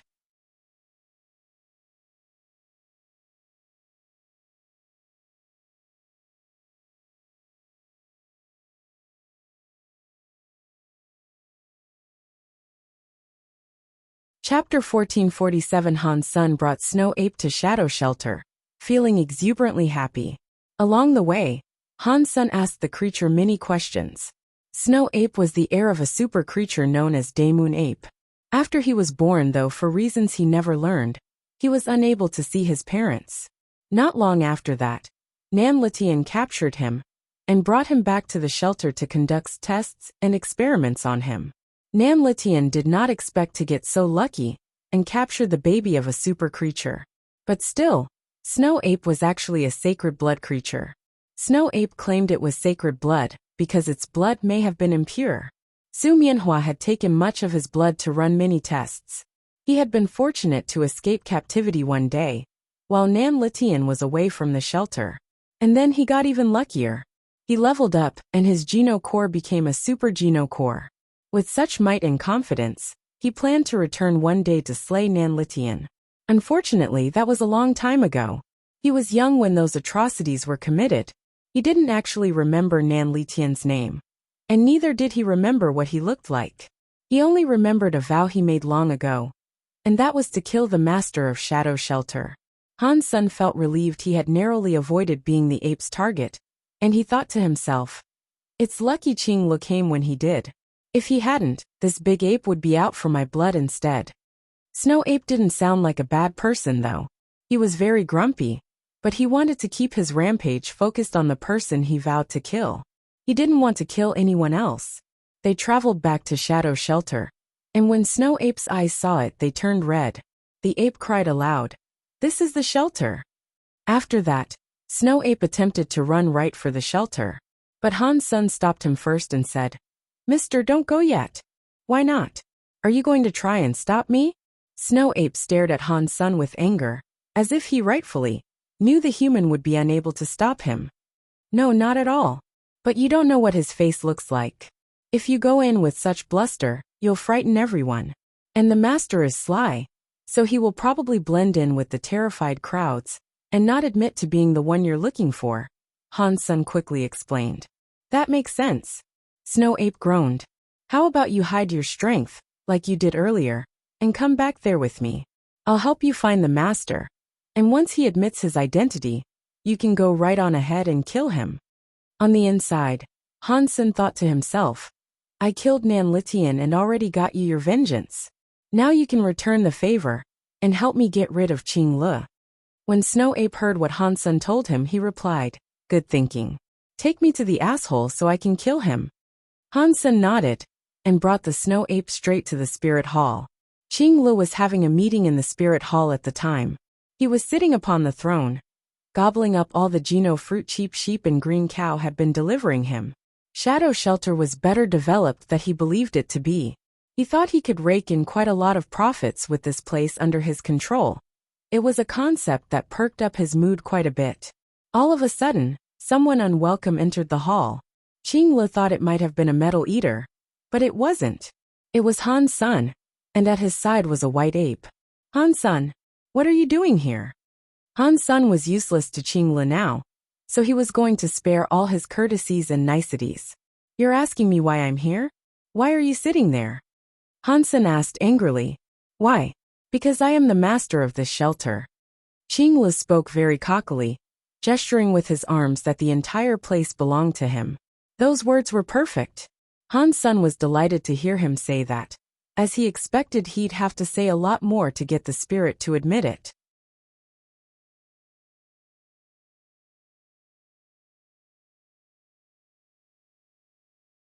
Qing Le was so arrogant, He jumped right into the admittance.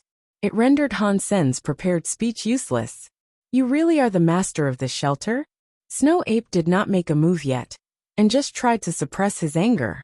If I'm not, who else is? You. Qing Li did not have Dongxian aura, so he couldn't tell how incredibly strong the Snow Ape really was. Thinking him average, and knowing no other creature there could stop him, he was fearless. When Han Sen heard this, he again felt relief. And he thought to himself, Qing Li, you just played yourself. After this answer, Snow Ape kicked up a display of wrath before Qing Li. His gold claws immediately came down on the spirit's head. Qing Li was shocked, and he quickly shouted, Gah! Who are you? The ape snorted and answered, I am the little ape you once captured and drained the blood of. I am here to exact my revenge. Qing Li was confused, but before he could plead his innocence, the Snow Ape tore the spirit in half. His blood coated the spirit hall red. He had no chance of fighting back. Qing Li was a spirit that obeyed Outer Sky Shelter. His spirit stone was a part of his body, just like Moment Queen's. He could put his spirit stone in the spirit statue, but he'd still be unable to revive. Now that Snow Ape had ripped him apart, he was gone for good. Snow Ape was still extremely angry. He repeatedly pounded the ground and smashed the guts and limbs of the lifeless spirit into mush, over and over. Poor guy. How dare you pretend to be Cheap Sheep's boss? Han Sen looked at what remained of Qing Li inside. Cheap Sheep and Green Cow were frozen. Qing Li was a powerful royal spirit, and he had just been torn to pieces in a flash. He didn't even stand a chance of fighting back. The creatures and spirits that had arrived there for the meeting saw the messy leftovers of what had transpired, and they were brought to shock. After killing Qing Li, the ape turned around and left. He did not fancy staying there a second longer. Han Sen reminded him, be careful. He obeyed Outer Sky Shelter. And if they find out he was killed by your hands, they will come after you. I'll kill whatever comes my way. Snow Ape spoke with anger as he slowly walked off.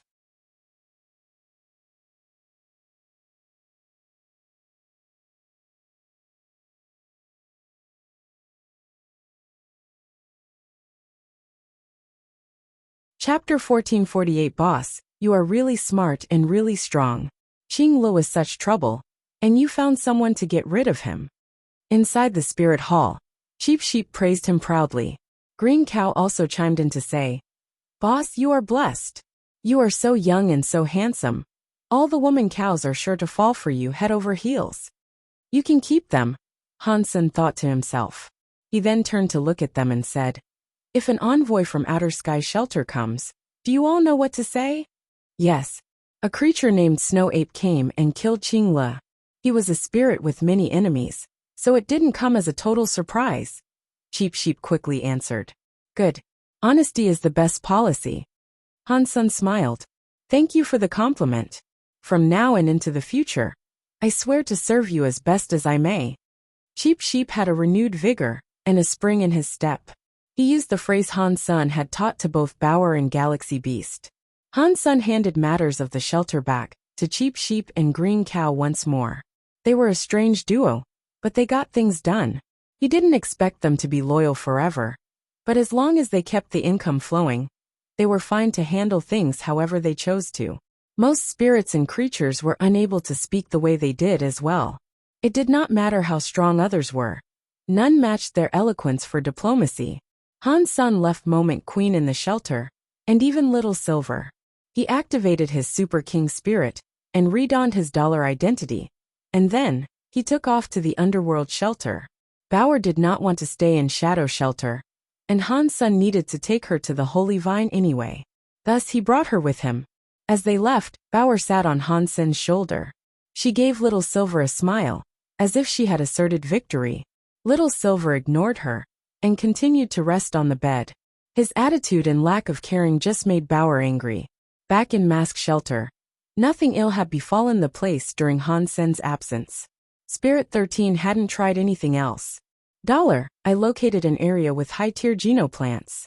Snake King refuses to take me there, so can you? Ling Mayer asked Han Sen. What is it? Han Sen was not interested in any average genoplant. It's a cave with an abundance of mushrooms. They look high-class, but I don't know their names, Ling Mayer said. Han's son did not know how to deal with Spirit 13 yet, and with nothing else to do, he decided to accompany her and check out those mushrooms. There were millions of smaller caves and tunnels in that place. If Ling Meier was unable to lead the way to them, it was highly unlikely Han's son would find them himself. The tunnel was only 1 person wide.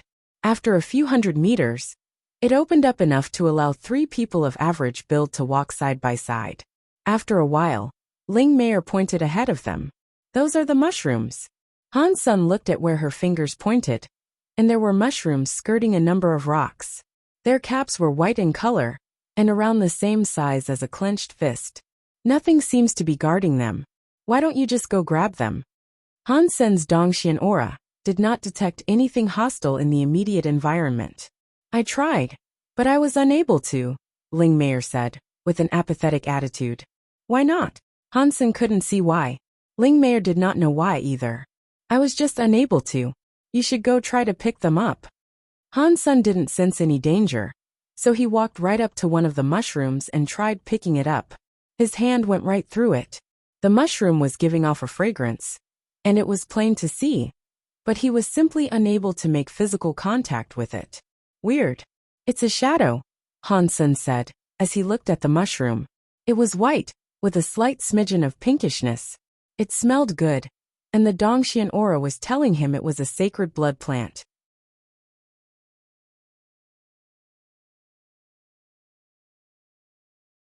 Han's son used his hand to touch it again, but just like before, it slipped right through. "See, you can't touch it," Ling Meier said. "So very weird. Why can I not pick it up?" Han's son used his Dongxian aura to scan it again. It was alive, and it most certainly did exist. But no matter what he tried to do, his fingers could not grip the shroom. "There's a lot more ahead," Ling Meier said, as she went deeper into the cave. Han's son followed. The cavern was filled with the mushrooms, all of varying sizes. Some were as big as footballs, whereas some were only fist-sized. Han's son tried touching them, but again he failed to make contact. He couldn't touch any of them. Bauer was curious about this phenomenon, so she jumped down off of Han's son's shoulder. She successfully grabbed a mushroom and picked it up. Bauer is good, Han's son thought. Ling Meier saw Bauer grab one with success, and so she tried doing the same. Just like Han's son couldn't, she was unable to pick one up. "Dad, this is for you." Bauer put the mushroom in Han's son's hand. Perhaps it was because it had been picked up, or it had been touched by Bauer. But the mushroom was now a physical item he could hold on to. Han's son gently squeezed the cap of the mushroom, keen to see what it did. But when he squeezed it, the entire mushroom blew up in his hands. A white light hit Han's son's forehead, prompting an announcement to play. "Ordinary Class Beast Soul Grenade Mushroom obtained." "This is a beast soul?" Han's son was rather surprised. Han's son had a look inside his sea of soul, and there he saw a white grenade mushroom. He checked out its information. "Mushroom. Ordinary Class Plant Beast Soul." What is a plant beast soul? Han's son did not understand. Clearly, plant beast souls did not come from plants. Han's son used to have many beast souls, but he'd never seen this type before. As Han's son mulled this over, Bauer picked up another mushroom. She had seen Han's son break the mushroom, and she decided to squeeze one herself. "Dad, I got a sacred blood beast soul," Bauer said to Han's son. "Why is there such a big difference? Why did I get an ordinary beast soul?" Han's son's eyes were open wide.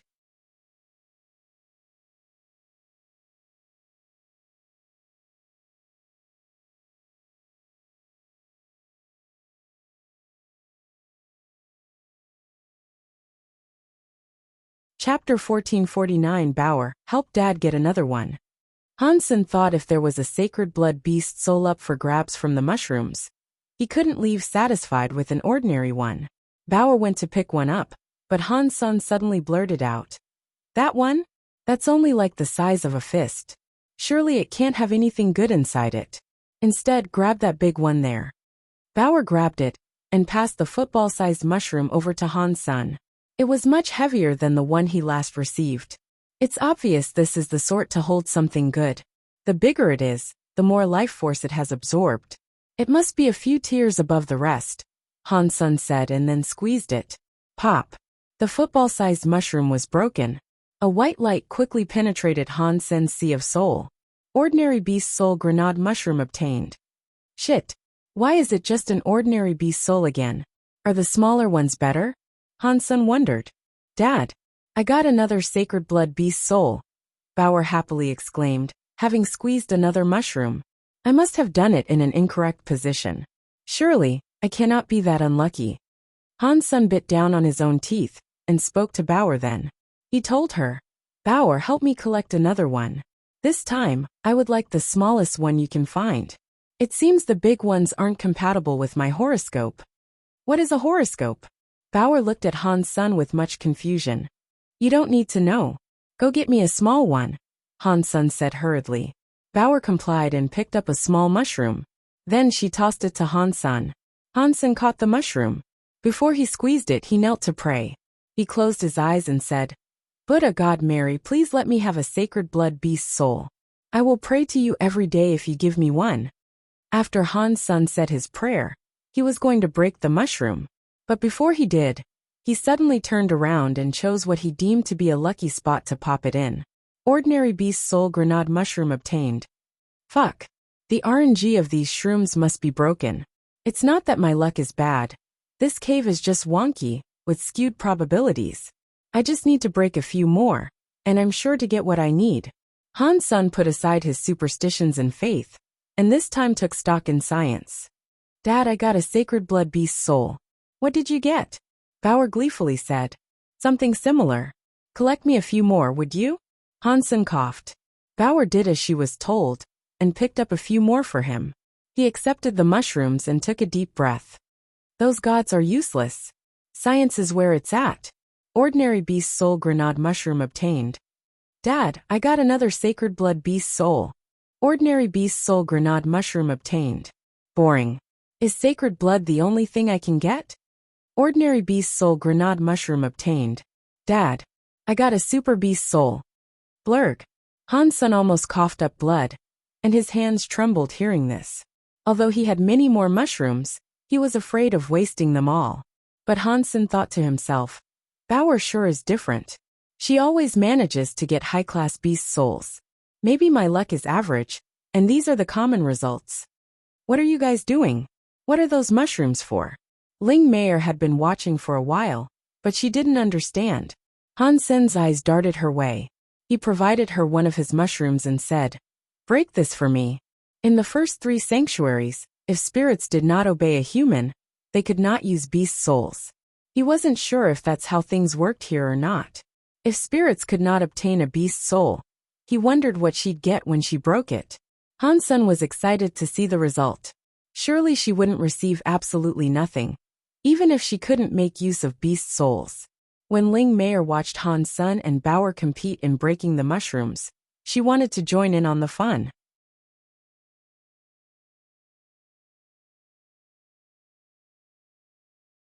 Now that she had been given one, she broke it quickly. Pop. A white light exited the mushroom and flew into Ling Meier's forehead. Ling Meier looked surprised and said, I got a primitive beast soul. Han Sen felt frightened. Although it was only a primitive beast soul, it was better than what he had managed to get.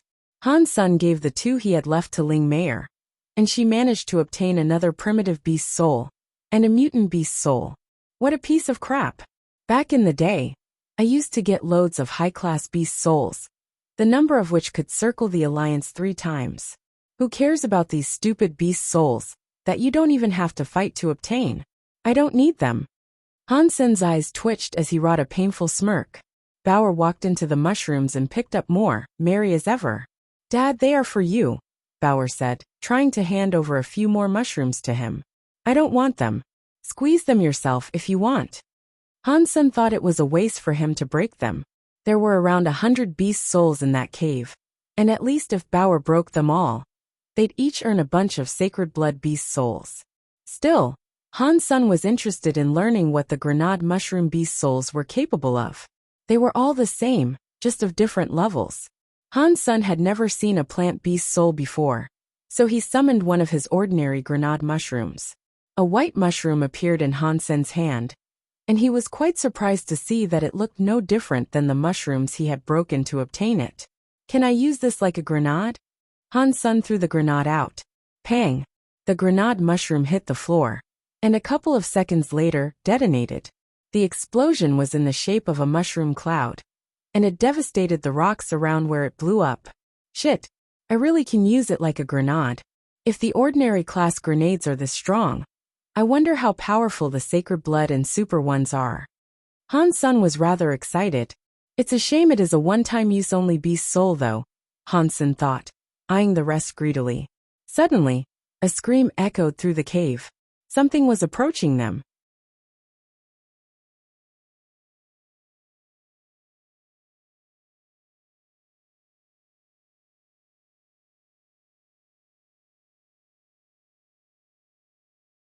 Chapter 1450 Tsi Tsi Tsi Tsi. Han Sun looked towards the deeper recesses of the cave. A red light was quickly approaching them. When Han Sun saw it more clearly, he was quickly relieved. It was not a red light. It was in fact a red-headed cricket. The felon was 1 meter in length. Its body was like steel, and its wings had gold markings emblazoned on them. It was skittering towards them on its 6 legs. The 4 up front were small, whereas the 2 in the back were large. The head and the back of the creature possessed 2 beard-like whips, and the head itself glowed brightly like a shining ruby. When the gold wings flapped, it made a strange sound that was painful to hear. The power of its back legs was shocking to behold. It immediately leaped up towards Han Sun, and it looked at him with anger. Crap! It's a super creature. Run! Han Sun grabbed Bauer and took off running, with a surprising lack of concern for Ling Meier. Ling Meier wasn't keen to hang around either, and she followed after them. But she was slow, and she quickly found herself falling behind Han Sun. The monster would be sure to catch her. Han Sun heard the sound of something banging around up ahead, and it was then that he realized the cave narrowed to allow only one person to pass through at a time. Snake King was outside, slamming into the stone to widen the way. But by the time its work was done, and it could get to Ling Meier, she'd be dead. Seeing the red cricket behind Ling Meier, looking like a hellborn devil with its serrated teeth grimacing in pursuit, Han Sun imagined it'd be capable of tearing through steel with ease. Han Sun jumped backwards, up and over the struggling Ling Meier's head. He gave her a pat on the back, which pushed her out of the way of the cricket's incoming attack. Han Sun saw the redhead cricket's teeth nip and gnash at each other in its sordid mouth, making squelching sounds as it did. Quickly, Han Sun then jumped over the cricket's head and patted its back too. He had given it a slap with super spank engaged. But he was only able to make its sequence structure tremble a little, and it felt as if Han Sun was bringing his hand against thick, unbreakable steel. Han Sun landed 10 meters behind the cricket. After the hit, the completely uninjured cricket turned around to look at the bold human. Come this way. Chase me, you stupid bug. Han Sun flipped the bird at the cricket and took off running, back deeper into the cave. Tsi Tsi, the red-headed cricket squealed, leaping after Han Sun. When Ling Meier saw what Han Sun had done, and that the cricket was going after him, a mesh of emotions crossed her face. She was touched by his courage. Unfortunately, despite how fast Han Sun could run, the cricket would eventually catch up to him too. And so it did shortly after. Han Sun was able to summon a grenade mushroom to throw at the cricket, but it would have been a pointless move. He only had ordinary variants of the explosive shrooms, and they'd likely do nothing to the super creature in hot pursuit. Bauer, give me the grenade mushrooms you possess. Han Sun shouted as he ran. Bauer complied and quickly gave all her beast souls to Han Sun. Han Sun was shocked at what he received. There were 11. 10 of them were sacred blood grenades, and one of them was a super grenade. Han Sun hadn't expected this to be how he received his first super beast soul as a demigod. It almost made him angry. He'd spent half the day receiving only ordinary beast souls, but Bauer had amassed sacred blood and super beast souls with ease. But there was no time to mourn those sour results right now. The red-headed cricket was right behind him, ready to strike Han Sun's backside. Han Sun lobbed one of the sacred blood grenades directly into the cricket's hungry maw. It rattled down its windpipe until Han Sun heard a low boom.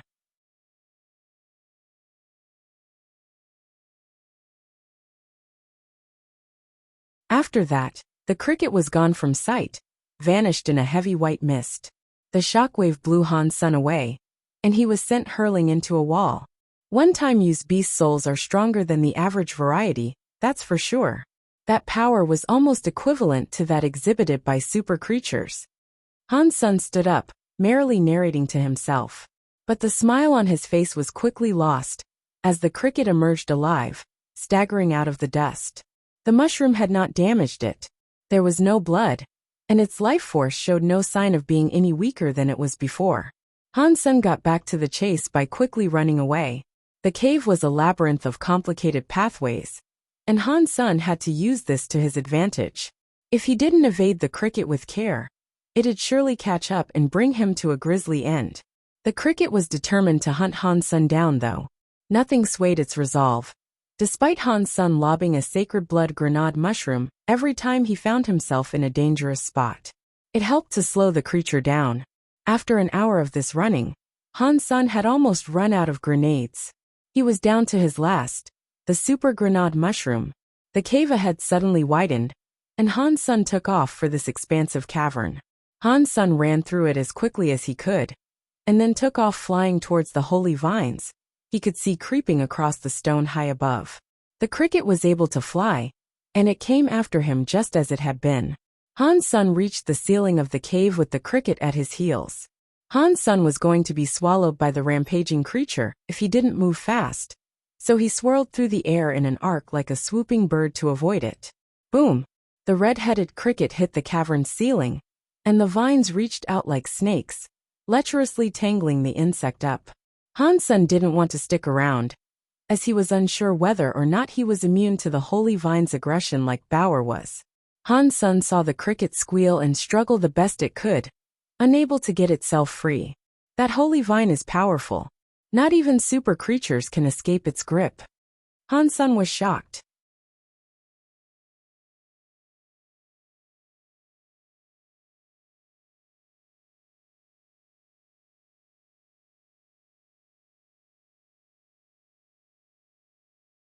Chapter 1451. The cricket struggled as hard as it could, but eventually, the ruby on its head began to shine.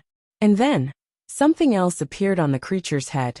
Han's son saw a 1-meter-wide red saw manifest. It began to spin around and around like a rotor, trimming all the vines that had ensnared it. The holy vines were thick like arms, but they were weed-whacked away in just a couple of seconds. Han's son ran. There were no other creatures around to occupy the cricket and buy him the time to build up a coin with immense power. He knew there was no hope of fighting the cricket under the circumstances. While the red cricket was still trapped, Han's son wanted to run as far as he could and hopefully get out of its sight for good. But after 2 miles of running, Han's son heard the tsee-tsee sounds again. It was catching up swiftly. The scariest thing was that its ruby saws were still spinning as it pursued Han's son. If it could tear the holy vines to shreds, Han's son would be sliced in two with little to no effort. Han's son kept on running, but the cricket was closing the gap. The situation became even worse when Han's son noticed he was racing towards a dead end. Damn it, Han's son thought to himself. He scanned the walls all around, hoping there was a passage he could slip into and keep up the escape. There were so many caves and tunnels in the underworld, but unfortunately, this one big wall didn't have the slightest crevice. Han's son ducked to the left. Fortunately there the cave was wide and he did not have to go back. Han's son stopped after a few more steps. Nothing was blocking him or anything, but the cricket had stopped 30 meters away from him. If Han's son ran back now, the distance between him and the cricket would reduce. The red-headed cricket screeched and squealed at Han's son, but it did not move or come any closer. As Han's son thought the scenario strange and pondered what it meant, Bauer said, "Dad, look behind you. Isn't that just a wall?" Han's son wondered, but he still looked back. And what he saw gave him a shock. The uneven wall that seemed comprised of discs was actually populated by a number of shells. The shellfish on the wall were all opening up, revealing the red meat that was inside them. There were many of them, all within a few hundred meters, and they all opened up their shells, showing off the sickly red meat inside. Some of these stone shells had pearls inside. The jewels they possessed were the size of a man's fist and had a pinkish hue. Han's son didn't plan to take anything, of course. He couldn't even tell what level the stone shells were. But the cricket must have had a reason to stop chasing him. Han Sun wagered it must have had something to do with the shells. Han Sun gave them a scan with his Dongxian aura, but the results surprised him. While there were a few sacred blood variants amongst them, the horde of shells was primarily composed of primitive and mutant types. They didn't seem like the sort of enemy the cricket might fear. The fact that the cricket had stopped perplexed Han Sun. Han Sun was sandwiched, with a cricket behind him, and a wall comprised of shells in front of him. While the stone shells did not seem that strong, there had to be something wrong with them that made the cricket not dare take a step closer. They must have had a special power or something that struck fear into the hearts of super creatures. As Han Sun wondered what was going on, the meat of each shell reached out like a tongue. They were all going right for Han Sun. You could not imagine how strange it was to have a wall full of wretched tongues reach out for you. The tongues were incredibly stretchy, and they became longer and longer, as if their lengths were infinite. Han Sun saw the meat, and saw the cricket. Defiantly standing his ground, he pulled out Taya to cut the tongues down.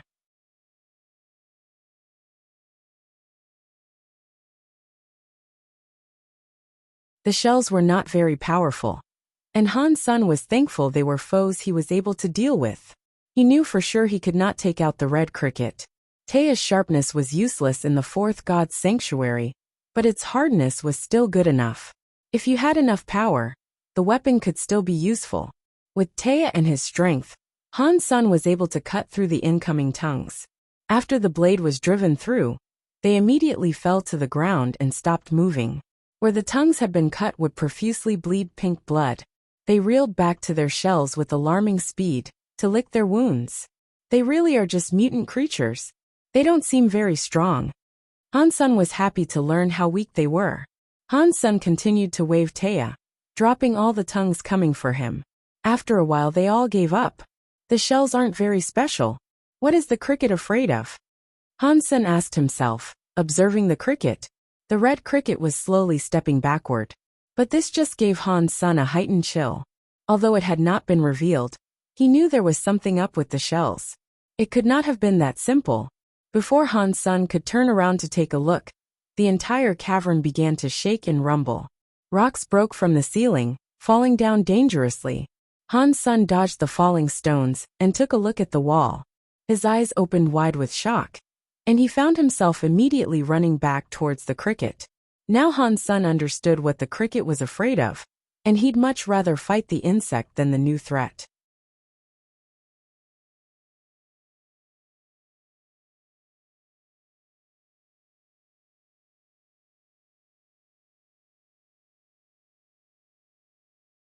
Chapter 1452.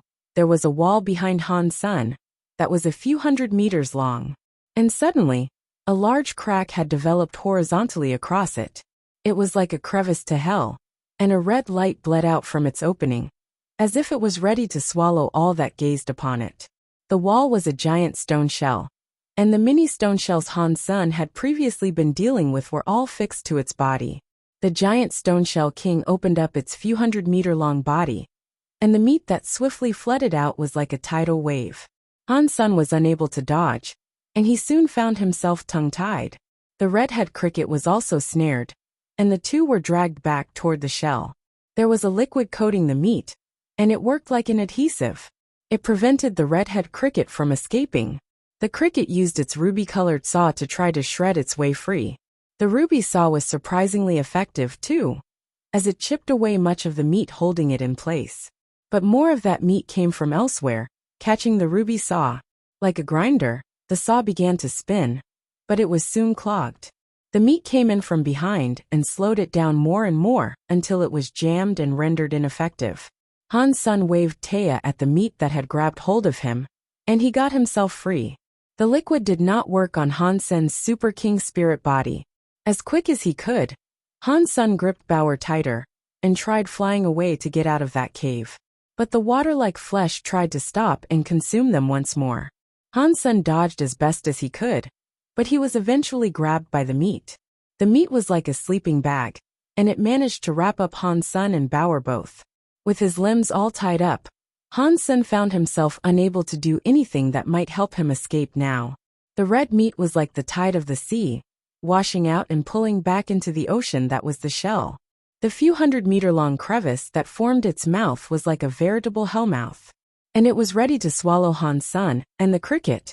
Hansen did not know in what way the Stoneshell King could kill its prey, as the meat could only trap him. And it was difficult for Hansen to tell whether or not he was inside the shell. Hansen was unable to escape the meat, as it was a super creature's body. Hansen had nowhere near enough strength to break free at his current stage. The weakest of super creatures had 100,000 fitness, and right now, Hansen only had a fitness level of 40,000. Not even Super King Spirit Mode could balance those odds.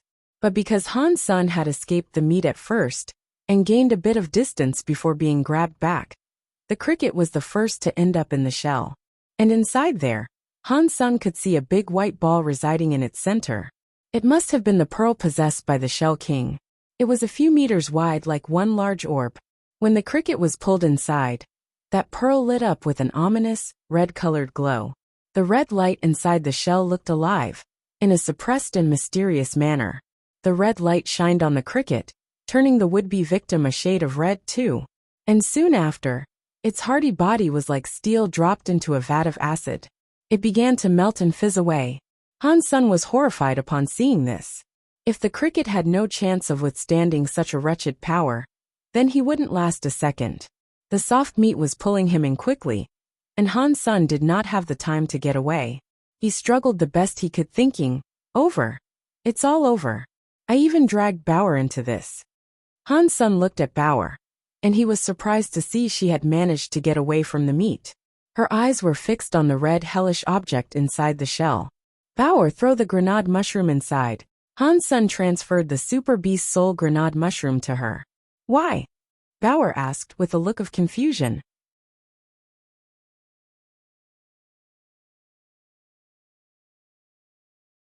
Hansen was only 2 meters from certain doom. He didn't have the time to explain, so he shouted, "Just throw it in." Bauer blinked and summoned the super grenade mushroom. Then she lobbed it inside the shell. The moment Hansen was about to be dragged inside, the grenade rolled along the plush meat of the interior. Hansen thought he could escape when it exploded, but when the mushroom hit the meat, it must have been too soft. The mushroom didn't detonate. "Oh shit!" Hansen screamed, as he was dragged into the shell. The red light shined on him, and immediately, he felt his skin bubble, as if he was being fried alive. It felt terrible. With no hesitation, Hansen summoned his bulwark umbrella. But the red light was able to melt the umbrella as well, and its shielding wouldn't last very long.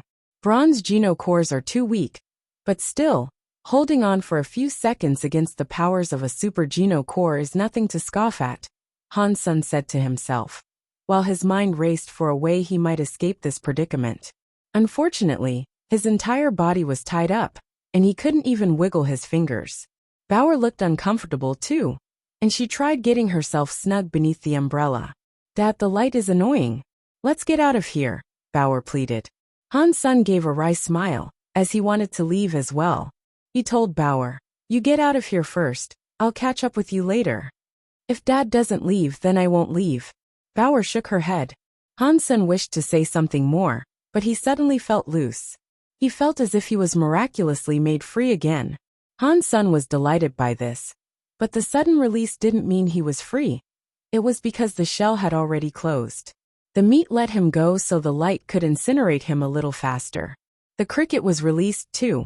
It desperately tried to claw the shell to get free, but its ruby saw was still wrapped up. It seemed even the Shell King was afraid of the insect, using that to slice its way out. Bulwark Umbrella began to develop a few holes, and Hansen did not have much time. He knew he had to do something. Hansen summoned his crystal egg, pulled his arm back, and launched it towards the grenade mushroom.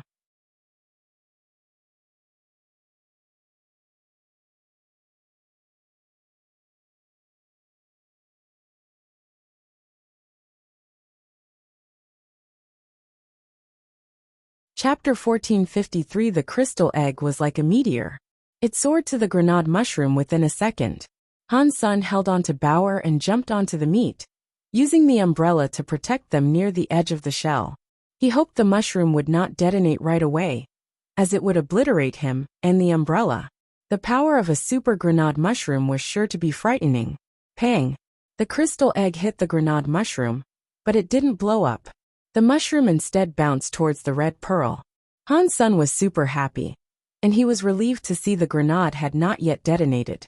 The crystal egg had just worked to make it softer, and this was the exact result he desired. When the grenade mushroom hit the red pearl, it didn't blow up because it had softened, but the crystal egg bounced around the interior of the shell until it ended up hitting the grenade mushroom again. When this hit came, the rubber-like status it had inflicted on the grenade went away. And just after this happened, the mushroom hit the pearl. Han-sun didn't even look that way. He tried burrowing into the meat for protection, ensuring Baoer's safety first by tucking her in. Boom! A strong shockwave annihilated all the red meat in the shell, generating a mushroom cloud of epic proportions. Han-sun felt as if he was getting thrown away by that wave at first, and then, it felt as if he had been hit by a train. The umbrella shielded the duo from most of that fierce power. But it didn't last too long. It broke, and Han-sun quickly began spewing blood. Pang! Han-sun did not even know what he had hit, but his head had suffered a nasty blow. His bones felt shattered, and his eardrums blew out to fill him with an incomprehensible noise. Han-sun did not care about this much though. He only wanted to protect Baoer from as much of the damage as he could. After a while, the clarity of his head improved. His vision was still a little blurry, his ears were still ringing, and his bones were hurting fiercely. But Han-sun knew he hadn't died. He could feel intense pain, and that informed him he was alive. It also told him he was in very bad shape. Dad, are you okay? After a while, Han-sun heard the familiar voice trying to break through the buzzing sounds inside his ears. Han-sun opened his eyes to great difficulty, and there, he saw Baoer in great worry. Dad is fine, Han-sun said. But even that short dialogue had him coughing up blood. The pain made Han-sun feel awake, and his vision and hearing slowly began to improve. Baoer's clothes were red, and he was unsure whether it was his blood or hers. Han-sun wished to employ Dongxian Aura to find out more about their current situation, but he was too weak to even activate it. It was at this point Han-sun began to comprehend how badly damaged he was. He couldn't even begin to guess the number of bones he'd broken. His arms and legs were all twisted and disfigured. The crystal egg and bulwark umbrella had both been destroyed in the explosion, and that contributed to how badly damaged he currently was. The explosion was even greater than Han-sun had imagined it would be. When the grenade mushroom detonated right next to the pearl, it was immediately annihilated. The explosion was incredibly brutal. Han-sun could not even stand right now. His eyes were swollen and bleeding too. The blood mucked up his eyes, tinting his vision red. Han-sun looked around, as well as his injured neck would allow him to. It must have been broken in the explosion, and simply turning it had Han-sun groaning in pain. Fortunately, he was a demigod. Ordinary people would have died at the precise point of detonation. Dad, are you okay? Baoer was worried, pacing around Han-sun as she spoke. I am fine. Are you hurt? Han-sun asked, right before he started coughing up blood again. I am fine. Baoer shook her head.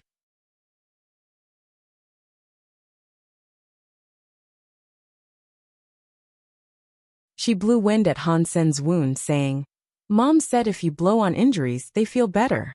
She's right. I feel better already. Han-sun felt relieved, knowing Baoer was okay. His current wounds wouldn't kill him, and he'd live, provided there were no more enemies skulking about. Han-sun was lying against a curved wall. He was still inside the shell, and the meat had become chunky gore that had sprayed across everywhere. Then, Han-sun saw something shiny dripping down. He looked up and saw a 100-meter-wide hole high above. The light was coming from there. Apparently the Shell King had died. Han-sun figured that the cricket had too, considering that he could no longer see it. Han-sun sighed. Fortunately, there were no more enemies about either. He had no chance of fighting in his current state. Han-sun tried to gather up his strength, so he could instigate his own healing. If he had time, he could recover by himself. And so he did.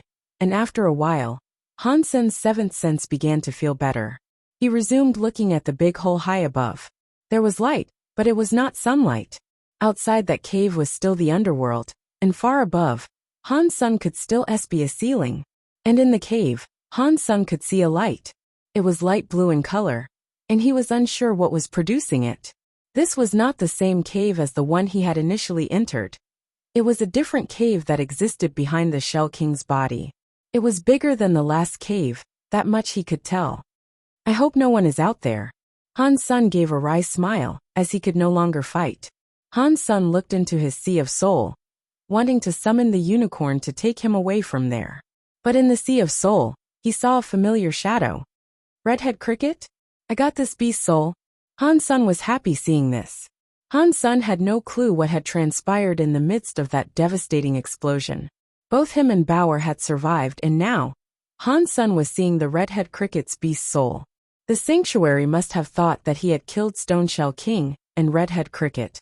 Han Sun thought he might have heard the announcement during the explosion, but he hadn't been able to focus at the time. I cannot believe I got a super beast soul. I wonder what type it is. Han Sun examined the Redhead Cricket beast soul.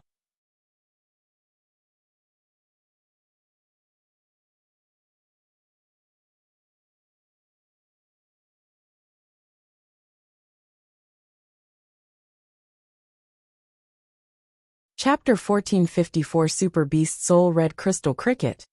Pet armor type. Han Sun was rather surprised, as it had been a long time since he last had a beast soul purposed for a pet's usage.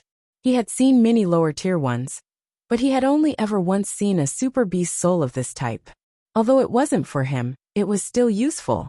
If he gave this armor to a meat shield pet, their defense would skyrocket. If given to a creature like the rhino, it could continue providing heals and not get killed. If Little Silver wore it, he'd make a fierce attacker and healer. Still, it was a shame that neither the rhino nor Little Silver were actually pet beast souls. They wouldn't be able to make use of the armor Han Sun had just received. Little Angel was quite the damage dealer, and with the protection provided by this armor, she'd be able to fight better than ever. But unfortunately for him, Little Angel was still evolving. In his current situation, Han Sun did not have a pet beast soul he could give it to. While it had to be shelved for now, at least any pet beast soul he might procure in the future could be given the armor set and have super level defense. Bauer, take a look around and see if the Cricket and Shell King left behind any life geno essences, Han Sun said to Bauer. Bauer quickly crawled over, and after rummaging around for a bit, she returned from Grenade Mushroom's ground zero with 2 crystals. They were both small, but Han Sun could tell which crystal belonged to which creature. It had nothing to do with their presences or auras. It was just through their looks. He could identify each with stark contrast. These life geno essences were different than those found in the other 3 sanctuaries. They weren't merely crystals now, as they seemed to resemble small figurines of their former selves. They were only fist-sized, but they looked remarkably alive. One was a pink scallop shell, while the other was unmistakably a cricket. Do I absorb these the same way too? This was the first time Han Sun had received a life geno essence like this, and he wondered if the process was the same. But now that he was too damaged, he was not capable of simulating either the cricket nor the Shell King's energy flow. Due to this, he had to pocket them for now. The red cricket did not leave any flesh behind, but the Shell King did. Even after the explosion, there was still a lot of meat left. From what Han Sun knew, humans could not eat super creature flesh. Only pets and creatures could consume their remains. Unfortunately, even if he could, there was too much meat for him to eat. And he hadn't brought any of his creature companions with him. And nor did he have a pet that could make use of the Shell King's flesh. Plus, Han Sun was worried the flesh might draw other creatures to it. Caring little for his wounds, Han Sun just wanted to get back to summoning the unicorn and leaving there as fast as he could. Before he moved, a shadow entered from the big hole that was the result of the explosion. Han Sun was given a shock. He was too injured to fight, so meeting other creatures was a dire thing. The creature looked like a crocodile, but its scales were blue. When it entered, it began to eat the meat. Fortunately, it didn't pay Han Sun any attention. Han Sun was unable to use his Dongxian aura to read what its level was, but he could tell from a mere look that the crocodile was strong. Han Sen summoned his unicorn then, wanting to leave as soon as he could. The creature, thankfully, was not at all interested in them. Han Sen held onto his pain and lifted himself up onto the unicorn. The unicorn leaped out of the hole and landed on top of the shell. Han Sen was finally able to tell where the blue light was coming from as well. The cave behind the shell was decked out in blue, luminous mushrooms. The light was their glow.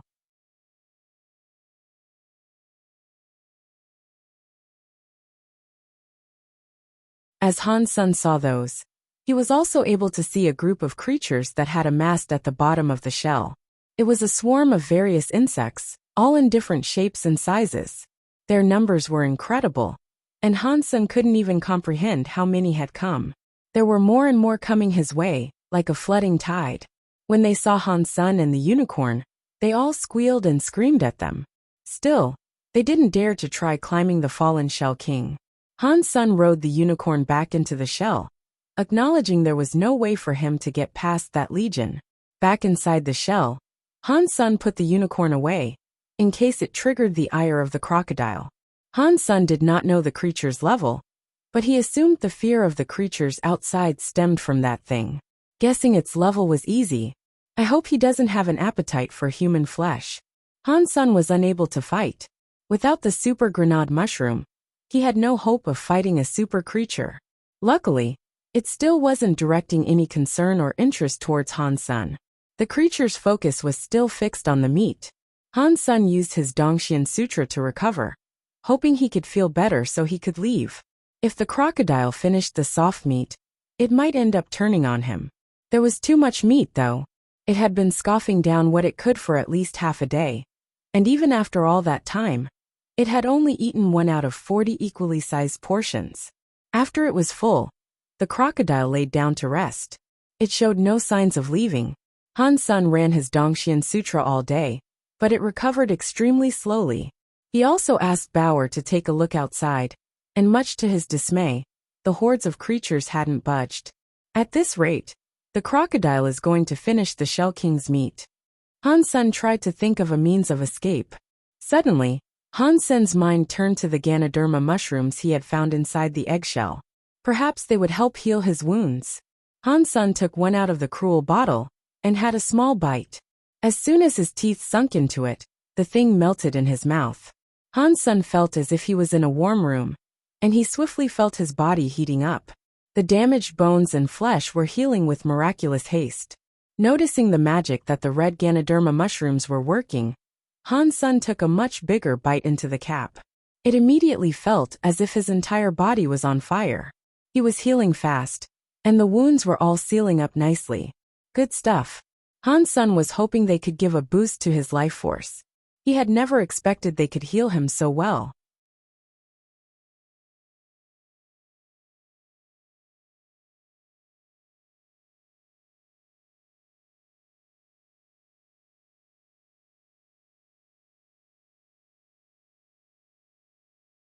Chapter 1455. The skin was easy to heal, but bones and veins were not. Fortunately, the red Ganoderma was able to provide effective healing for all three. Han Sen stayed in the shell for 4 days, until he was fully healed. Without those red mushrooms, it would have taken at least 10 times that long. This is good. It's a shame there was only 7 and I've eaten 1. That means there are only 6 left, Han Sen thought, with a greedy desire. His body felt better, but that was all that had changed. The crocodile and the monsters outside were still there. He went out of the shell to take a look at things, and used his Dongxian aura to scan the crowds. Much to his dismay, he was able to detect super creatures in their midst. If not even super creatures dare come in here to eat the meat, how strong must the crocodile be? Han Sen was shocked, to say the least. Luckily, the crocodile was still focused on the meat inside the shell. It had yet to pay any attention to Han Sen and Bauer. Han Sen wouldn't dare touch the crocodile, especially now that he had detected 2 super creatures down below. With all the sacred and mutant class creatures buffering the crowds, Han Sen thought it was too reckless for him to try to escape that way. As such, he decided to stay. What do we do? Han Sen did not want to stay. and he doubted that the crocodile would continue to ignore them after it had finished off the Shell King's meat. If the crocodile did show an interest in the two, things would turn sour. If he left now, he wouldn't have to fight the spooky crocodile. But there was no guarantee he could escape the horde safely. Han Sen watched the creatures from inside the shell, hoping there'd be a shift or an opportunity that might score him a chance to escape. But more and more creatures were coming over time. And with every second that passed, the chances of leaving got slimmer. Han Sen noticed a problem then. For the first few days, the creatures did not dare get too close to the shell. But now their patience was growing thin, and they were inching their way closer. The creatures that were able to fly had been bold enough to circle the hole. When that occurred, the crocodile roared at them, which prompted them to disperse. It looks like it's only a matter of time before they decide to breach this place and enter. When that happens, the crocodile will have no choice but to fight them. Perhaps I can escape in the midst of all that chaos, Han Sen thought to himself. If Han Sen wasn't going anywhere right now, he could only spend his time practicing the Dongxian Sutra and Jade Skin, so he could regenerate the Bulwark Umbrella and the Crystal Core. Getting them back was easier than generating them the first time had been. All it took, more than anything, was time. Han Sen tried to absorb the 2 life Geno essences he had retrieved, but for some reason, he was unable to. Han Sen tried to simulate the creature's energy flows, but it was to no avail. He guessed he might have been too weak to do that, in his current form. Han Sen tried researching and experimenting for a while, but he was unable to pinpoint why he couldn't absorb the life Geno essences. He did notice that the energy inside them was strange, and somewhat different than what he had seen before. It was like the 2 life Geno essences were not just power. There was a life inside. The Shell King and the Red Cricket are dead. How can their life Geno essences harbor a life force? It's almost as if these things are unborn eggs. Does this mean they can come back to life? Han Sen thought, but he was unsure whether or not that was true. 2 days later, the impatience of the creatures outside rose. Many of the flying creatures were spending time on top of the shell, while the ground ones were right against its bottom. They all looked hungry and greedy.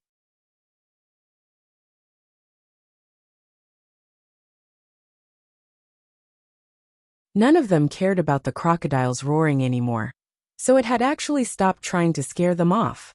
As long as the creatures did not enter, the crocodile would ignore them. It looks like they're going to come in soon. I wonder what they are waiting for, Han Sen thought. A few hours later, Han Sen heard a noise.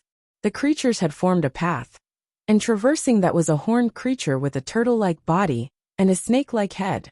It climbed into the shell without any hesitation. When the snake turtle came inside, so too did the rest of the creatures. Quickly things got out of hand. Every creature was like a hungry wolf, desperately leaping at every morsel of flesh they could grab. They must have been waiting for the snake turtle. I guess now my time has come. Han Sen was so happy. The messier the fray, the better it would be for him and his escape. All the creatures that came pouring in made the crocodile furious. It roared and summoned its Geno core, which was like a giant pair of scissors. They were blue and the blades were cruelly serrated. They immediately swung open to cut a few of the creatures in half. The scissors flashed into the group of creatures, destroying everything that came into contact with them. The 2 creatures Han Sen believed to be super creatures avoided the scissors, not willing to fight the Geno core face to face. They didn't even summon Geno cores of their own to make battle. It is no wonder they were all afraid of coming. The crocodile's Geno core is too strong, and it cuts everything in half. It's scarier than the red crystal cricket's ruby slicer. Han Sen was in quite a shock. He looked at the snake turtle. The creatures all waited for the snake turtle to come. It must have been in the belief it could effectively make battle with the crocodile. Han Sen looked at the snake turtle. It didn't care about the other creatures.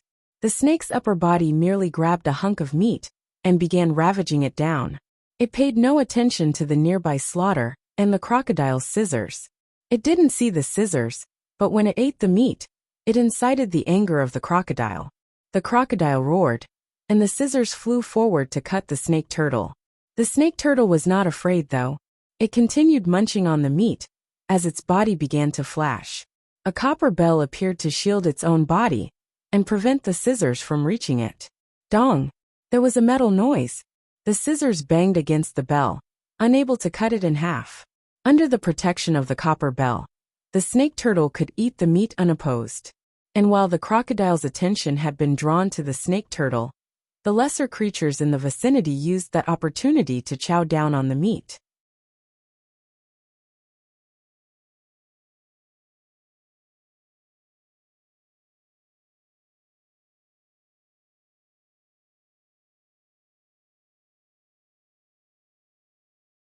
Chapter 1456. As the place descended into chaos, Han Sun took off running. Suddenly, a sword cleaved through the air, and plumes of feathers choked the sky as many of the flying creatures were killed. The snake turtle and the crocodile stopped fighting when they saw this. No longer interested in the meat, they started to scuttle away in different directions. "Where are you going?" Han Sun heard a woman's voice call out from the sky, as another swordswipe reached for the crocodile. The movement was too quick for Han Sun to make out the wielder of that weapon, but it cut down the crocodile in a flash. The crocodile used its scissors to try to block the incoming attack, but it wasn't fast enough. Then a scream echoed. The sword cut through the crocodile's head, and its lifeless body dropped down onto the shell. The creatures were all fighting against each other in a bid to escape now, even the super creatures. Even they did not want the meat anymore. Han Sun was shocked. The crocodile was incredibly strong, and he hadn't expected a sword-wielding phantom to one-hit kill it so simply. Han Sun thought he had heard this voice before. When that person put away the sword, and he got a closer look, he was shocked. She was the master of the demigod association. She was someone who probably had a connection to Han Jinji. "Why are you here?" The woman frowned, seeing Han Sun there. "I got chased by creatures, and I ended up in here. I didn't expect to see you here. You must be so powerful to one-hit super creatures like that," Han Sun said, looking up at the woman. Fortunately, he had exited his super king spirit before the encounter. He had done so to save power. Had he not done this, the woman might have thought he was a creature and killed him. The woman coldly responded, "There is a lot more you don't know. Do you really think you're the first super aristocrat in the alliance?" "No, but I know you and the other members of Blood Legion are stronger than I am." Han Sun shrugged. "Good. Then let's go." When the woman said that, she turned around. "Go where?" Han Sun frowned. He did not want to associate or interact with that woman here. The woman said, "It is good to see you here, and there is something I need you to do. I have important matters to attend to. I'm not sure I can spare the time to help you." Han Sun declined. The woman stopped, turned around, and coldly said, "You can reject me, sure, but you can't reject my sword. If you try to leave, I'll arrange for you and my sword to become well acquainted." "Do I have a choice?" Han Sun shrugged again. "Yes, death is always a choice." The woman spoke with surprising sincerity. Who would willingly choose death while they're living? Han Sun sighed and simply followed. The crocodile's body disappeared after the kill, and not even its flesh was left behind. Still, the woman collected its life Geno essence, and even received its Geno core crocodile scissors. Han Sun knew he wouldn't be able to beat her, so he followed her. The woman seemed to ignore Han Sun on their way, but she took him for a long walk through the underworld. She behaved differently than she had in the Alliance. In the Alliance, none were able to sense her true power. Here, merely being in her presence told you she was frighteningly powerful. No creature would dare approach her. Han Sun wanted to ask her a few questions, but after firing them, he received no answer. She ignored him. After a few more repeated tries, he stopped. They walked in this manner for 2 whole days. Eventually, they left the underworld via some cave on a mountainside. "Where are we going?" Han Sun looked around, acknowledging it to be a place he was unfamiliar with. He could not tell where Shadow Shelter was from there. Surprisingly, the woman said, "To my shelter." "Your shelter? Is it a human shelter?" Han Sun asked in shock.